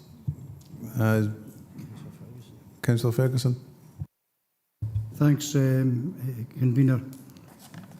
I mean, you can't disagree with what this is about here, but the only bit that's worrying me is the 5th bullet point of 3.4.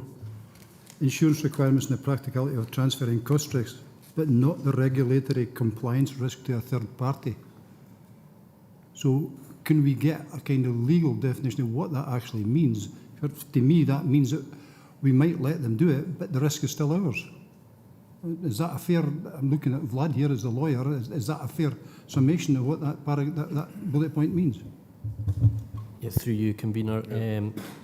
I think that probably the important thing here is that if members are in agreement that a procedure will be looked at, and I'll look at all legal implications, specifically at that point. So I'm happy to take that away rather than thrash that out here. And I think for all the points that have been discussed currently, all of those assessments will be carried out through that policy.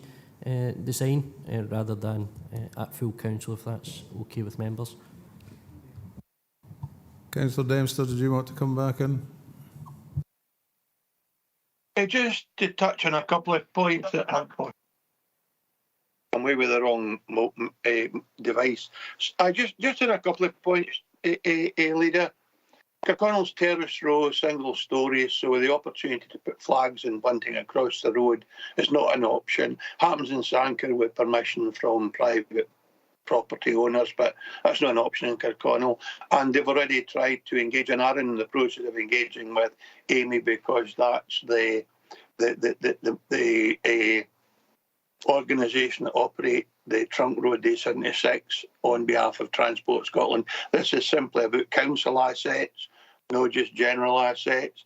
And I am absolutely certain that we're right in saying that we should put a very strong time limit on how soon posters could go up or banners before an event, and how soon they should come down afterwards. And as I said earlier, the Kirkconnell and Killholm Gala Committee will absolutely adhere to any conditions and requirements that are placed on them. And it may be, and it's not for today, and I get that, if a payment has to be made to the council and the council have the public liability, then the Gala Committee would pay that element of the public liability for the lamp post for the time that their attachments were on. But that's for another day and another place, Convener. I'm just pleased that members are taking a constructive approach to this, and all the points raised have been in a positive fashion and no negative. I'm delighted with that, and I'm happy to see this go to communities and the report be developed in due course. Thank you, Convener. Thank you. For as much as anything else, for my own clarity here, where the motion is that we're going to bring a report back to communities as per 3.4 in the report. Have you got wording for that, Lard? I think you've summarised it, Convener, and all relevant assessments to be carried out in regards to that, including cost and legal impacts. So we're all happy to agree with that? Thank you. Move on to item 19. Notice of motion, the Wave Trust 70/30 campaign. First of all, can I ask that we withdraw delegation to consider the matter? So we need to agree to withdraw delegation from Social Work Services and Education and Learning Committees. Is that agreed? Yeah. And 2.2, subject to agreeing 2.1 above, members are asked to consider the terms of the notice of motion proposed by Councillor Dryborough and seconded by Councillor Wilson as set out in the appendix. Councillors Dryborough and Wilson, please propose and second your motion, after which I shall invite contributions and questions from other members. Thank you, Convener. The 70/30 campaign is an initiative led by the Wave Trust, which is a UK-based charity focused on preventing child maltreatment and promoting child well-being. The aim is to reduce the prevalence of child abuse and neglect and other adverse childhood experiences by 70% by the year 2030, and to shift our focus as a society towards promoting children's well-being rather than simply reacting to the harm that has already been done. 3 local authorities in Scotland, West Dunbartonshire, Edinburgh and Fife, have already moved motions. The purpose of this motion is for Dumfries and Galloway to also give its support.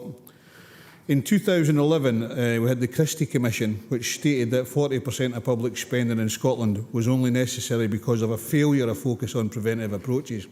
And I'm sure members in this ward are aware of the Christie Commission because of what the actions that we've done as an area in Dumfries and Galloway. I have to say that the council has been excellent in what it's been trying to do. There's good acknowledgement of that, but prevention needs to actually happen to make any difference to our community. We can't just sit around here agreeing that ACEs are bad but not doing anything to stop them. We are doing a lot. We could do some more, particularly somewhere between 30 to 40% of abused children then go into abused children when they become an adult. Aligning to the Waves Trust campaign gives this council something tangible to aim for and shows solidarity with the other local authorities that have already done so. The purpose of the motion is to see where there are gaps in the Council's current provision and what Dumfries and Galloway needs to do in order to achieve the 70-30. I have to say I was a bit surprised with 3.9 in the report, where it basically says that we are doing a lot and we shouldn't contact Wave to learn any more. I think we as an organisation should be learning all the time, regardless of who it actually is. When it comes to reducing the impact of what this motion is about, therefore, I would commend the motion to Council Chair and look at the 6 recommendations within that particular motions. The idea being that we agree as a council that we should explore the Wave Trust, look at the benchmark and see if there's anything that we don't do.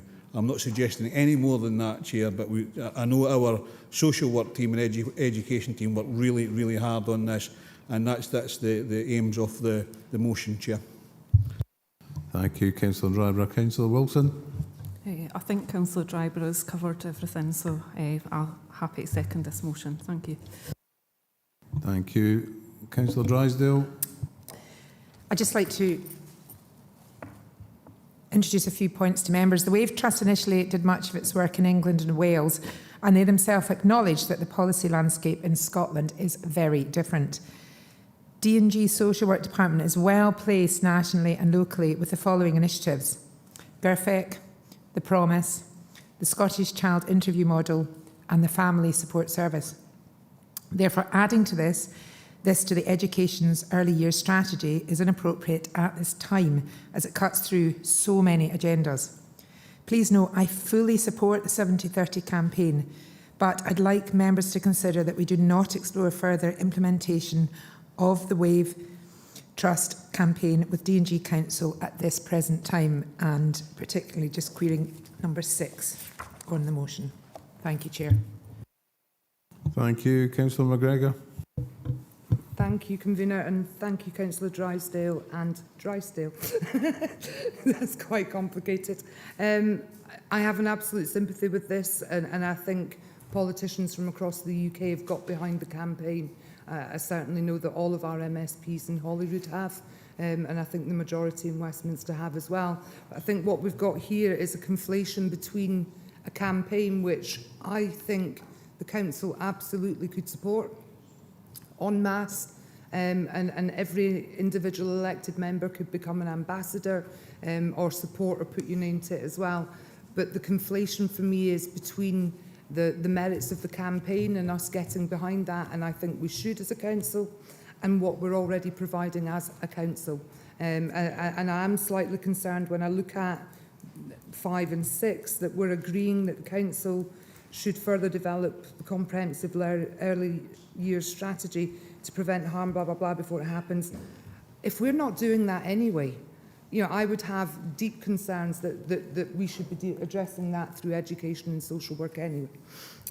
Item number 6, it's agreeing to explore with the Wave Trust what more we can be doing. And I know that we do work with an awful lot of stakeholders across Scotland. So for me at this particular moment in time, I'm very happy to support the motion as is with points 1 to 4, but I wouldn't be able to support 5 and 6.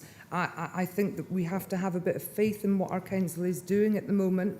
If they are not addressing all of those points, I will raise that through our Chair of Social Work, our Chair of Education, and the appropriate processes. And as I say, we have processes in place in Scotland, and I think they need to be dealt with separately.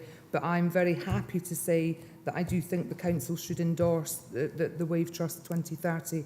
I just can't agree to 5 or 6. So if Archie can't remove those, I would have to move an amendment to that effect. Councillor Thompson. Yeah, I think I'd probably be interested to know if the mover and seconder would be prepared to take on board that first before I make my comment in question. Thank you. Councillor Driver. Yeah, thanks very much, Chair. I mean, I would agree, you know, to removing item 5. However, I think that we should explore any other opportunity that supports our young people from getting into that life. And you know, if the council wishes to come back in 12 months rather than 6 months with an opportunity, then happy to do that. But I'm happy, you know, that the comprehensive early years thing, I do believe we've done really well in Dumfries and Galloway. However, at 6, I do believe that we should explore some other things with the Wave Trust. And that is just a discussion at the moment. And if there's anything else that can come out of that, which we can benefit from, then I think that's right to come back to us in enhancing the safety of those children that are unfortunately in that position. Thank you. Councillor Thompson. Yeah, no, I mean, that's helpful. So obviously, having taken on board what's been said so far, I don't think, I recognise that this council, through its various staff and work streams, will already be doing many of the things, if not by a different name.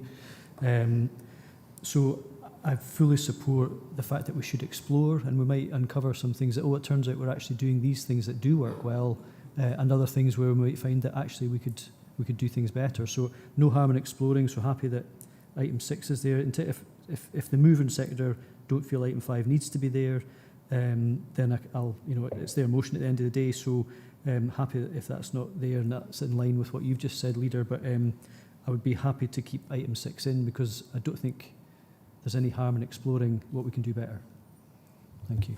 Thank you, Councillor Thompson. I think this is hinging on the definition of explore and what exactly explore involves. Councillor Dryburgh, can you come back?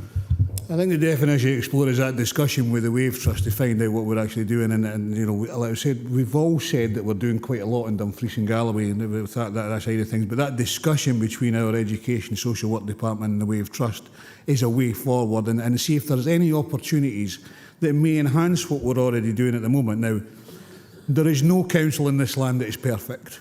There is no social work service in this land that's perfect. There's no education service in this land that is perfect. But I think that discussion, the opportunity, the benchmarking, you know, to try and improve, it might come back that we don't need to improve, but it's just that discussion with the Wave Trust that really needs to happen, I think, to understand where we can improve the situation. Yeah. Councillor McGregor. Yeah, I'll maybe turn to officers in a moment. I would hope that we're working with all organisations that are involved, particularly those that are based in Scotland, and understand that the landscape here. I'm slightly minuscule concerned that Wave Trust are also a training and consultancy company, so they're not just specifically a charity organisation. And I do worry about the potential of resource and officers' time for something that we may be doing anyway. So I think to be helpful, if we can perhaps reword 6, that the council agrees to explore anything more we can be doing for all adverse childhood experienced children or adults, as is often the case now, with all appropriate organisations, and not pin it to Wave. And that could perhaps come through a normal social work and education process. But as I say, I'll turn to officers on that.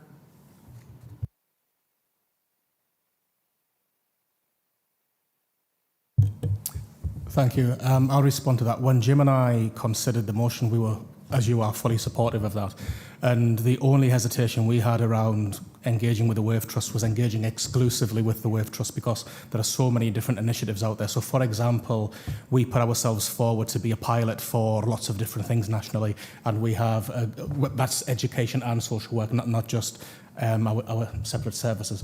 So we do that, and we would welcome exploring any opportunity, but we wouldn't want to be exclusively with the Wave Trust. So that would be our view. Anything to add to that, Jim? I think just to reiterate what Stephen said, and to say there is that point that our policy landscape is very different. We are making significant progress on a very wide range of interventions and doing very well with them. But I absolutely accept, and I'm listening to the points you're making, Councillor Dryburgh. And so very happy to consider more widely, perhaps more widely than just the Wave Trust as well, what other groups are doing to meet the same basic intention to keep young people safe. Happy to do so. Thank you. Councillor Dryburgh, do you want to come in there? Yeah, thanks, Convener. I mean, I don't want to be sort of holding things up Perhaps the wording should then be, and obviously if we take 5 out, this would be 5. Agree that the council should explore all organisations, including the Wave Trust, how their ideas on how to achieve 70-30 and report back to council in an appropriate timescale, being 12 months, I would suggest, rather than 6 months. But it's that I would suggest. Councillor Ferguson. Thanks. I think Archie's kind of touched on where I was going to come in here, convener, because basically it was on the paper 6, but will become 5. Really, all that needs to do is that we agree that we can add the Wave Trust to the list of stakeholders and consultees that we currently work with in child protection in that field, because it's a vast field, and so we're just adding another body into it for their input. That's where I would go with it. Archie, it's probably a lot simpler. Councillor McGregor, do you want to come back in? No, we're fine. So are we happy then? Because I think Councillor Dryborough's wording encompasses. No. I'm just saying, you've came in with a form of words which basically embraces what Councillor Ferguson's saying, because it's consult wider, including the Wave Trust. So can we go forward on that basis? Go, Vlad. Thank you, convener, through you. Just to confirm, the wording for purposes of the minute is to explore with all appropriate organisations, and then thereafter to put through that through social work and education as normally would, but a report back within 12 months, I think, was what Councillor Drybar has But equally, stated. it was including the Wave Trust. Yeah, including the Wave Trust. Yep. Sorry, who's first? It's coming in, Stephen, is it? Yeah, it was just the terminology that Councillor Ferguson suggested, like the people we currently converse with and including the Wave Trust. Because if we said all, that would also include everybody in the world that would overwhelm Gemini services. So if we could take the all out, all relevant, probably. Yeah, we're happy with that. That's okay. We can move on there. So you got the wording, Vlad? Yep. So move on to item 20. Notice of motion, UK Government Illegal Migration Bill and Afghan Citizens Resettlement Scheme. First of all, can I ask that we withdraw delegation to consider the matter? So 2.1, agree to withdraw delegation from the Communities Committee to consider the Council's position in relation to Afghan Citizens Resettlement Schemes. Are we agreed to do that? And 2.2, subject to the decision at 2.1, which we've just made, members are asked to consider the terms of the notice of motion proposed by Councillor Dougie Campbell and seconded by Councillor Hagman, as set out in the appendix. Councillors Dougie Campbell and Hagman, please propose and second your motion, after which I will invite contributions and questions from other members. Thank you, convener, and thank you to Lindsay and Liz for the covering report. Members, there are two parts to this motion which you'll have seen. Firstly, the illegal migration bill introduced by the Home Secretary earlier this month, and the 2021 Afghan Citizens Resettlement Scheme. It's important to recognise from the outset that asylum seekers are not illegal migrants. There's invariably a tendency, intentionally or otherwise, by politicians and the media to conflate the two. To seek asylum is a legal right that everyone in this room and people across the world are entitled to. The UK helped formulate the European Convention on Human Rights and was one of the original signatories to the 1951 Refugee Convention, both of which are in serious danger of being undermined by the illegal migration bill. The people who come across the channel in small boats are invariably a combination of both asylum seekers and migrants, so please don't fall into the trap of assuming that they're all the same. As a council, I think we can all be very proud of our support in recent years for refugees from war-torn countries such as Syria and Afghanistan. Excuse me. This is a clear expression of our shared values and compassion for men, women and children fleeing persecution and threat to their lives by providing a safe haven. And the refugees who have settled here have enriched our region socially, economically and culturally. The intention of the migration bill is to deport anyone who arrives in the UK by an irregular route, such as crossing the Channel, irrespective of any intention to claim asylum. This will mean that many people who may be genuine refugees will not be afforded legal protection. The Home Secretary, quite remarkably, refers within her bill to the Human Rights Act 1998, acknowledges that the migration bill isn't compatible with convention rights, but the government nevertheless wishes the bill to proceed. So she knows it's in violation of the Human Rights Act, ECHR and the 1951 Convention, but is going ahead with it anyway. According to organisations such as the Refugee Council in London, the Scottish Refugee Council and UNHCR, most of those crossing the Channel believed to be as much as 2/3 are people fleeing war-torn or oppressive countries where no safe routes such as refugee visas exist for making an asylum claim in the UK. Members, I hope you'll support this part of the motion, which asks for our convener to write to the Prime Minister and ask that he intervenes on this immoral and repugnant bill. Moving on now to the Afghan Citizens Resettlement Scheme. Those members who were councillors in 2021 will remember that we passed a motion to participate on this scheme following the fall of Afghanistan to the Taliban and the desperate scenes we witnessed on TV as Afghans who had supported the UK and the US tried to escape. And to their credit, the UK government quickly put in place this scheme to allow as many of those people to resettle here. In conjunction with community planning partners, council officers have put in place measures to enable us to resettle up to 20 families. But 18 months down the line, only one family has arrived.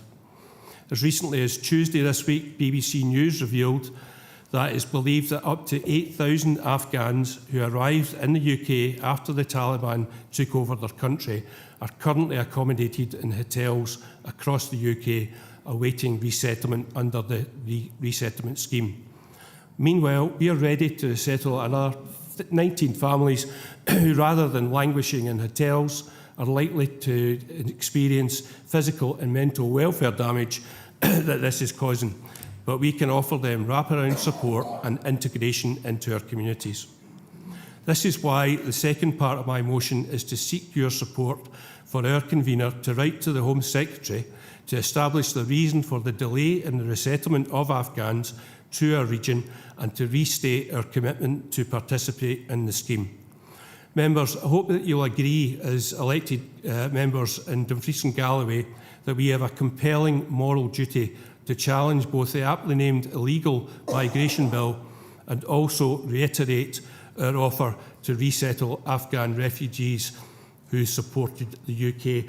And I just add one thing. I've just received a message, and I think it's indicative that that we as councillors are community leaders, and we need to challenge racism. And the message I've just received: have you not seen the way Muslims conduct themselves? They can stay away where they are, as far away as possible. And I'll finish at that point. Thank you, Convener. Thank you, Councillor Campbell. Councillor Hagman, do you want to come in and second the motion? Thank you, Convener.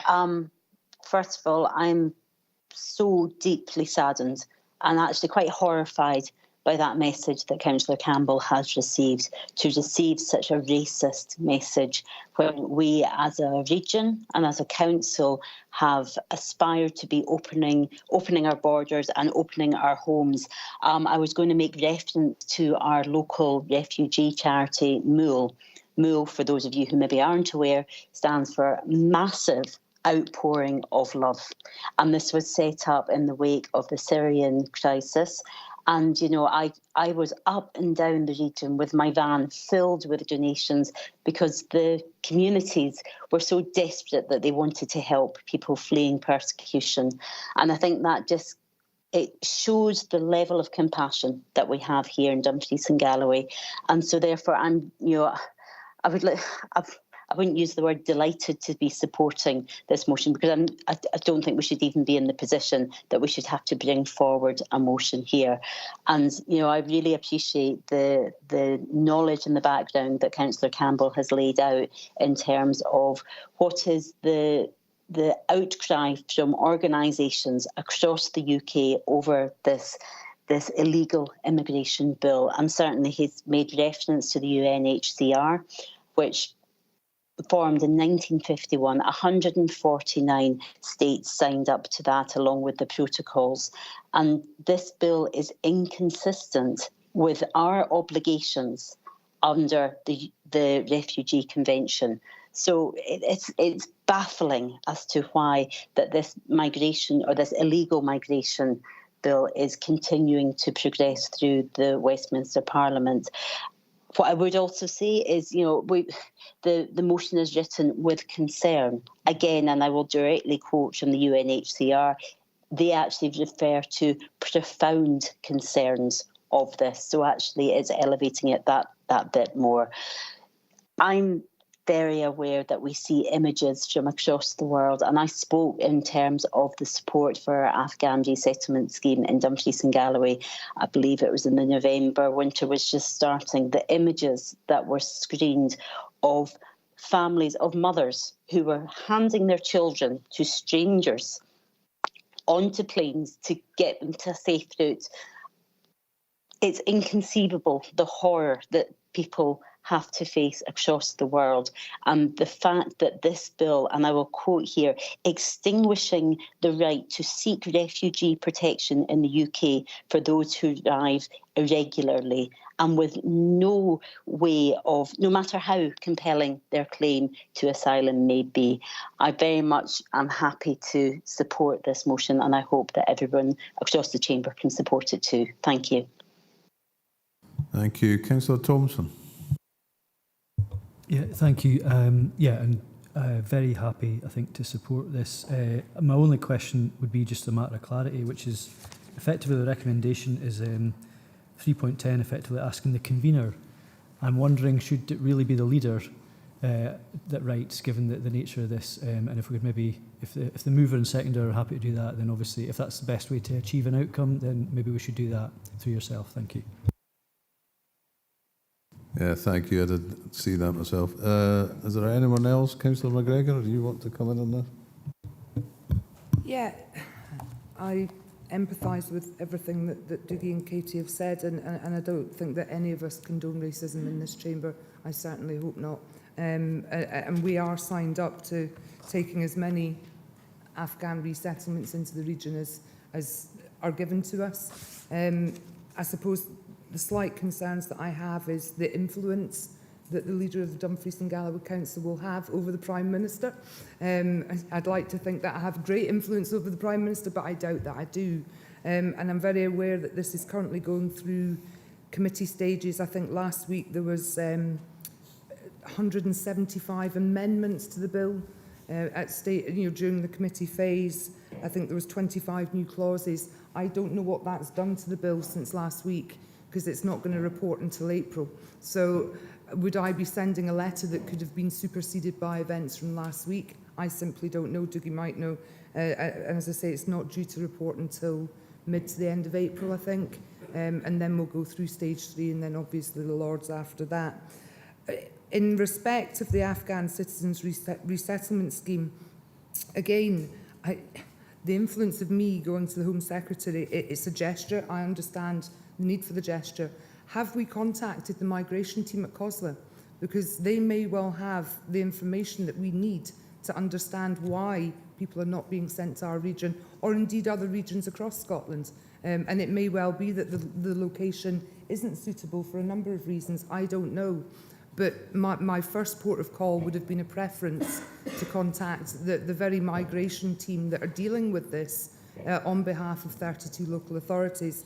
I don't want to divide the room on this at all. I'm very happy to write to whoever the council instructs me to write to.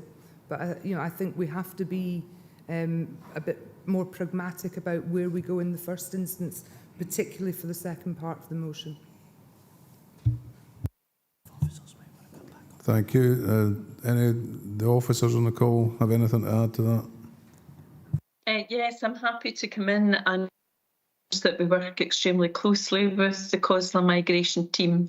There have been reports to the Wellbeing Board as well as COSLA leaders over the last year about all of the resettlement schemes, and one of which is about the Afghan scheme. So we certainly would be supporting the COSLA migration team in looking at the reasons why things haven't perhaps moved as quickly as they had been anticipated. Thank you. Thank you. Councillor Driver. Yeah, thanks very much. Here, the first thing I would say is never undervalue the position of the leader of Dumfries and Galloway Council, because you don't know, people will listen to you because of that position. However, I think my group will be supporting this motion going forward. Certainly on the Afghan side of things, I know that there are Afghans who have worked with the forces in Afghanistan, and sometimes the forces were not the best at keeping paperwork of that kind of thing. But our group will be supporting that motion. Thank you. Is there any further questions? Councillor Campbell. Yeah, thanks, Convener. A couple of things. I don't mind whether it's yourself, Convener, or you, Leader. I tend to disagree with you, Gail, in terms of the weight that you have as the leader of Dumfries and Galloway Council. So I'm happy either way in terms of who writes the letters, but I feel strongly that the motion should progress as is. I am fairly confident that everyone in this room is, to put it in the mildest form, concerned about the illegal migration bill. And the work that we've put in, and officers, people like Liz and Lindsay, have put in to prepare for the resettlement of Afghan families into our region, is really important. And I think I appreciate it's a new administration, it's a Conservative administration, and I'm asking you to write to the Home Secretary and the Prime Minister, but I'm sure in your hearts that you will feel that this bill is wrong and that we need to stand up and be counted on this. And just a final point in terms of the comment that I received, that wasn't an inference in any way, shape or form that anyone in this room or beyond is racist. It was simply, it got my blood up, I have to say, but it simply emphasises that as councillors, we're community leaders and we need to challenge comments like this. And one way we can do that is by welcoming refugees into our communities. Thank you. Thank you, Councillor Campbell. Is there any alternative proposals being put forward? Are we happy to go with the motion? Yeah. Councillor. Just one final thing. I'm happy to work with you to prepare the drafts if you were minded. Actually, I'm quite happy to help with that as well. So, at the end of the day, I find the fact that there's limited safe routes into our country something that needs to be addressed. So, more than happy to help. So, anything else is coming in? Yeah, thank you, Convener. Just to confirm, the motion as it stands with that one change to put to leader instead of convener, and just usually the approach for these type of letters. Thank you. Yeah, I've raised this with Blood already. When motions are passed at full council, could the members receive a copy when it is sent, so we all know that action has been taken on it? Yeah, so we'll provide a copy of the correspondence. But thank you very much for that. So we'll move on to item 21, notice of motion for Dumfries and Galloway commitment to education and learning. First of all, can I ask that we agree to withdraw delegation to consider this matter? Do you agree to withdraw delegation? Thank you. 2.2, dependent upon the decision taken at 2.1, consider the terms of the notice of motion proposed by Councillor Jamieson and seconded by Councillor Lowe as set out in the appendix. Councillor Jamieson and Lowe, please propose and second your motion, after which I shall invite contribution and questions from others. Thank you very much, Convener. It probably won't come as a great surprise that my motion is about education, but I can assure it comes from heart and head, not just heart. I'm proposing this motion to ask the full Council to continue with the required urgency the Council's commitment to education transformation in Dumfries and Galloway. The Council plan, to its credit, identified education and learning as one of the 4 priority themes. This was agreed by all groups, underpinning a non-partisan understanding that education should be above political point scoring and seen as a common fundamental priority, respecting the ultimate need to get it right for every child. I had the privilege of being a Vice Chair of Education Committee for the last 10 months, and I totally appreciate the commitment of the professional staff and the proactive and collaborative efforts of all groups in the Education Committee. There was not a vote in the time I've been in the Education Committee. There's been a lot of consensus, which has been really, really helpful.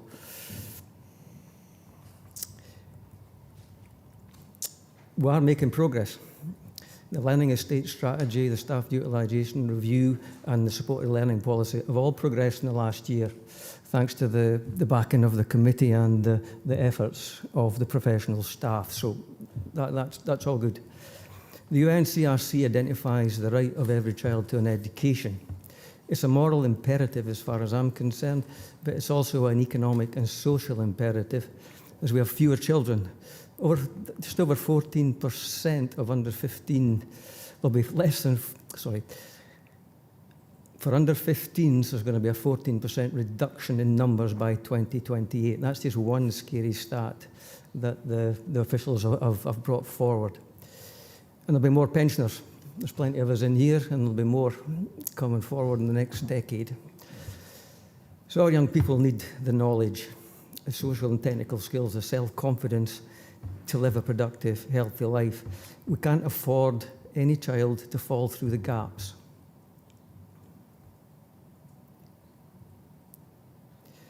Now, the new Council plans education commits to places of learning that are inclusive, sustainable, and meet the demands of the community.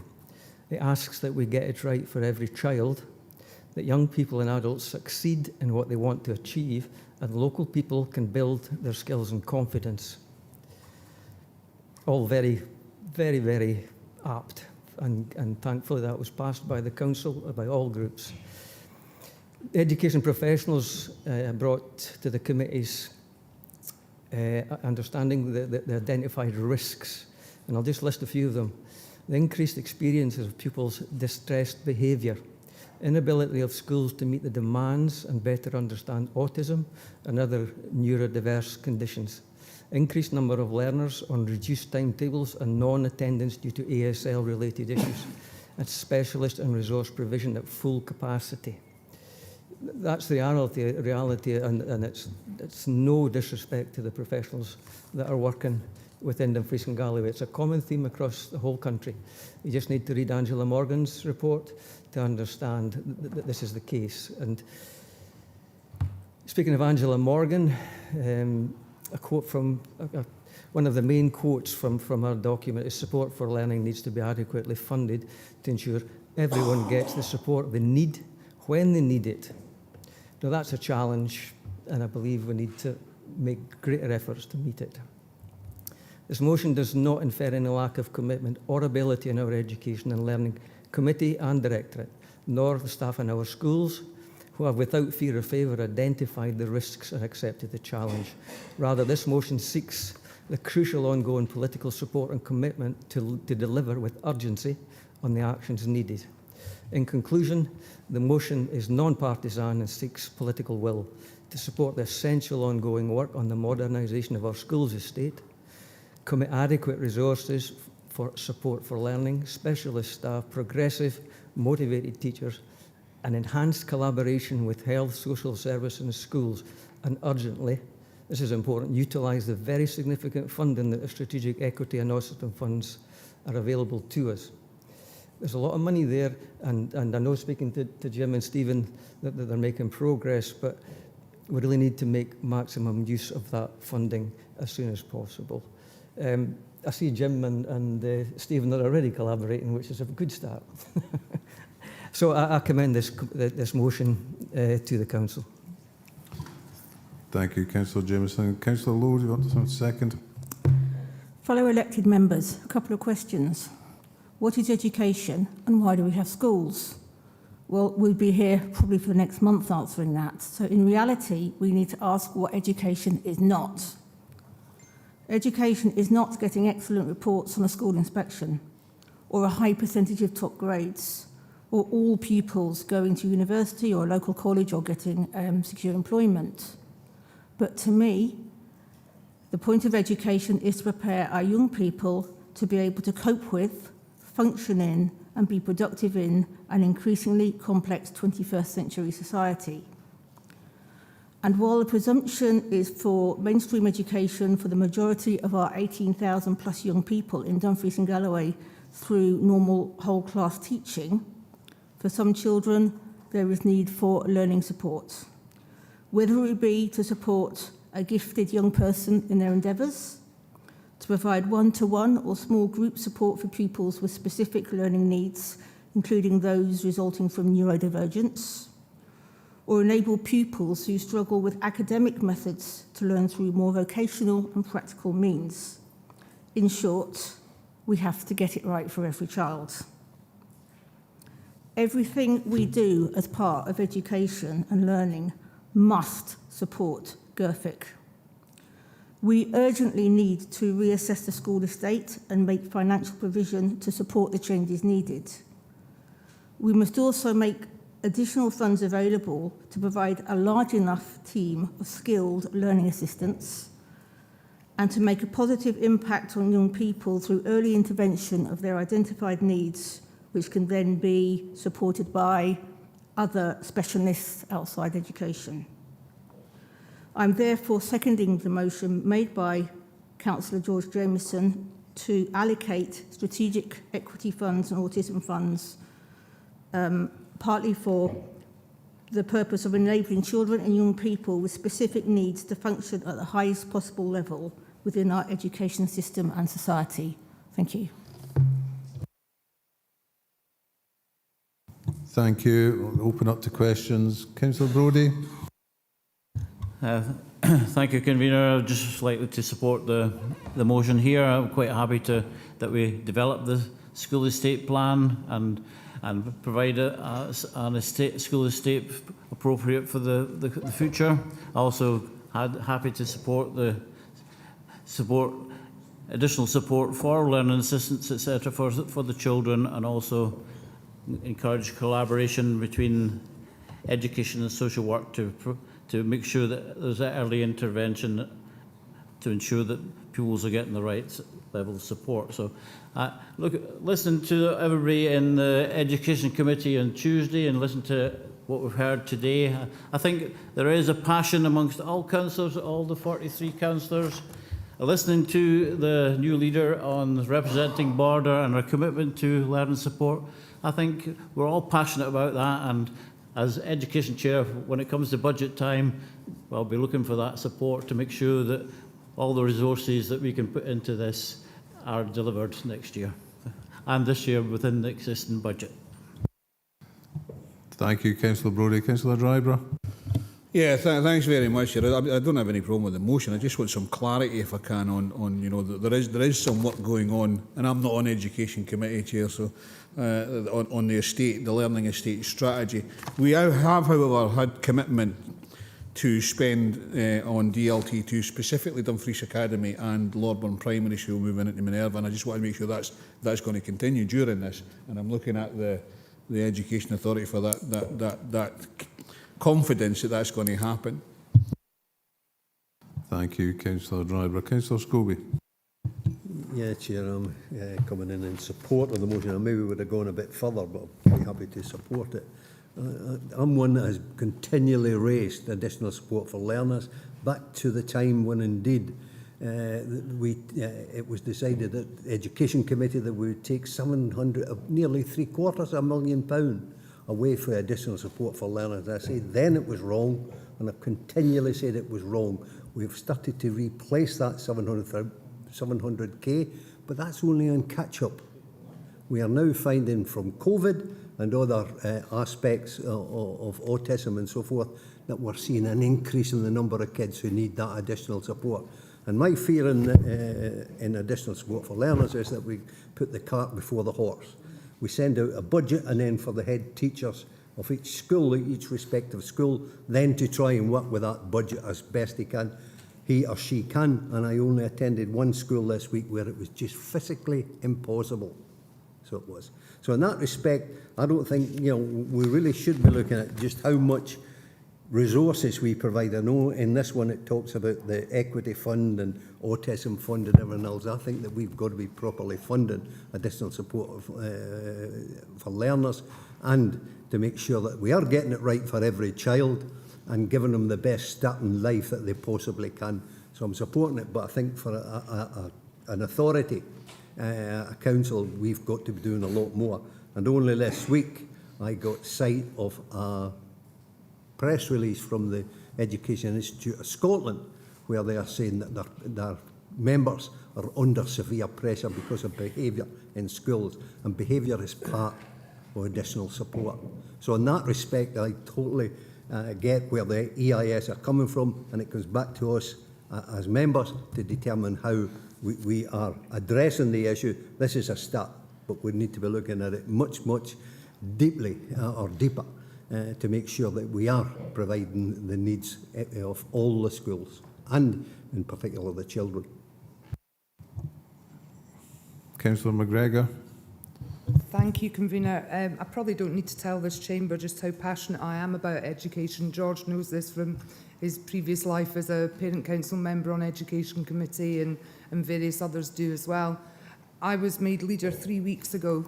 The first thing I did was have a conversation with the Chief Executive around a root and branch review of ASN. I think it's really important that we don't just look at the money end, we look at what the children actually require in the classroom, and actually what support teachers require in the classroom. It's not, it's about the pupils, but we've got hard-working teachers out there that really, really need those extra bodies in the classroom. The second thing I asked for was, and I think all group leaders are in agreement with this, is the review of the capital investment strategy and a re-look at our learning estate. I am absolutely committed to that as leader. I give you that as my promise that I will progress that. I will take ownership of it with my chair and vice chair, and we will back this motion today and do all we can do for every aspect of education. Councillor Hill. Yeah, following on from what everybody said, I'm very passionate about education and making sure we do get it right for every child in Dumfries and Galloway. And a lot of what is said in the motion has been said through education committees. Since I was elected, it's been highlighted by every councillor from every political party that's on that committee, and also the staff across the region who need the extra bodies in the classroom. So I'm quite happy to support it. I was disappointed when we were looking, when I look back through some of the literature that we got earlier, looking at CAM's budget from NHS is at 1%.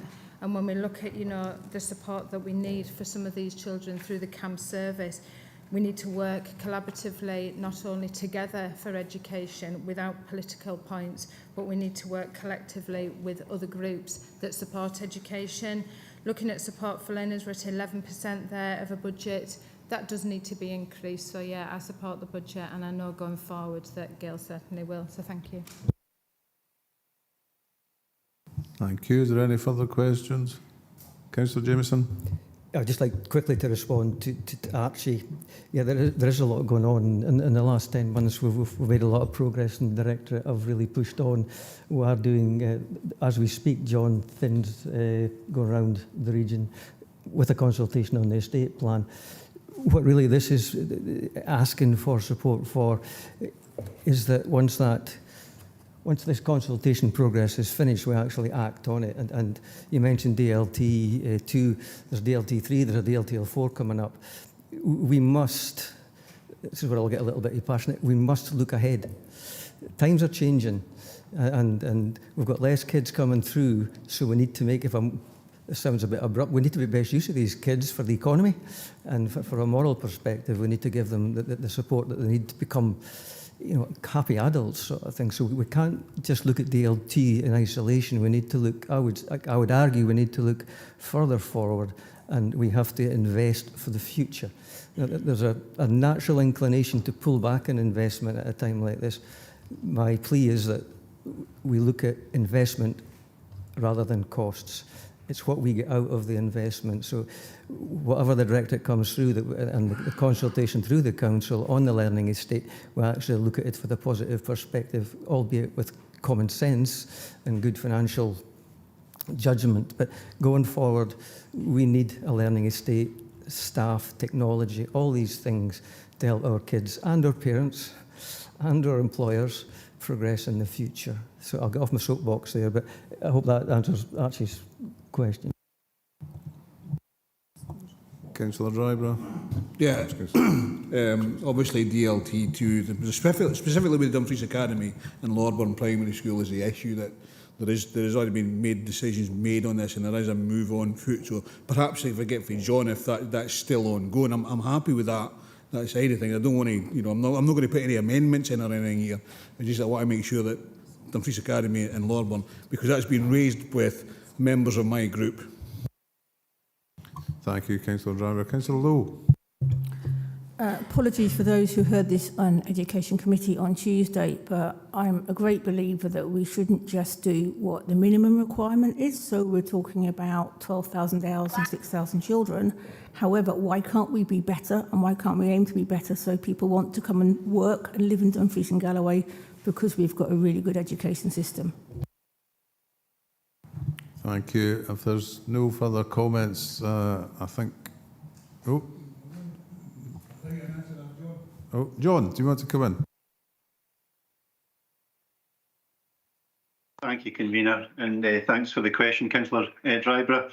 Very direct question, and the question's fairly straightforward coming back. It was obviously discussed at Education and Learning Committee on Tuesday of this week, where members were informed that all systems are go in terms of progress with Dumfries Learning Town Phase 2.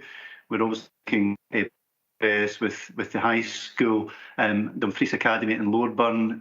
On Tuesday we had a paper which was in terms of the relocation, statutory consultation on the relocation of Lordburn Primary School, which was noted moving forward.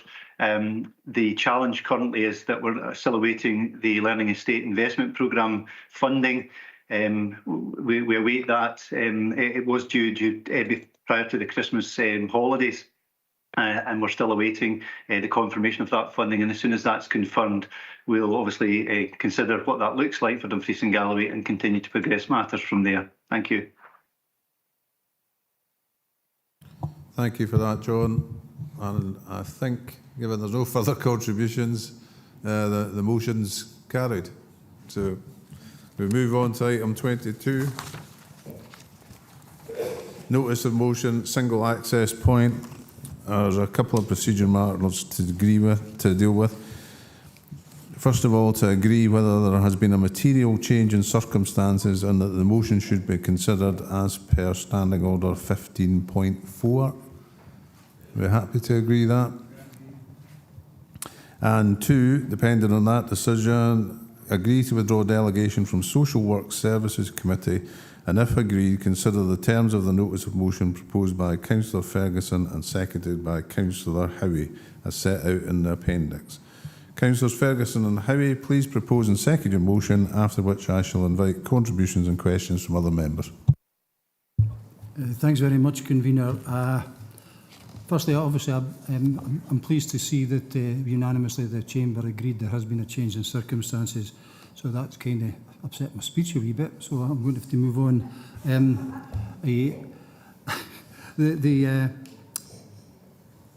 The big problem we have is we as a council, we have an adversarial budget setting process, which pits budget against amendment against counter amendment, and there's no room for negotiation on the day. Because I'm fairly certain if there had been, when Gail said they didn't know about this, but we would have supported that, we would have got consensus on the day, right? So hence the reason why this needs to come back to full council today. And I took Gail at her word, because for me, she's a personal principal. I've known her a long time, and she's normally outspoken and tells you what she thinks, quite bluntly at times. So I think we just need to take this forward. I don't think we need to change it or revoke the decision. I think we need to alter the decision that was taken on the day. So I'll leave it to members to decide and to consider, but I believe officers have highlighted the history, the need, the purpose and the future of the service, and it's set out very clearly in the paper accompanying our notice of motion, which seeks the urgent continuation of funding. The funding, if agreed, will remove the need for the 10 members of staff currently on temporary contracts to be terminated. Their contracts to be terminated, just to be clear, and allow the further development of an invaluable service for all our citizens. This is a service which the current staffing of 21 is currently receiving approximately 800 calls per week from people who find themselves in some form and varied degree of crisis. After all, social work is unlike most other parts of the council, that it deals almost exclusively with people facing some form of risk or need in their or their family's life. The accompanying paper also tells us that the funding is there if we are to agree today, and I would suggest that as set out at 3.12 and 3.13 in the covering report, there is a mechanism for actually funding this to take it forward and fund it for the next 18 months and allow it to develop. And that's it basically, and I would hope I'd get support across the chamber for that. Thank you, Councillor Ferguson. Councillor Howie, would you like to come in to second the motion? Yeah, thank you, Convener. I'll keep this as short as decency allows. I think Andy has perfectly summarised the need for this service, and I don't intend to repeat what he said. However, it is worth noting that the latest food inflation figure has increased to 17.5%, which, when combined with the Bank of England raising interest rates to 4.25%, means that this is a service which will be needed for some time to come. So consequently, I'm happy to second this motion. Thank you, Convener. Thank you. Councillor McGregor. Thank you, Convener. Yeah, very happy to support the motion. I am absolutely a person of my word, and that's why it's contained within our motion later on. I suppose it's just a question around where the funding will be identified from, because certainly in our motion we were looking to use a loan charge underspend, whereas I think in yours it says administration budget underspend. So it's maybe just clarity from Paul as to the best mechanism for covering the cost of this, but otherwise very happy to support. Just for clarity, Convener, I actually said, as set out at 3.12 and 3.13 in the paper, which is, I think, what Paul's got to come in and say. Thank you, Paul. Would you like to confirm that? Yes, just to confirm, as Councillor Ferguson says, and as set out in the report, this is also from the loan charges underspend that's previously been reported to members. So just to confirm that. Thank you. Agreed. There we go. Another one done.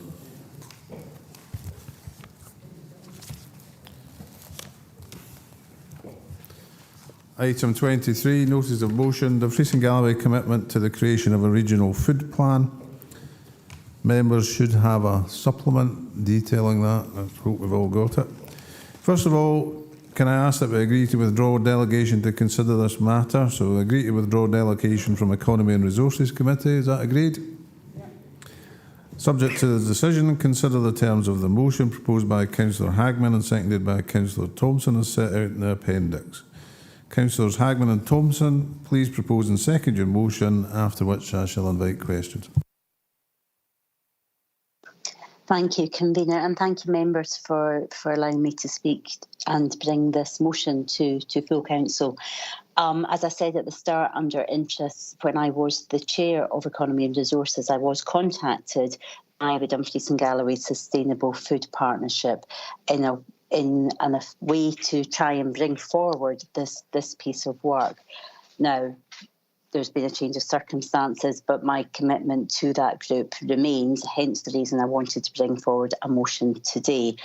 So just in terms of a bit of background, I mean, I don't need to tell anyone in the Chamber today how valuable the food and drink industry is to Dumfries and Galloway.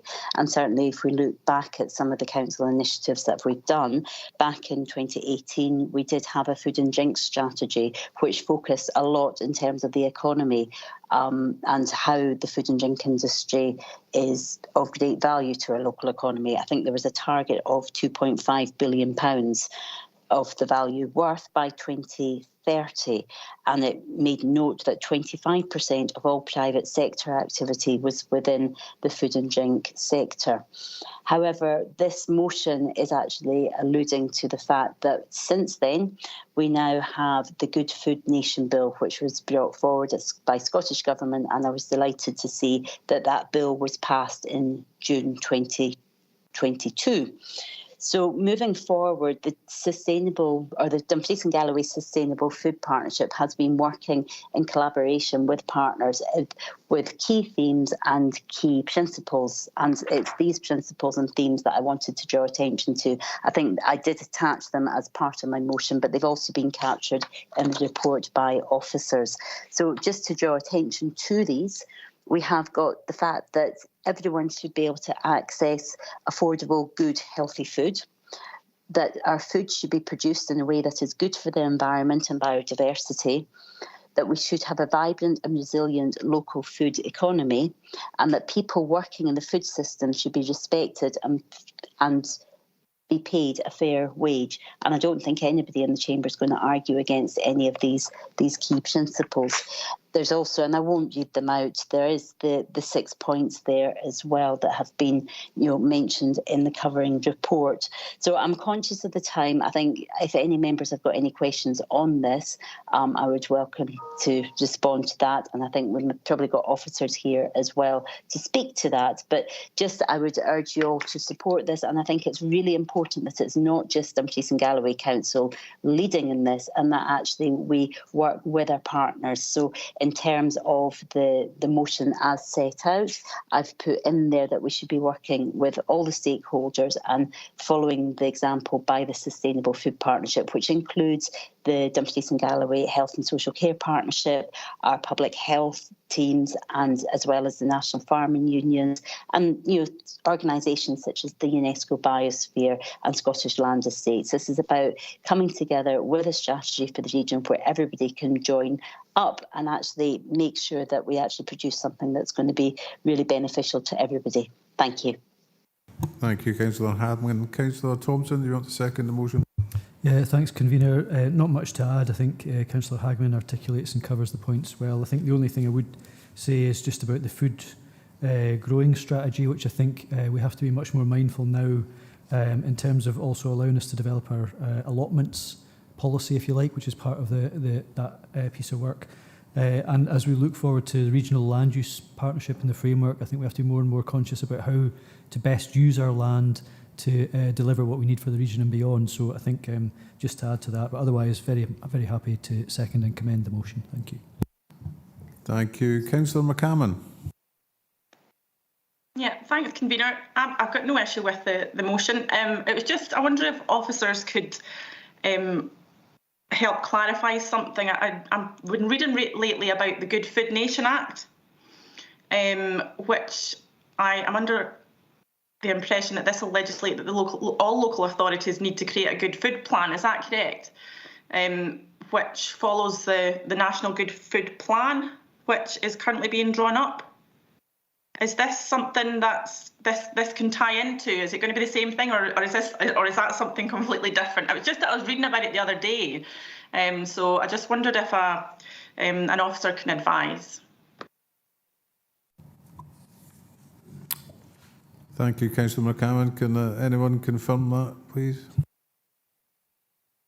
Chair, I think Harry's there as well, but I just want Harry to... is going to deal with it. Okay, no, thank you. All right, thanks through you, Convener. Yes, it's exactly the same subject matter, and that would very much form part of our council's duty to discharge. Yeah. Thanks, Harry. I just suppose the clarification is there'll be no duplication of work, I suppose. It's all for the same cause. So, you know, if this is the motion, if this is the right way of progressing forward, rather than waiting on the national, then that's fine. Thank you. Harry, I think that the question then is, are the work streams co-aligned? Yes, certainly if members are minded, the proposal would be to bring forward a report to Economy and Resources Committee that obviously officers would collaborate as required across services and come up with a framework for taking this forward, as well as, I would suggest, an appropriate consultation mandate that would then outline exactly who the key stakeholders in the process would have to follow to take it forward. Hopefully that's helpful, convener. Thank you. Thank you. Councillor Bell. Thanks, Chair. As you probably all know, that I'm from the farming background, of member of the NFU as well, which is on my declaration of interest. Wondering what consultations you've done with the NFU on this, and Quality Meat Scotland. I'm a great believer in putting red meat in the plate and promoting the farmers within Dumfries and Galloway. So the problem that I'm concerned about, there's no concerns with this document here. It's you know, we're going down this agenda, this carbon green agenda, to put more trees and take the farmers out. The more trees are planted in this region, the less food we can have on our plate, and less local food, and local businesses. We need to be promoting local businesses, but the tree policy, as far as I'm concerned, you know, it should be in some upland areas, but I think we're pushing this too far. We should be focused on local food and delivering quality food. So I would like to see some more red meat introduced into this area, red meat through schools, pork and all the traditional foods we had in the past. Thank you, Councillor Bell. I think that part of that comes back to Councillor Thompson with the land use strategy as well, you know, because I'm well aware of the fact that we can't actually eat trees. So, well, I certainly couldn't have burned them. Councillor Hislop. Chair, thanks for that. I note that the Good Food Nation bill is coming from the Scottish Government. Is there funding coming with that which will feed into our local development of a plan? Because are we sort of ahead of the game here and we're going to miss out on funding because we've actually done the plan prior to the Scottish Government possibly giving us some money? Can anybody answer that? Oh, Councillor Hagman, I think, is prepared to answer that question. Yeah, no, I'm happy to come in, convener. Certainly, in terms of leading the way, we wouldn't actually be leading the way on this because Glasgow City Council have actually done a lot of work. Now, I appreciate that they are a city council, not a rural one, but I'm also aware that South Lanarkshire, in terms of looking at a future plan, have also done a significant piece of work. So other local authorities have done that. Should there be additional funding coming down from Scottish Government, then Dumfries and Galloway would get our allocation as per the distribution models that are agreed through the national frameworks on that. So I would just probably highlight that even if we've done a piece of work ahead of legislation and potential funding, we would still be getting our allocation of that funding, I would imagine. Thank you. Thank you. Have we any further questions? It doesn't look like. So I think we're agreeing the motion. That's another one done. Thank you very much.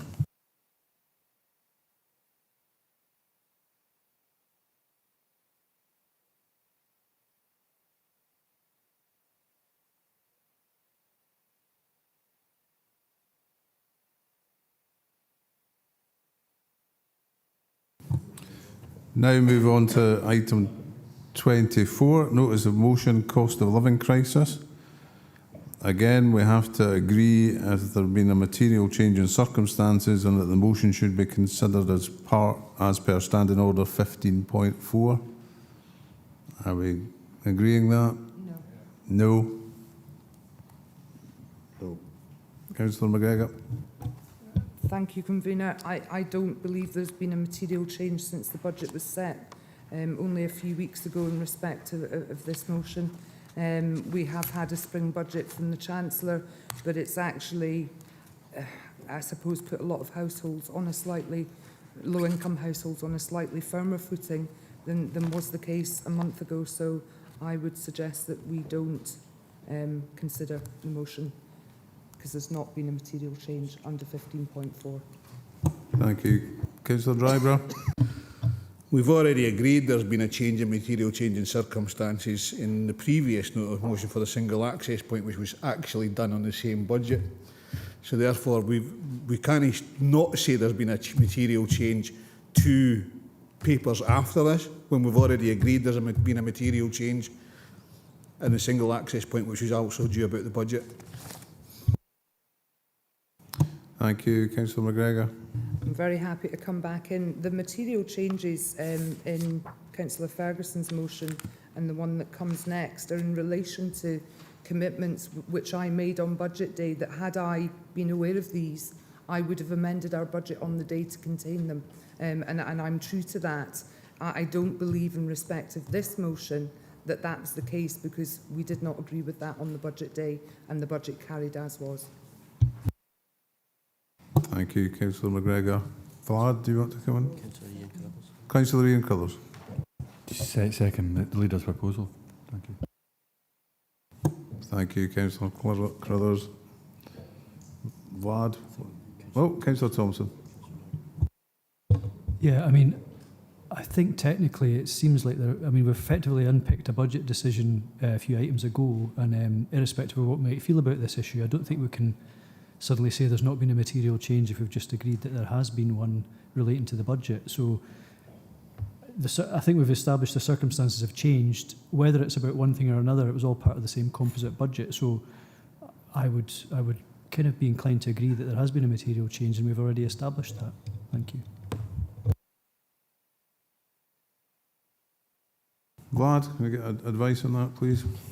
I think that particular question is over to members, convener, and that's why it's there. So you've got that 15.4, and ultimately it's a decision whether there has been or hasn't been a material change. It's not for officers to decide upon that. So the standing orders, as it stands, asks the question whether there has been or hasn't been.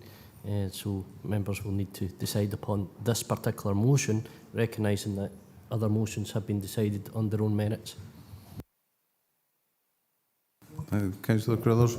If I'm correct, it's a procedural motion in real terms. That would take precedence. It's been a motion. If there's an amendment, we can go to the vote, and then we either proceed or we can stay where we are. Councillor Dryburgh. Yeah, thanks, Chair. I mean, obviously, Councillor McGregor's put the motion forward that there hasn't been. I should put an amendment forward saying that there has been a material change in regard to the change of circumstances with regards 15.4 because of what said the previous report. I don't think it is a motion and amendment, is that correct? Vlad. Thank you, convener. Just to read 15.4, just to make it clear, is obviously a decision has been taken within 6 months, and ultimately, unless it is preceded by a motion supported by 2/3 of the members present and voting, there's been a material change in circumstances, and that the motion should be considered. So that's in essence what is part one of that motion, and therefore we are going to vote on this one simply on that basis. So it's simply whether there has been a material change or there's not a material change, and we'll go through that vote. I'll ask my colleague Fraser just to put that up. I don't know if Councillor Thompson wishes to speak. It was just to formally second on this matter alone that there has been a material change, to second that. Yeah.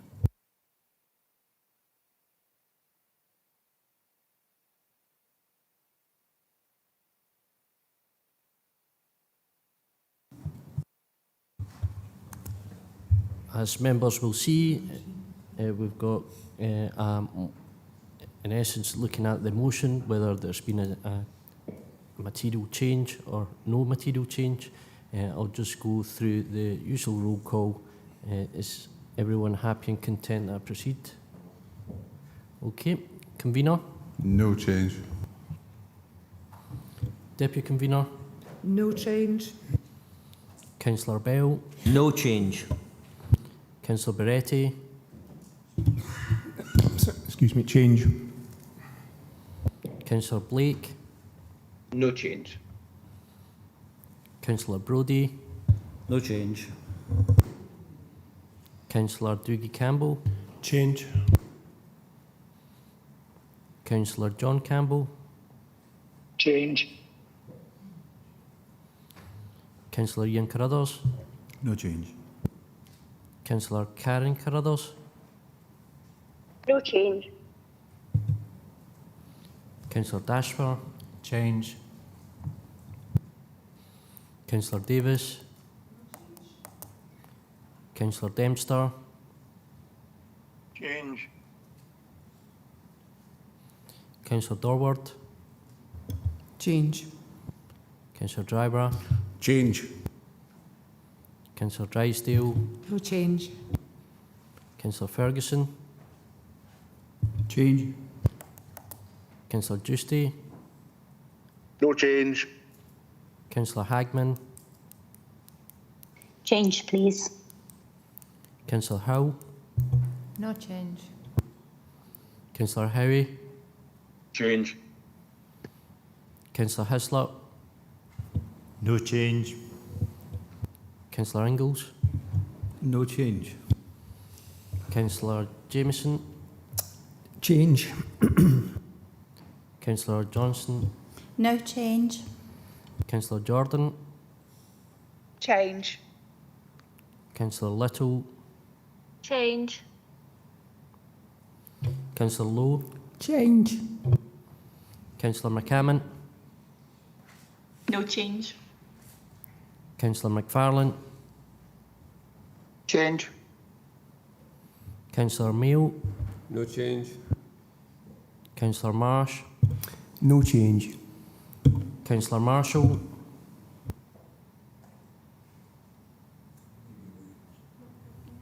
Might be away. Yeah. Councillor Scobie. I think he's also away on. Councillor Slater. No change. Councillor Stevenson. Also not here. Councillor Stitt. Change. Councillor Thompson. Change. Councillor Walters. Change. Councillor Wilson. Change. Councillor Wood. No change. Councillor Young. Change.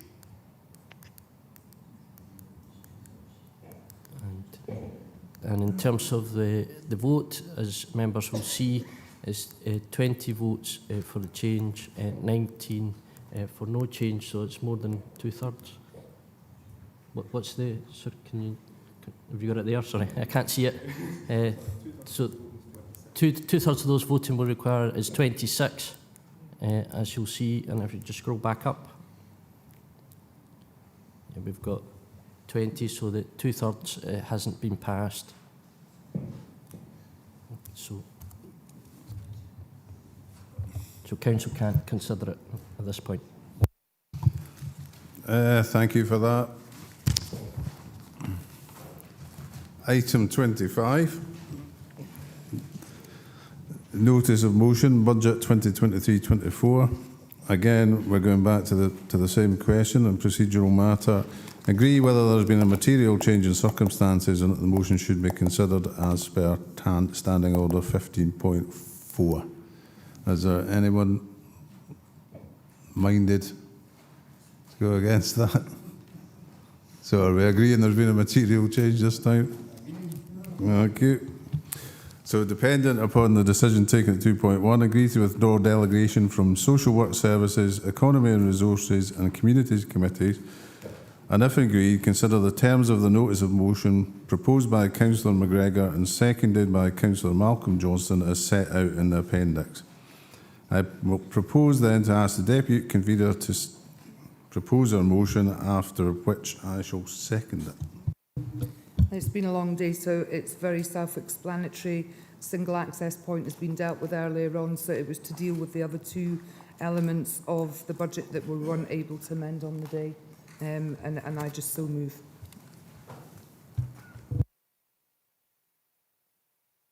Thank you. That's quite straightforward. I second that motion. Councillor Dryburgh. Thank you very much, Chair.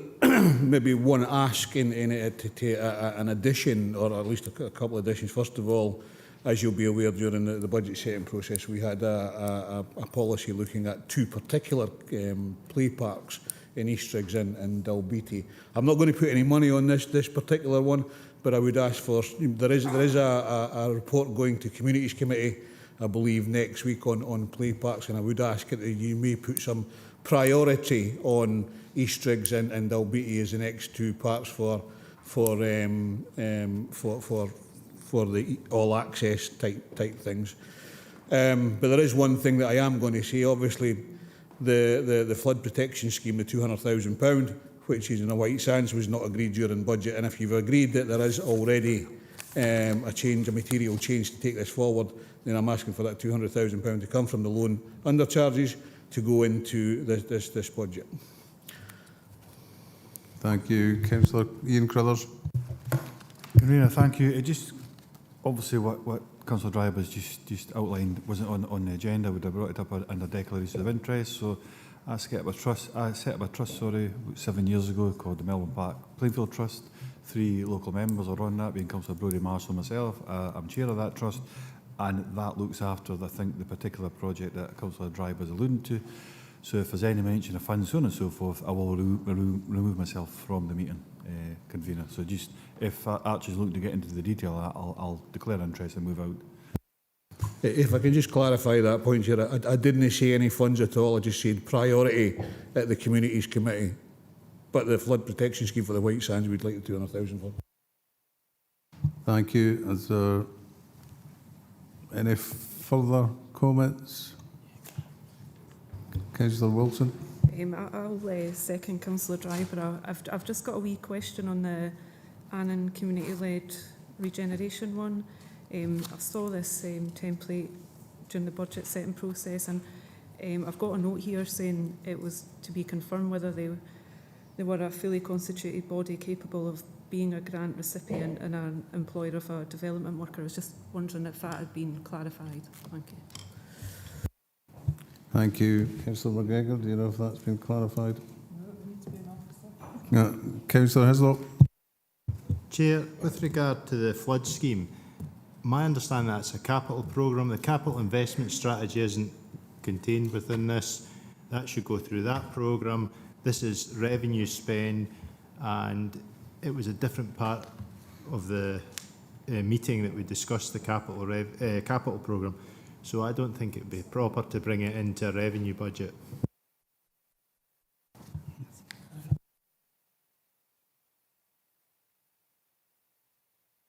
Thank you. Lorna. Just checking with Councillor Wilson, we're talking about the History Town particularly, or the harbour? The harbour? The harbour is, and it has received money from the council before in terms of allocations under the Community-Led Economic Regeneration Fund to support the project development, so it can handle that. Thank you. Vlad, do you want to come in? Yes, thank you, Convener. Just sorry to come back to this, but when the decision for this particular motion as tabled and there was agreement to that material change, it didn't include the White Sands within that White Sands part was brought in later. Now, if we were to again consider the White Sands, which was a very clear decision of the council at the time, it would require that 2/3 standing order 15.4. So sorry to be a lawyer about it. If that's the case here, I do want to go through that because I think it'll be a waste of time. All right, so let's withdraw that one, but and then we'll discuss this outside in the leaders. I think the leaders panel and things like that. However, I would like to see some priority on the 2 play parks, if that's okay. Councillor Dryburgh, I'm not going to change the motion here today as written. We have processes through committee structures. We have a park strategy, which I'm sure members will be very capable of prioritising, and hopefully you'll get the support you require there. But this was for 3 very specific things that should have been picked up on budget day. It's not for a wish list for all members in the chamber to suddenly ask me to add a plethora of things to my motion. So the motion is as is, but we will continue in those discussions around other things. Okay. Councillor Thompson? Yeah, thanks, Convener. No, I'm accepting that there has been a material change, and I'm sure we'd probably argue about that for days to come. We're only doing the two elements here today, which is the Armed Forces support and the Annan community regeneration elements, which I gather are contained within existing revenue budgets anyway, so the 366k has already been agreed, so effectively that's taken out of the equation. In terms of the capital side and the parks, I've got no issue in going through our process, and I know Eastriggs and Dalbeattie were both mentioned. I think Dalbeattie is one of the 5 parks in the first tranche being raised at the community committee, so I'm sure that discussion can happen, but given that it's been aired here and it's a committee coming up in the next few days, and there is capital monies available from Scottish Government going forward, then I'm sure members will be happy to take into account Councillor Driver's plea for that and be able to take that forward. But otherwise happy to agree what the remaining elements of this that haven't been dealt with already. Thank you. Thank you. So we can just move to the motion, which, as has been explained, the access points have already been dealt with. So it just deals with the Annan community regeneration and the armed forces support for 4 years. Are we happy to agree that? Agreed. Thank you.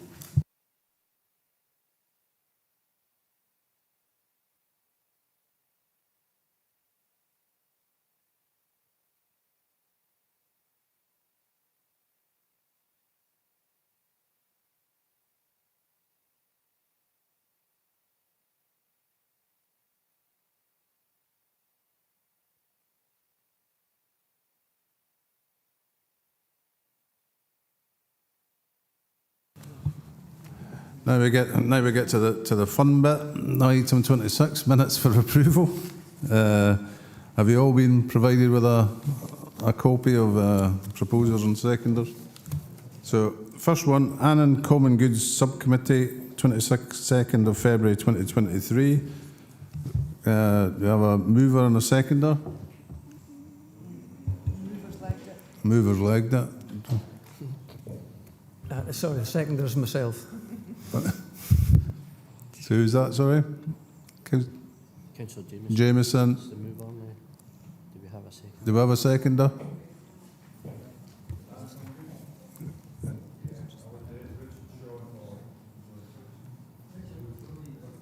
Richard Brodie is down as the proposer, but is he still here? Yeah. So we'll just scrap that. All right, okay, we can get them then. Audit, Risk and Scrutiny Committee, 21st of February. Happy to second. Employment and Appeals Subcommittee, 14th of February. Happy to move. Happy to second. Thank you. Kirkcudbright Common Good Fund Subcommittee, 29th of November 2022. Is Andy McFarlane still there? Yeah, I was just trying to find my list so I could check it. Yes, I'll move that, thanks. Happy to Kim, second. thank you. Kirkcudbright Common Good Fund Subcommittee, 15th of March 2023. Okay. Ian Howie.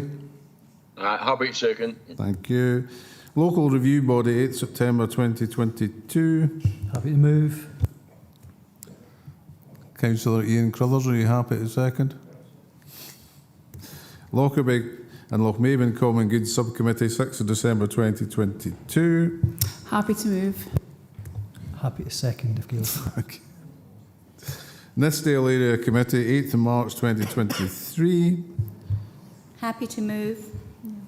Happy to second, convener. Thank you. Pensions Subcommittee, 2nd of March 2023. Moved. I'll second. Pensions Subcommittee, 2nd of March 2023. Moved. And I'll second that as well. Police, Fire and Rescue Subcommittee, 2nd December 2022. Happy to move. Second. Thank you.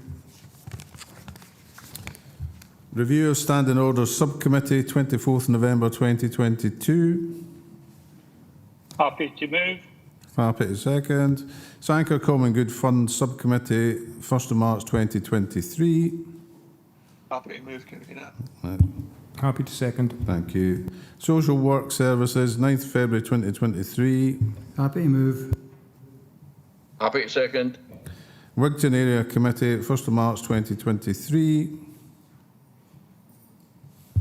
Happy to move. Happy to second. There we go. Thank you. Go back to the first one. Oh, Councillor there's Richard. Richard. Going back to Annan Common Good Fund Subcommittee, 22nd February 2023. Richard. Move. George. Yeah, I'm happy to. Thank you. It's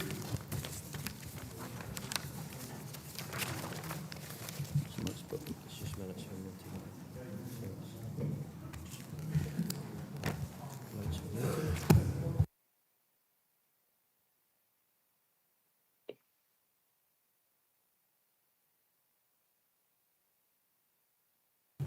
Item 27, minutes for noting. Noted. Thank you. Any other business deemed urgent by the Chair due to the need for a decision? I've not been advised of any other business deemed urgent. So now we move on to item 29, Local Government Scotland Act 1973. To exclude the public from the meeting in terms of section 50A 4 and paragraph 1 of part 1 of schedule 7A of the Local Government Scotland Act 1973. Is that agreed? Thank you. Well, I think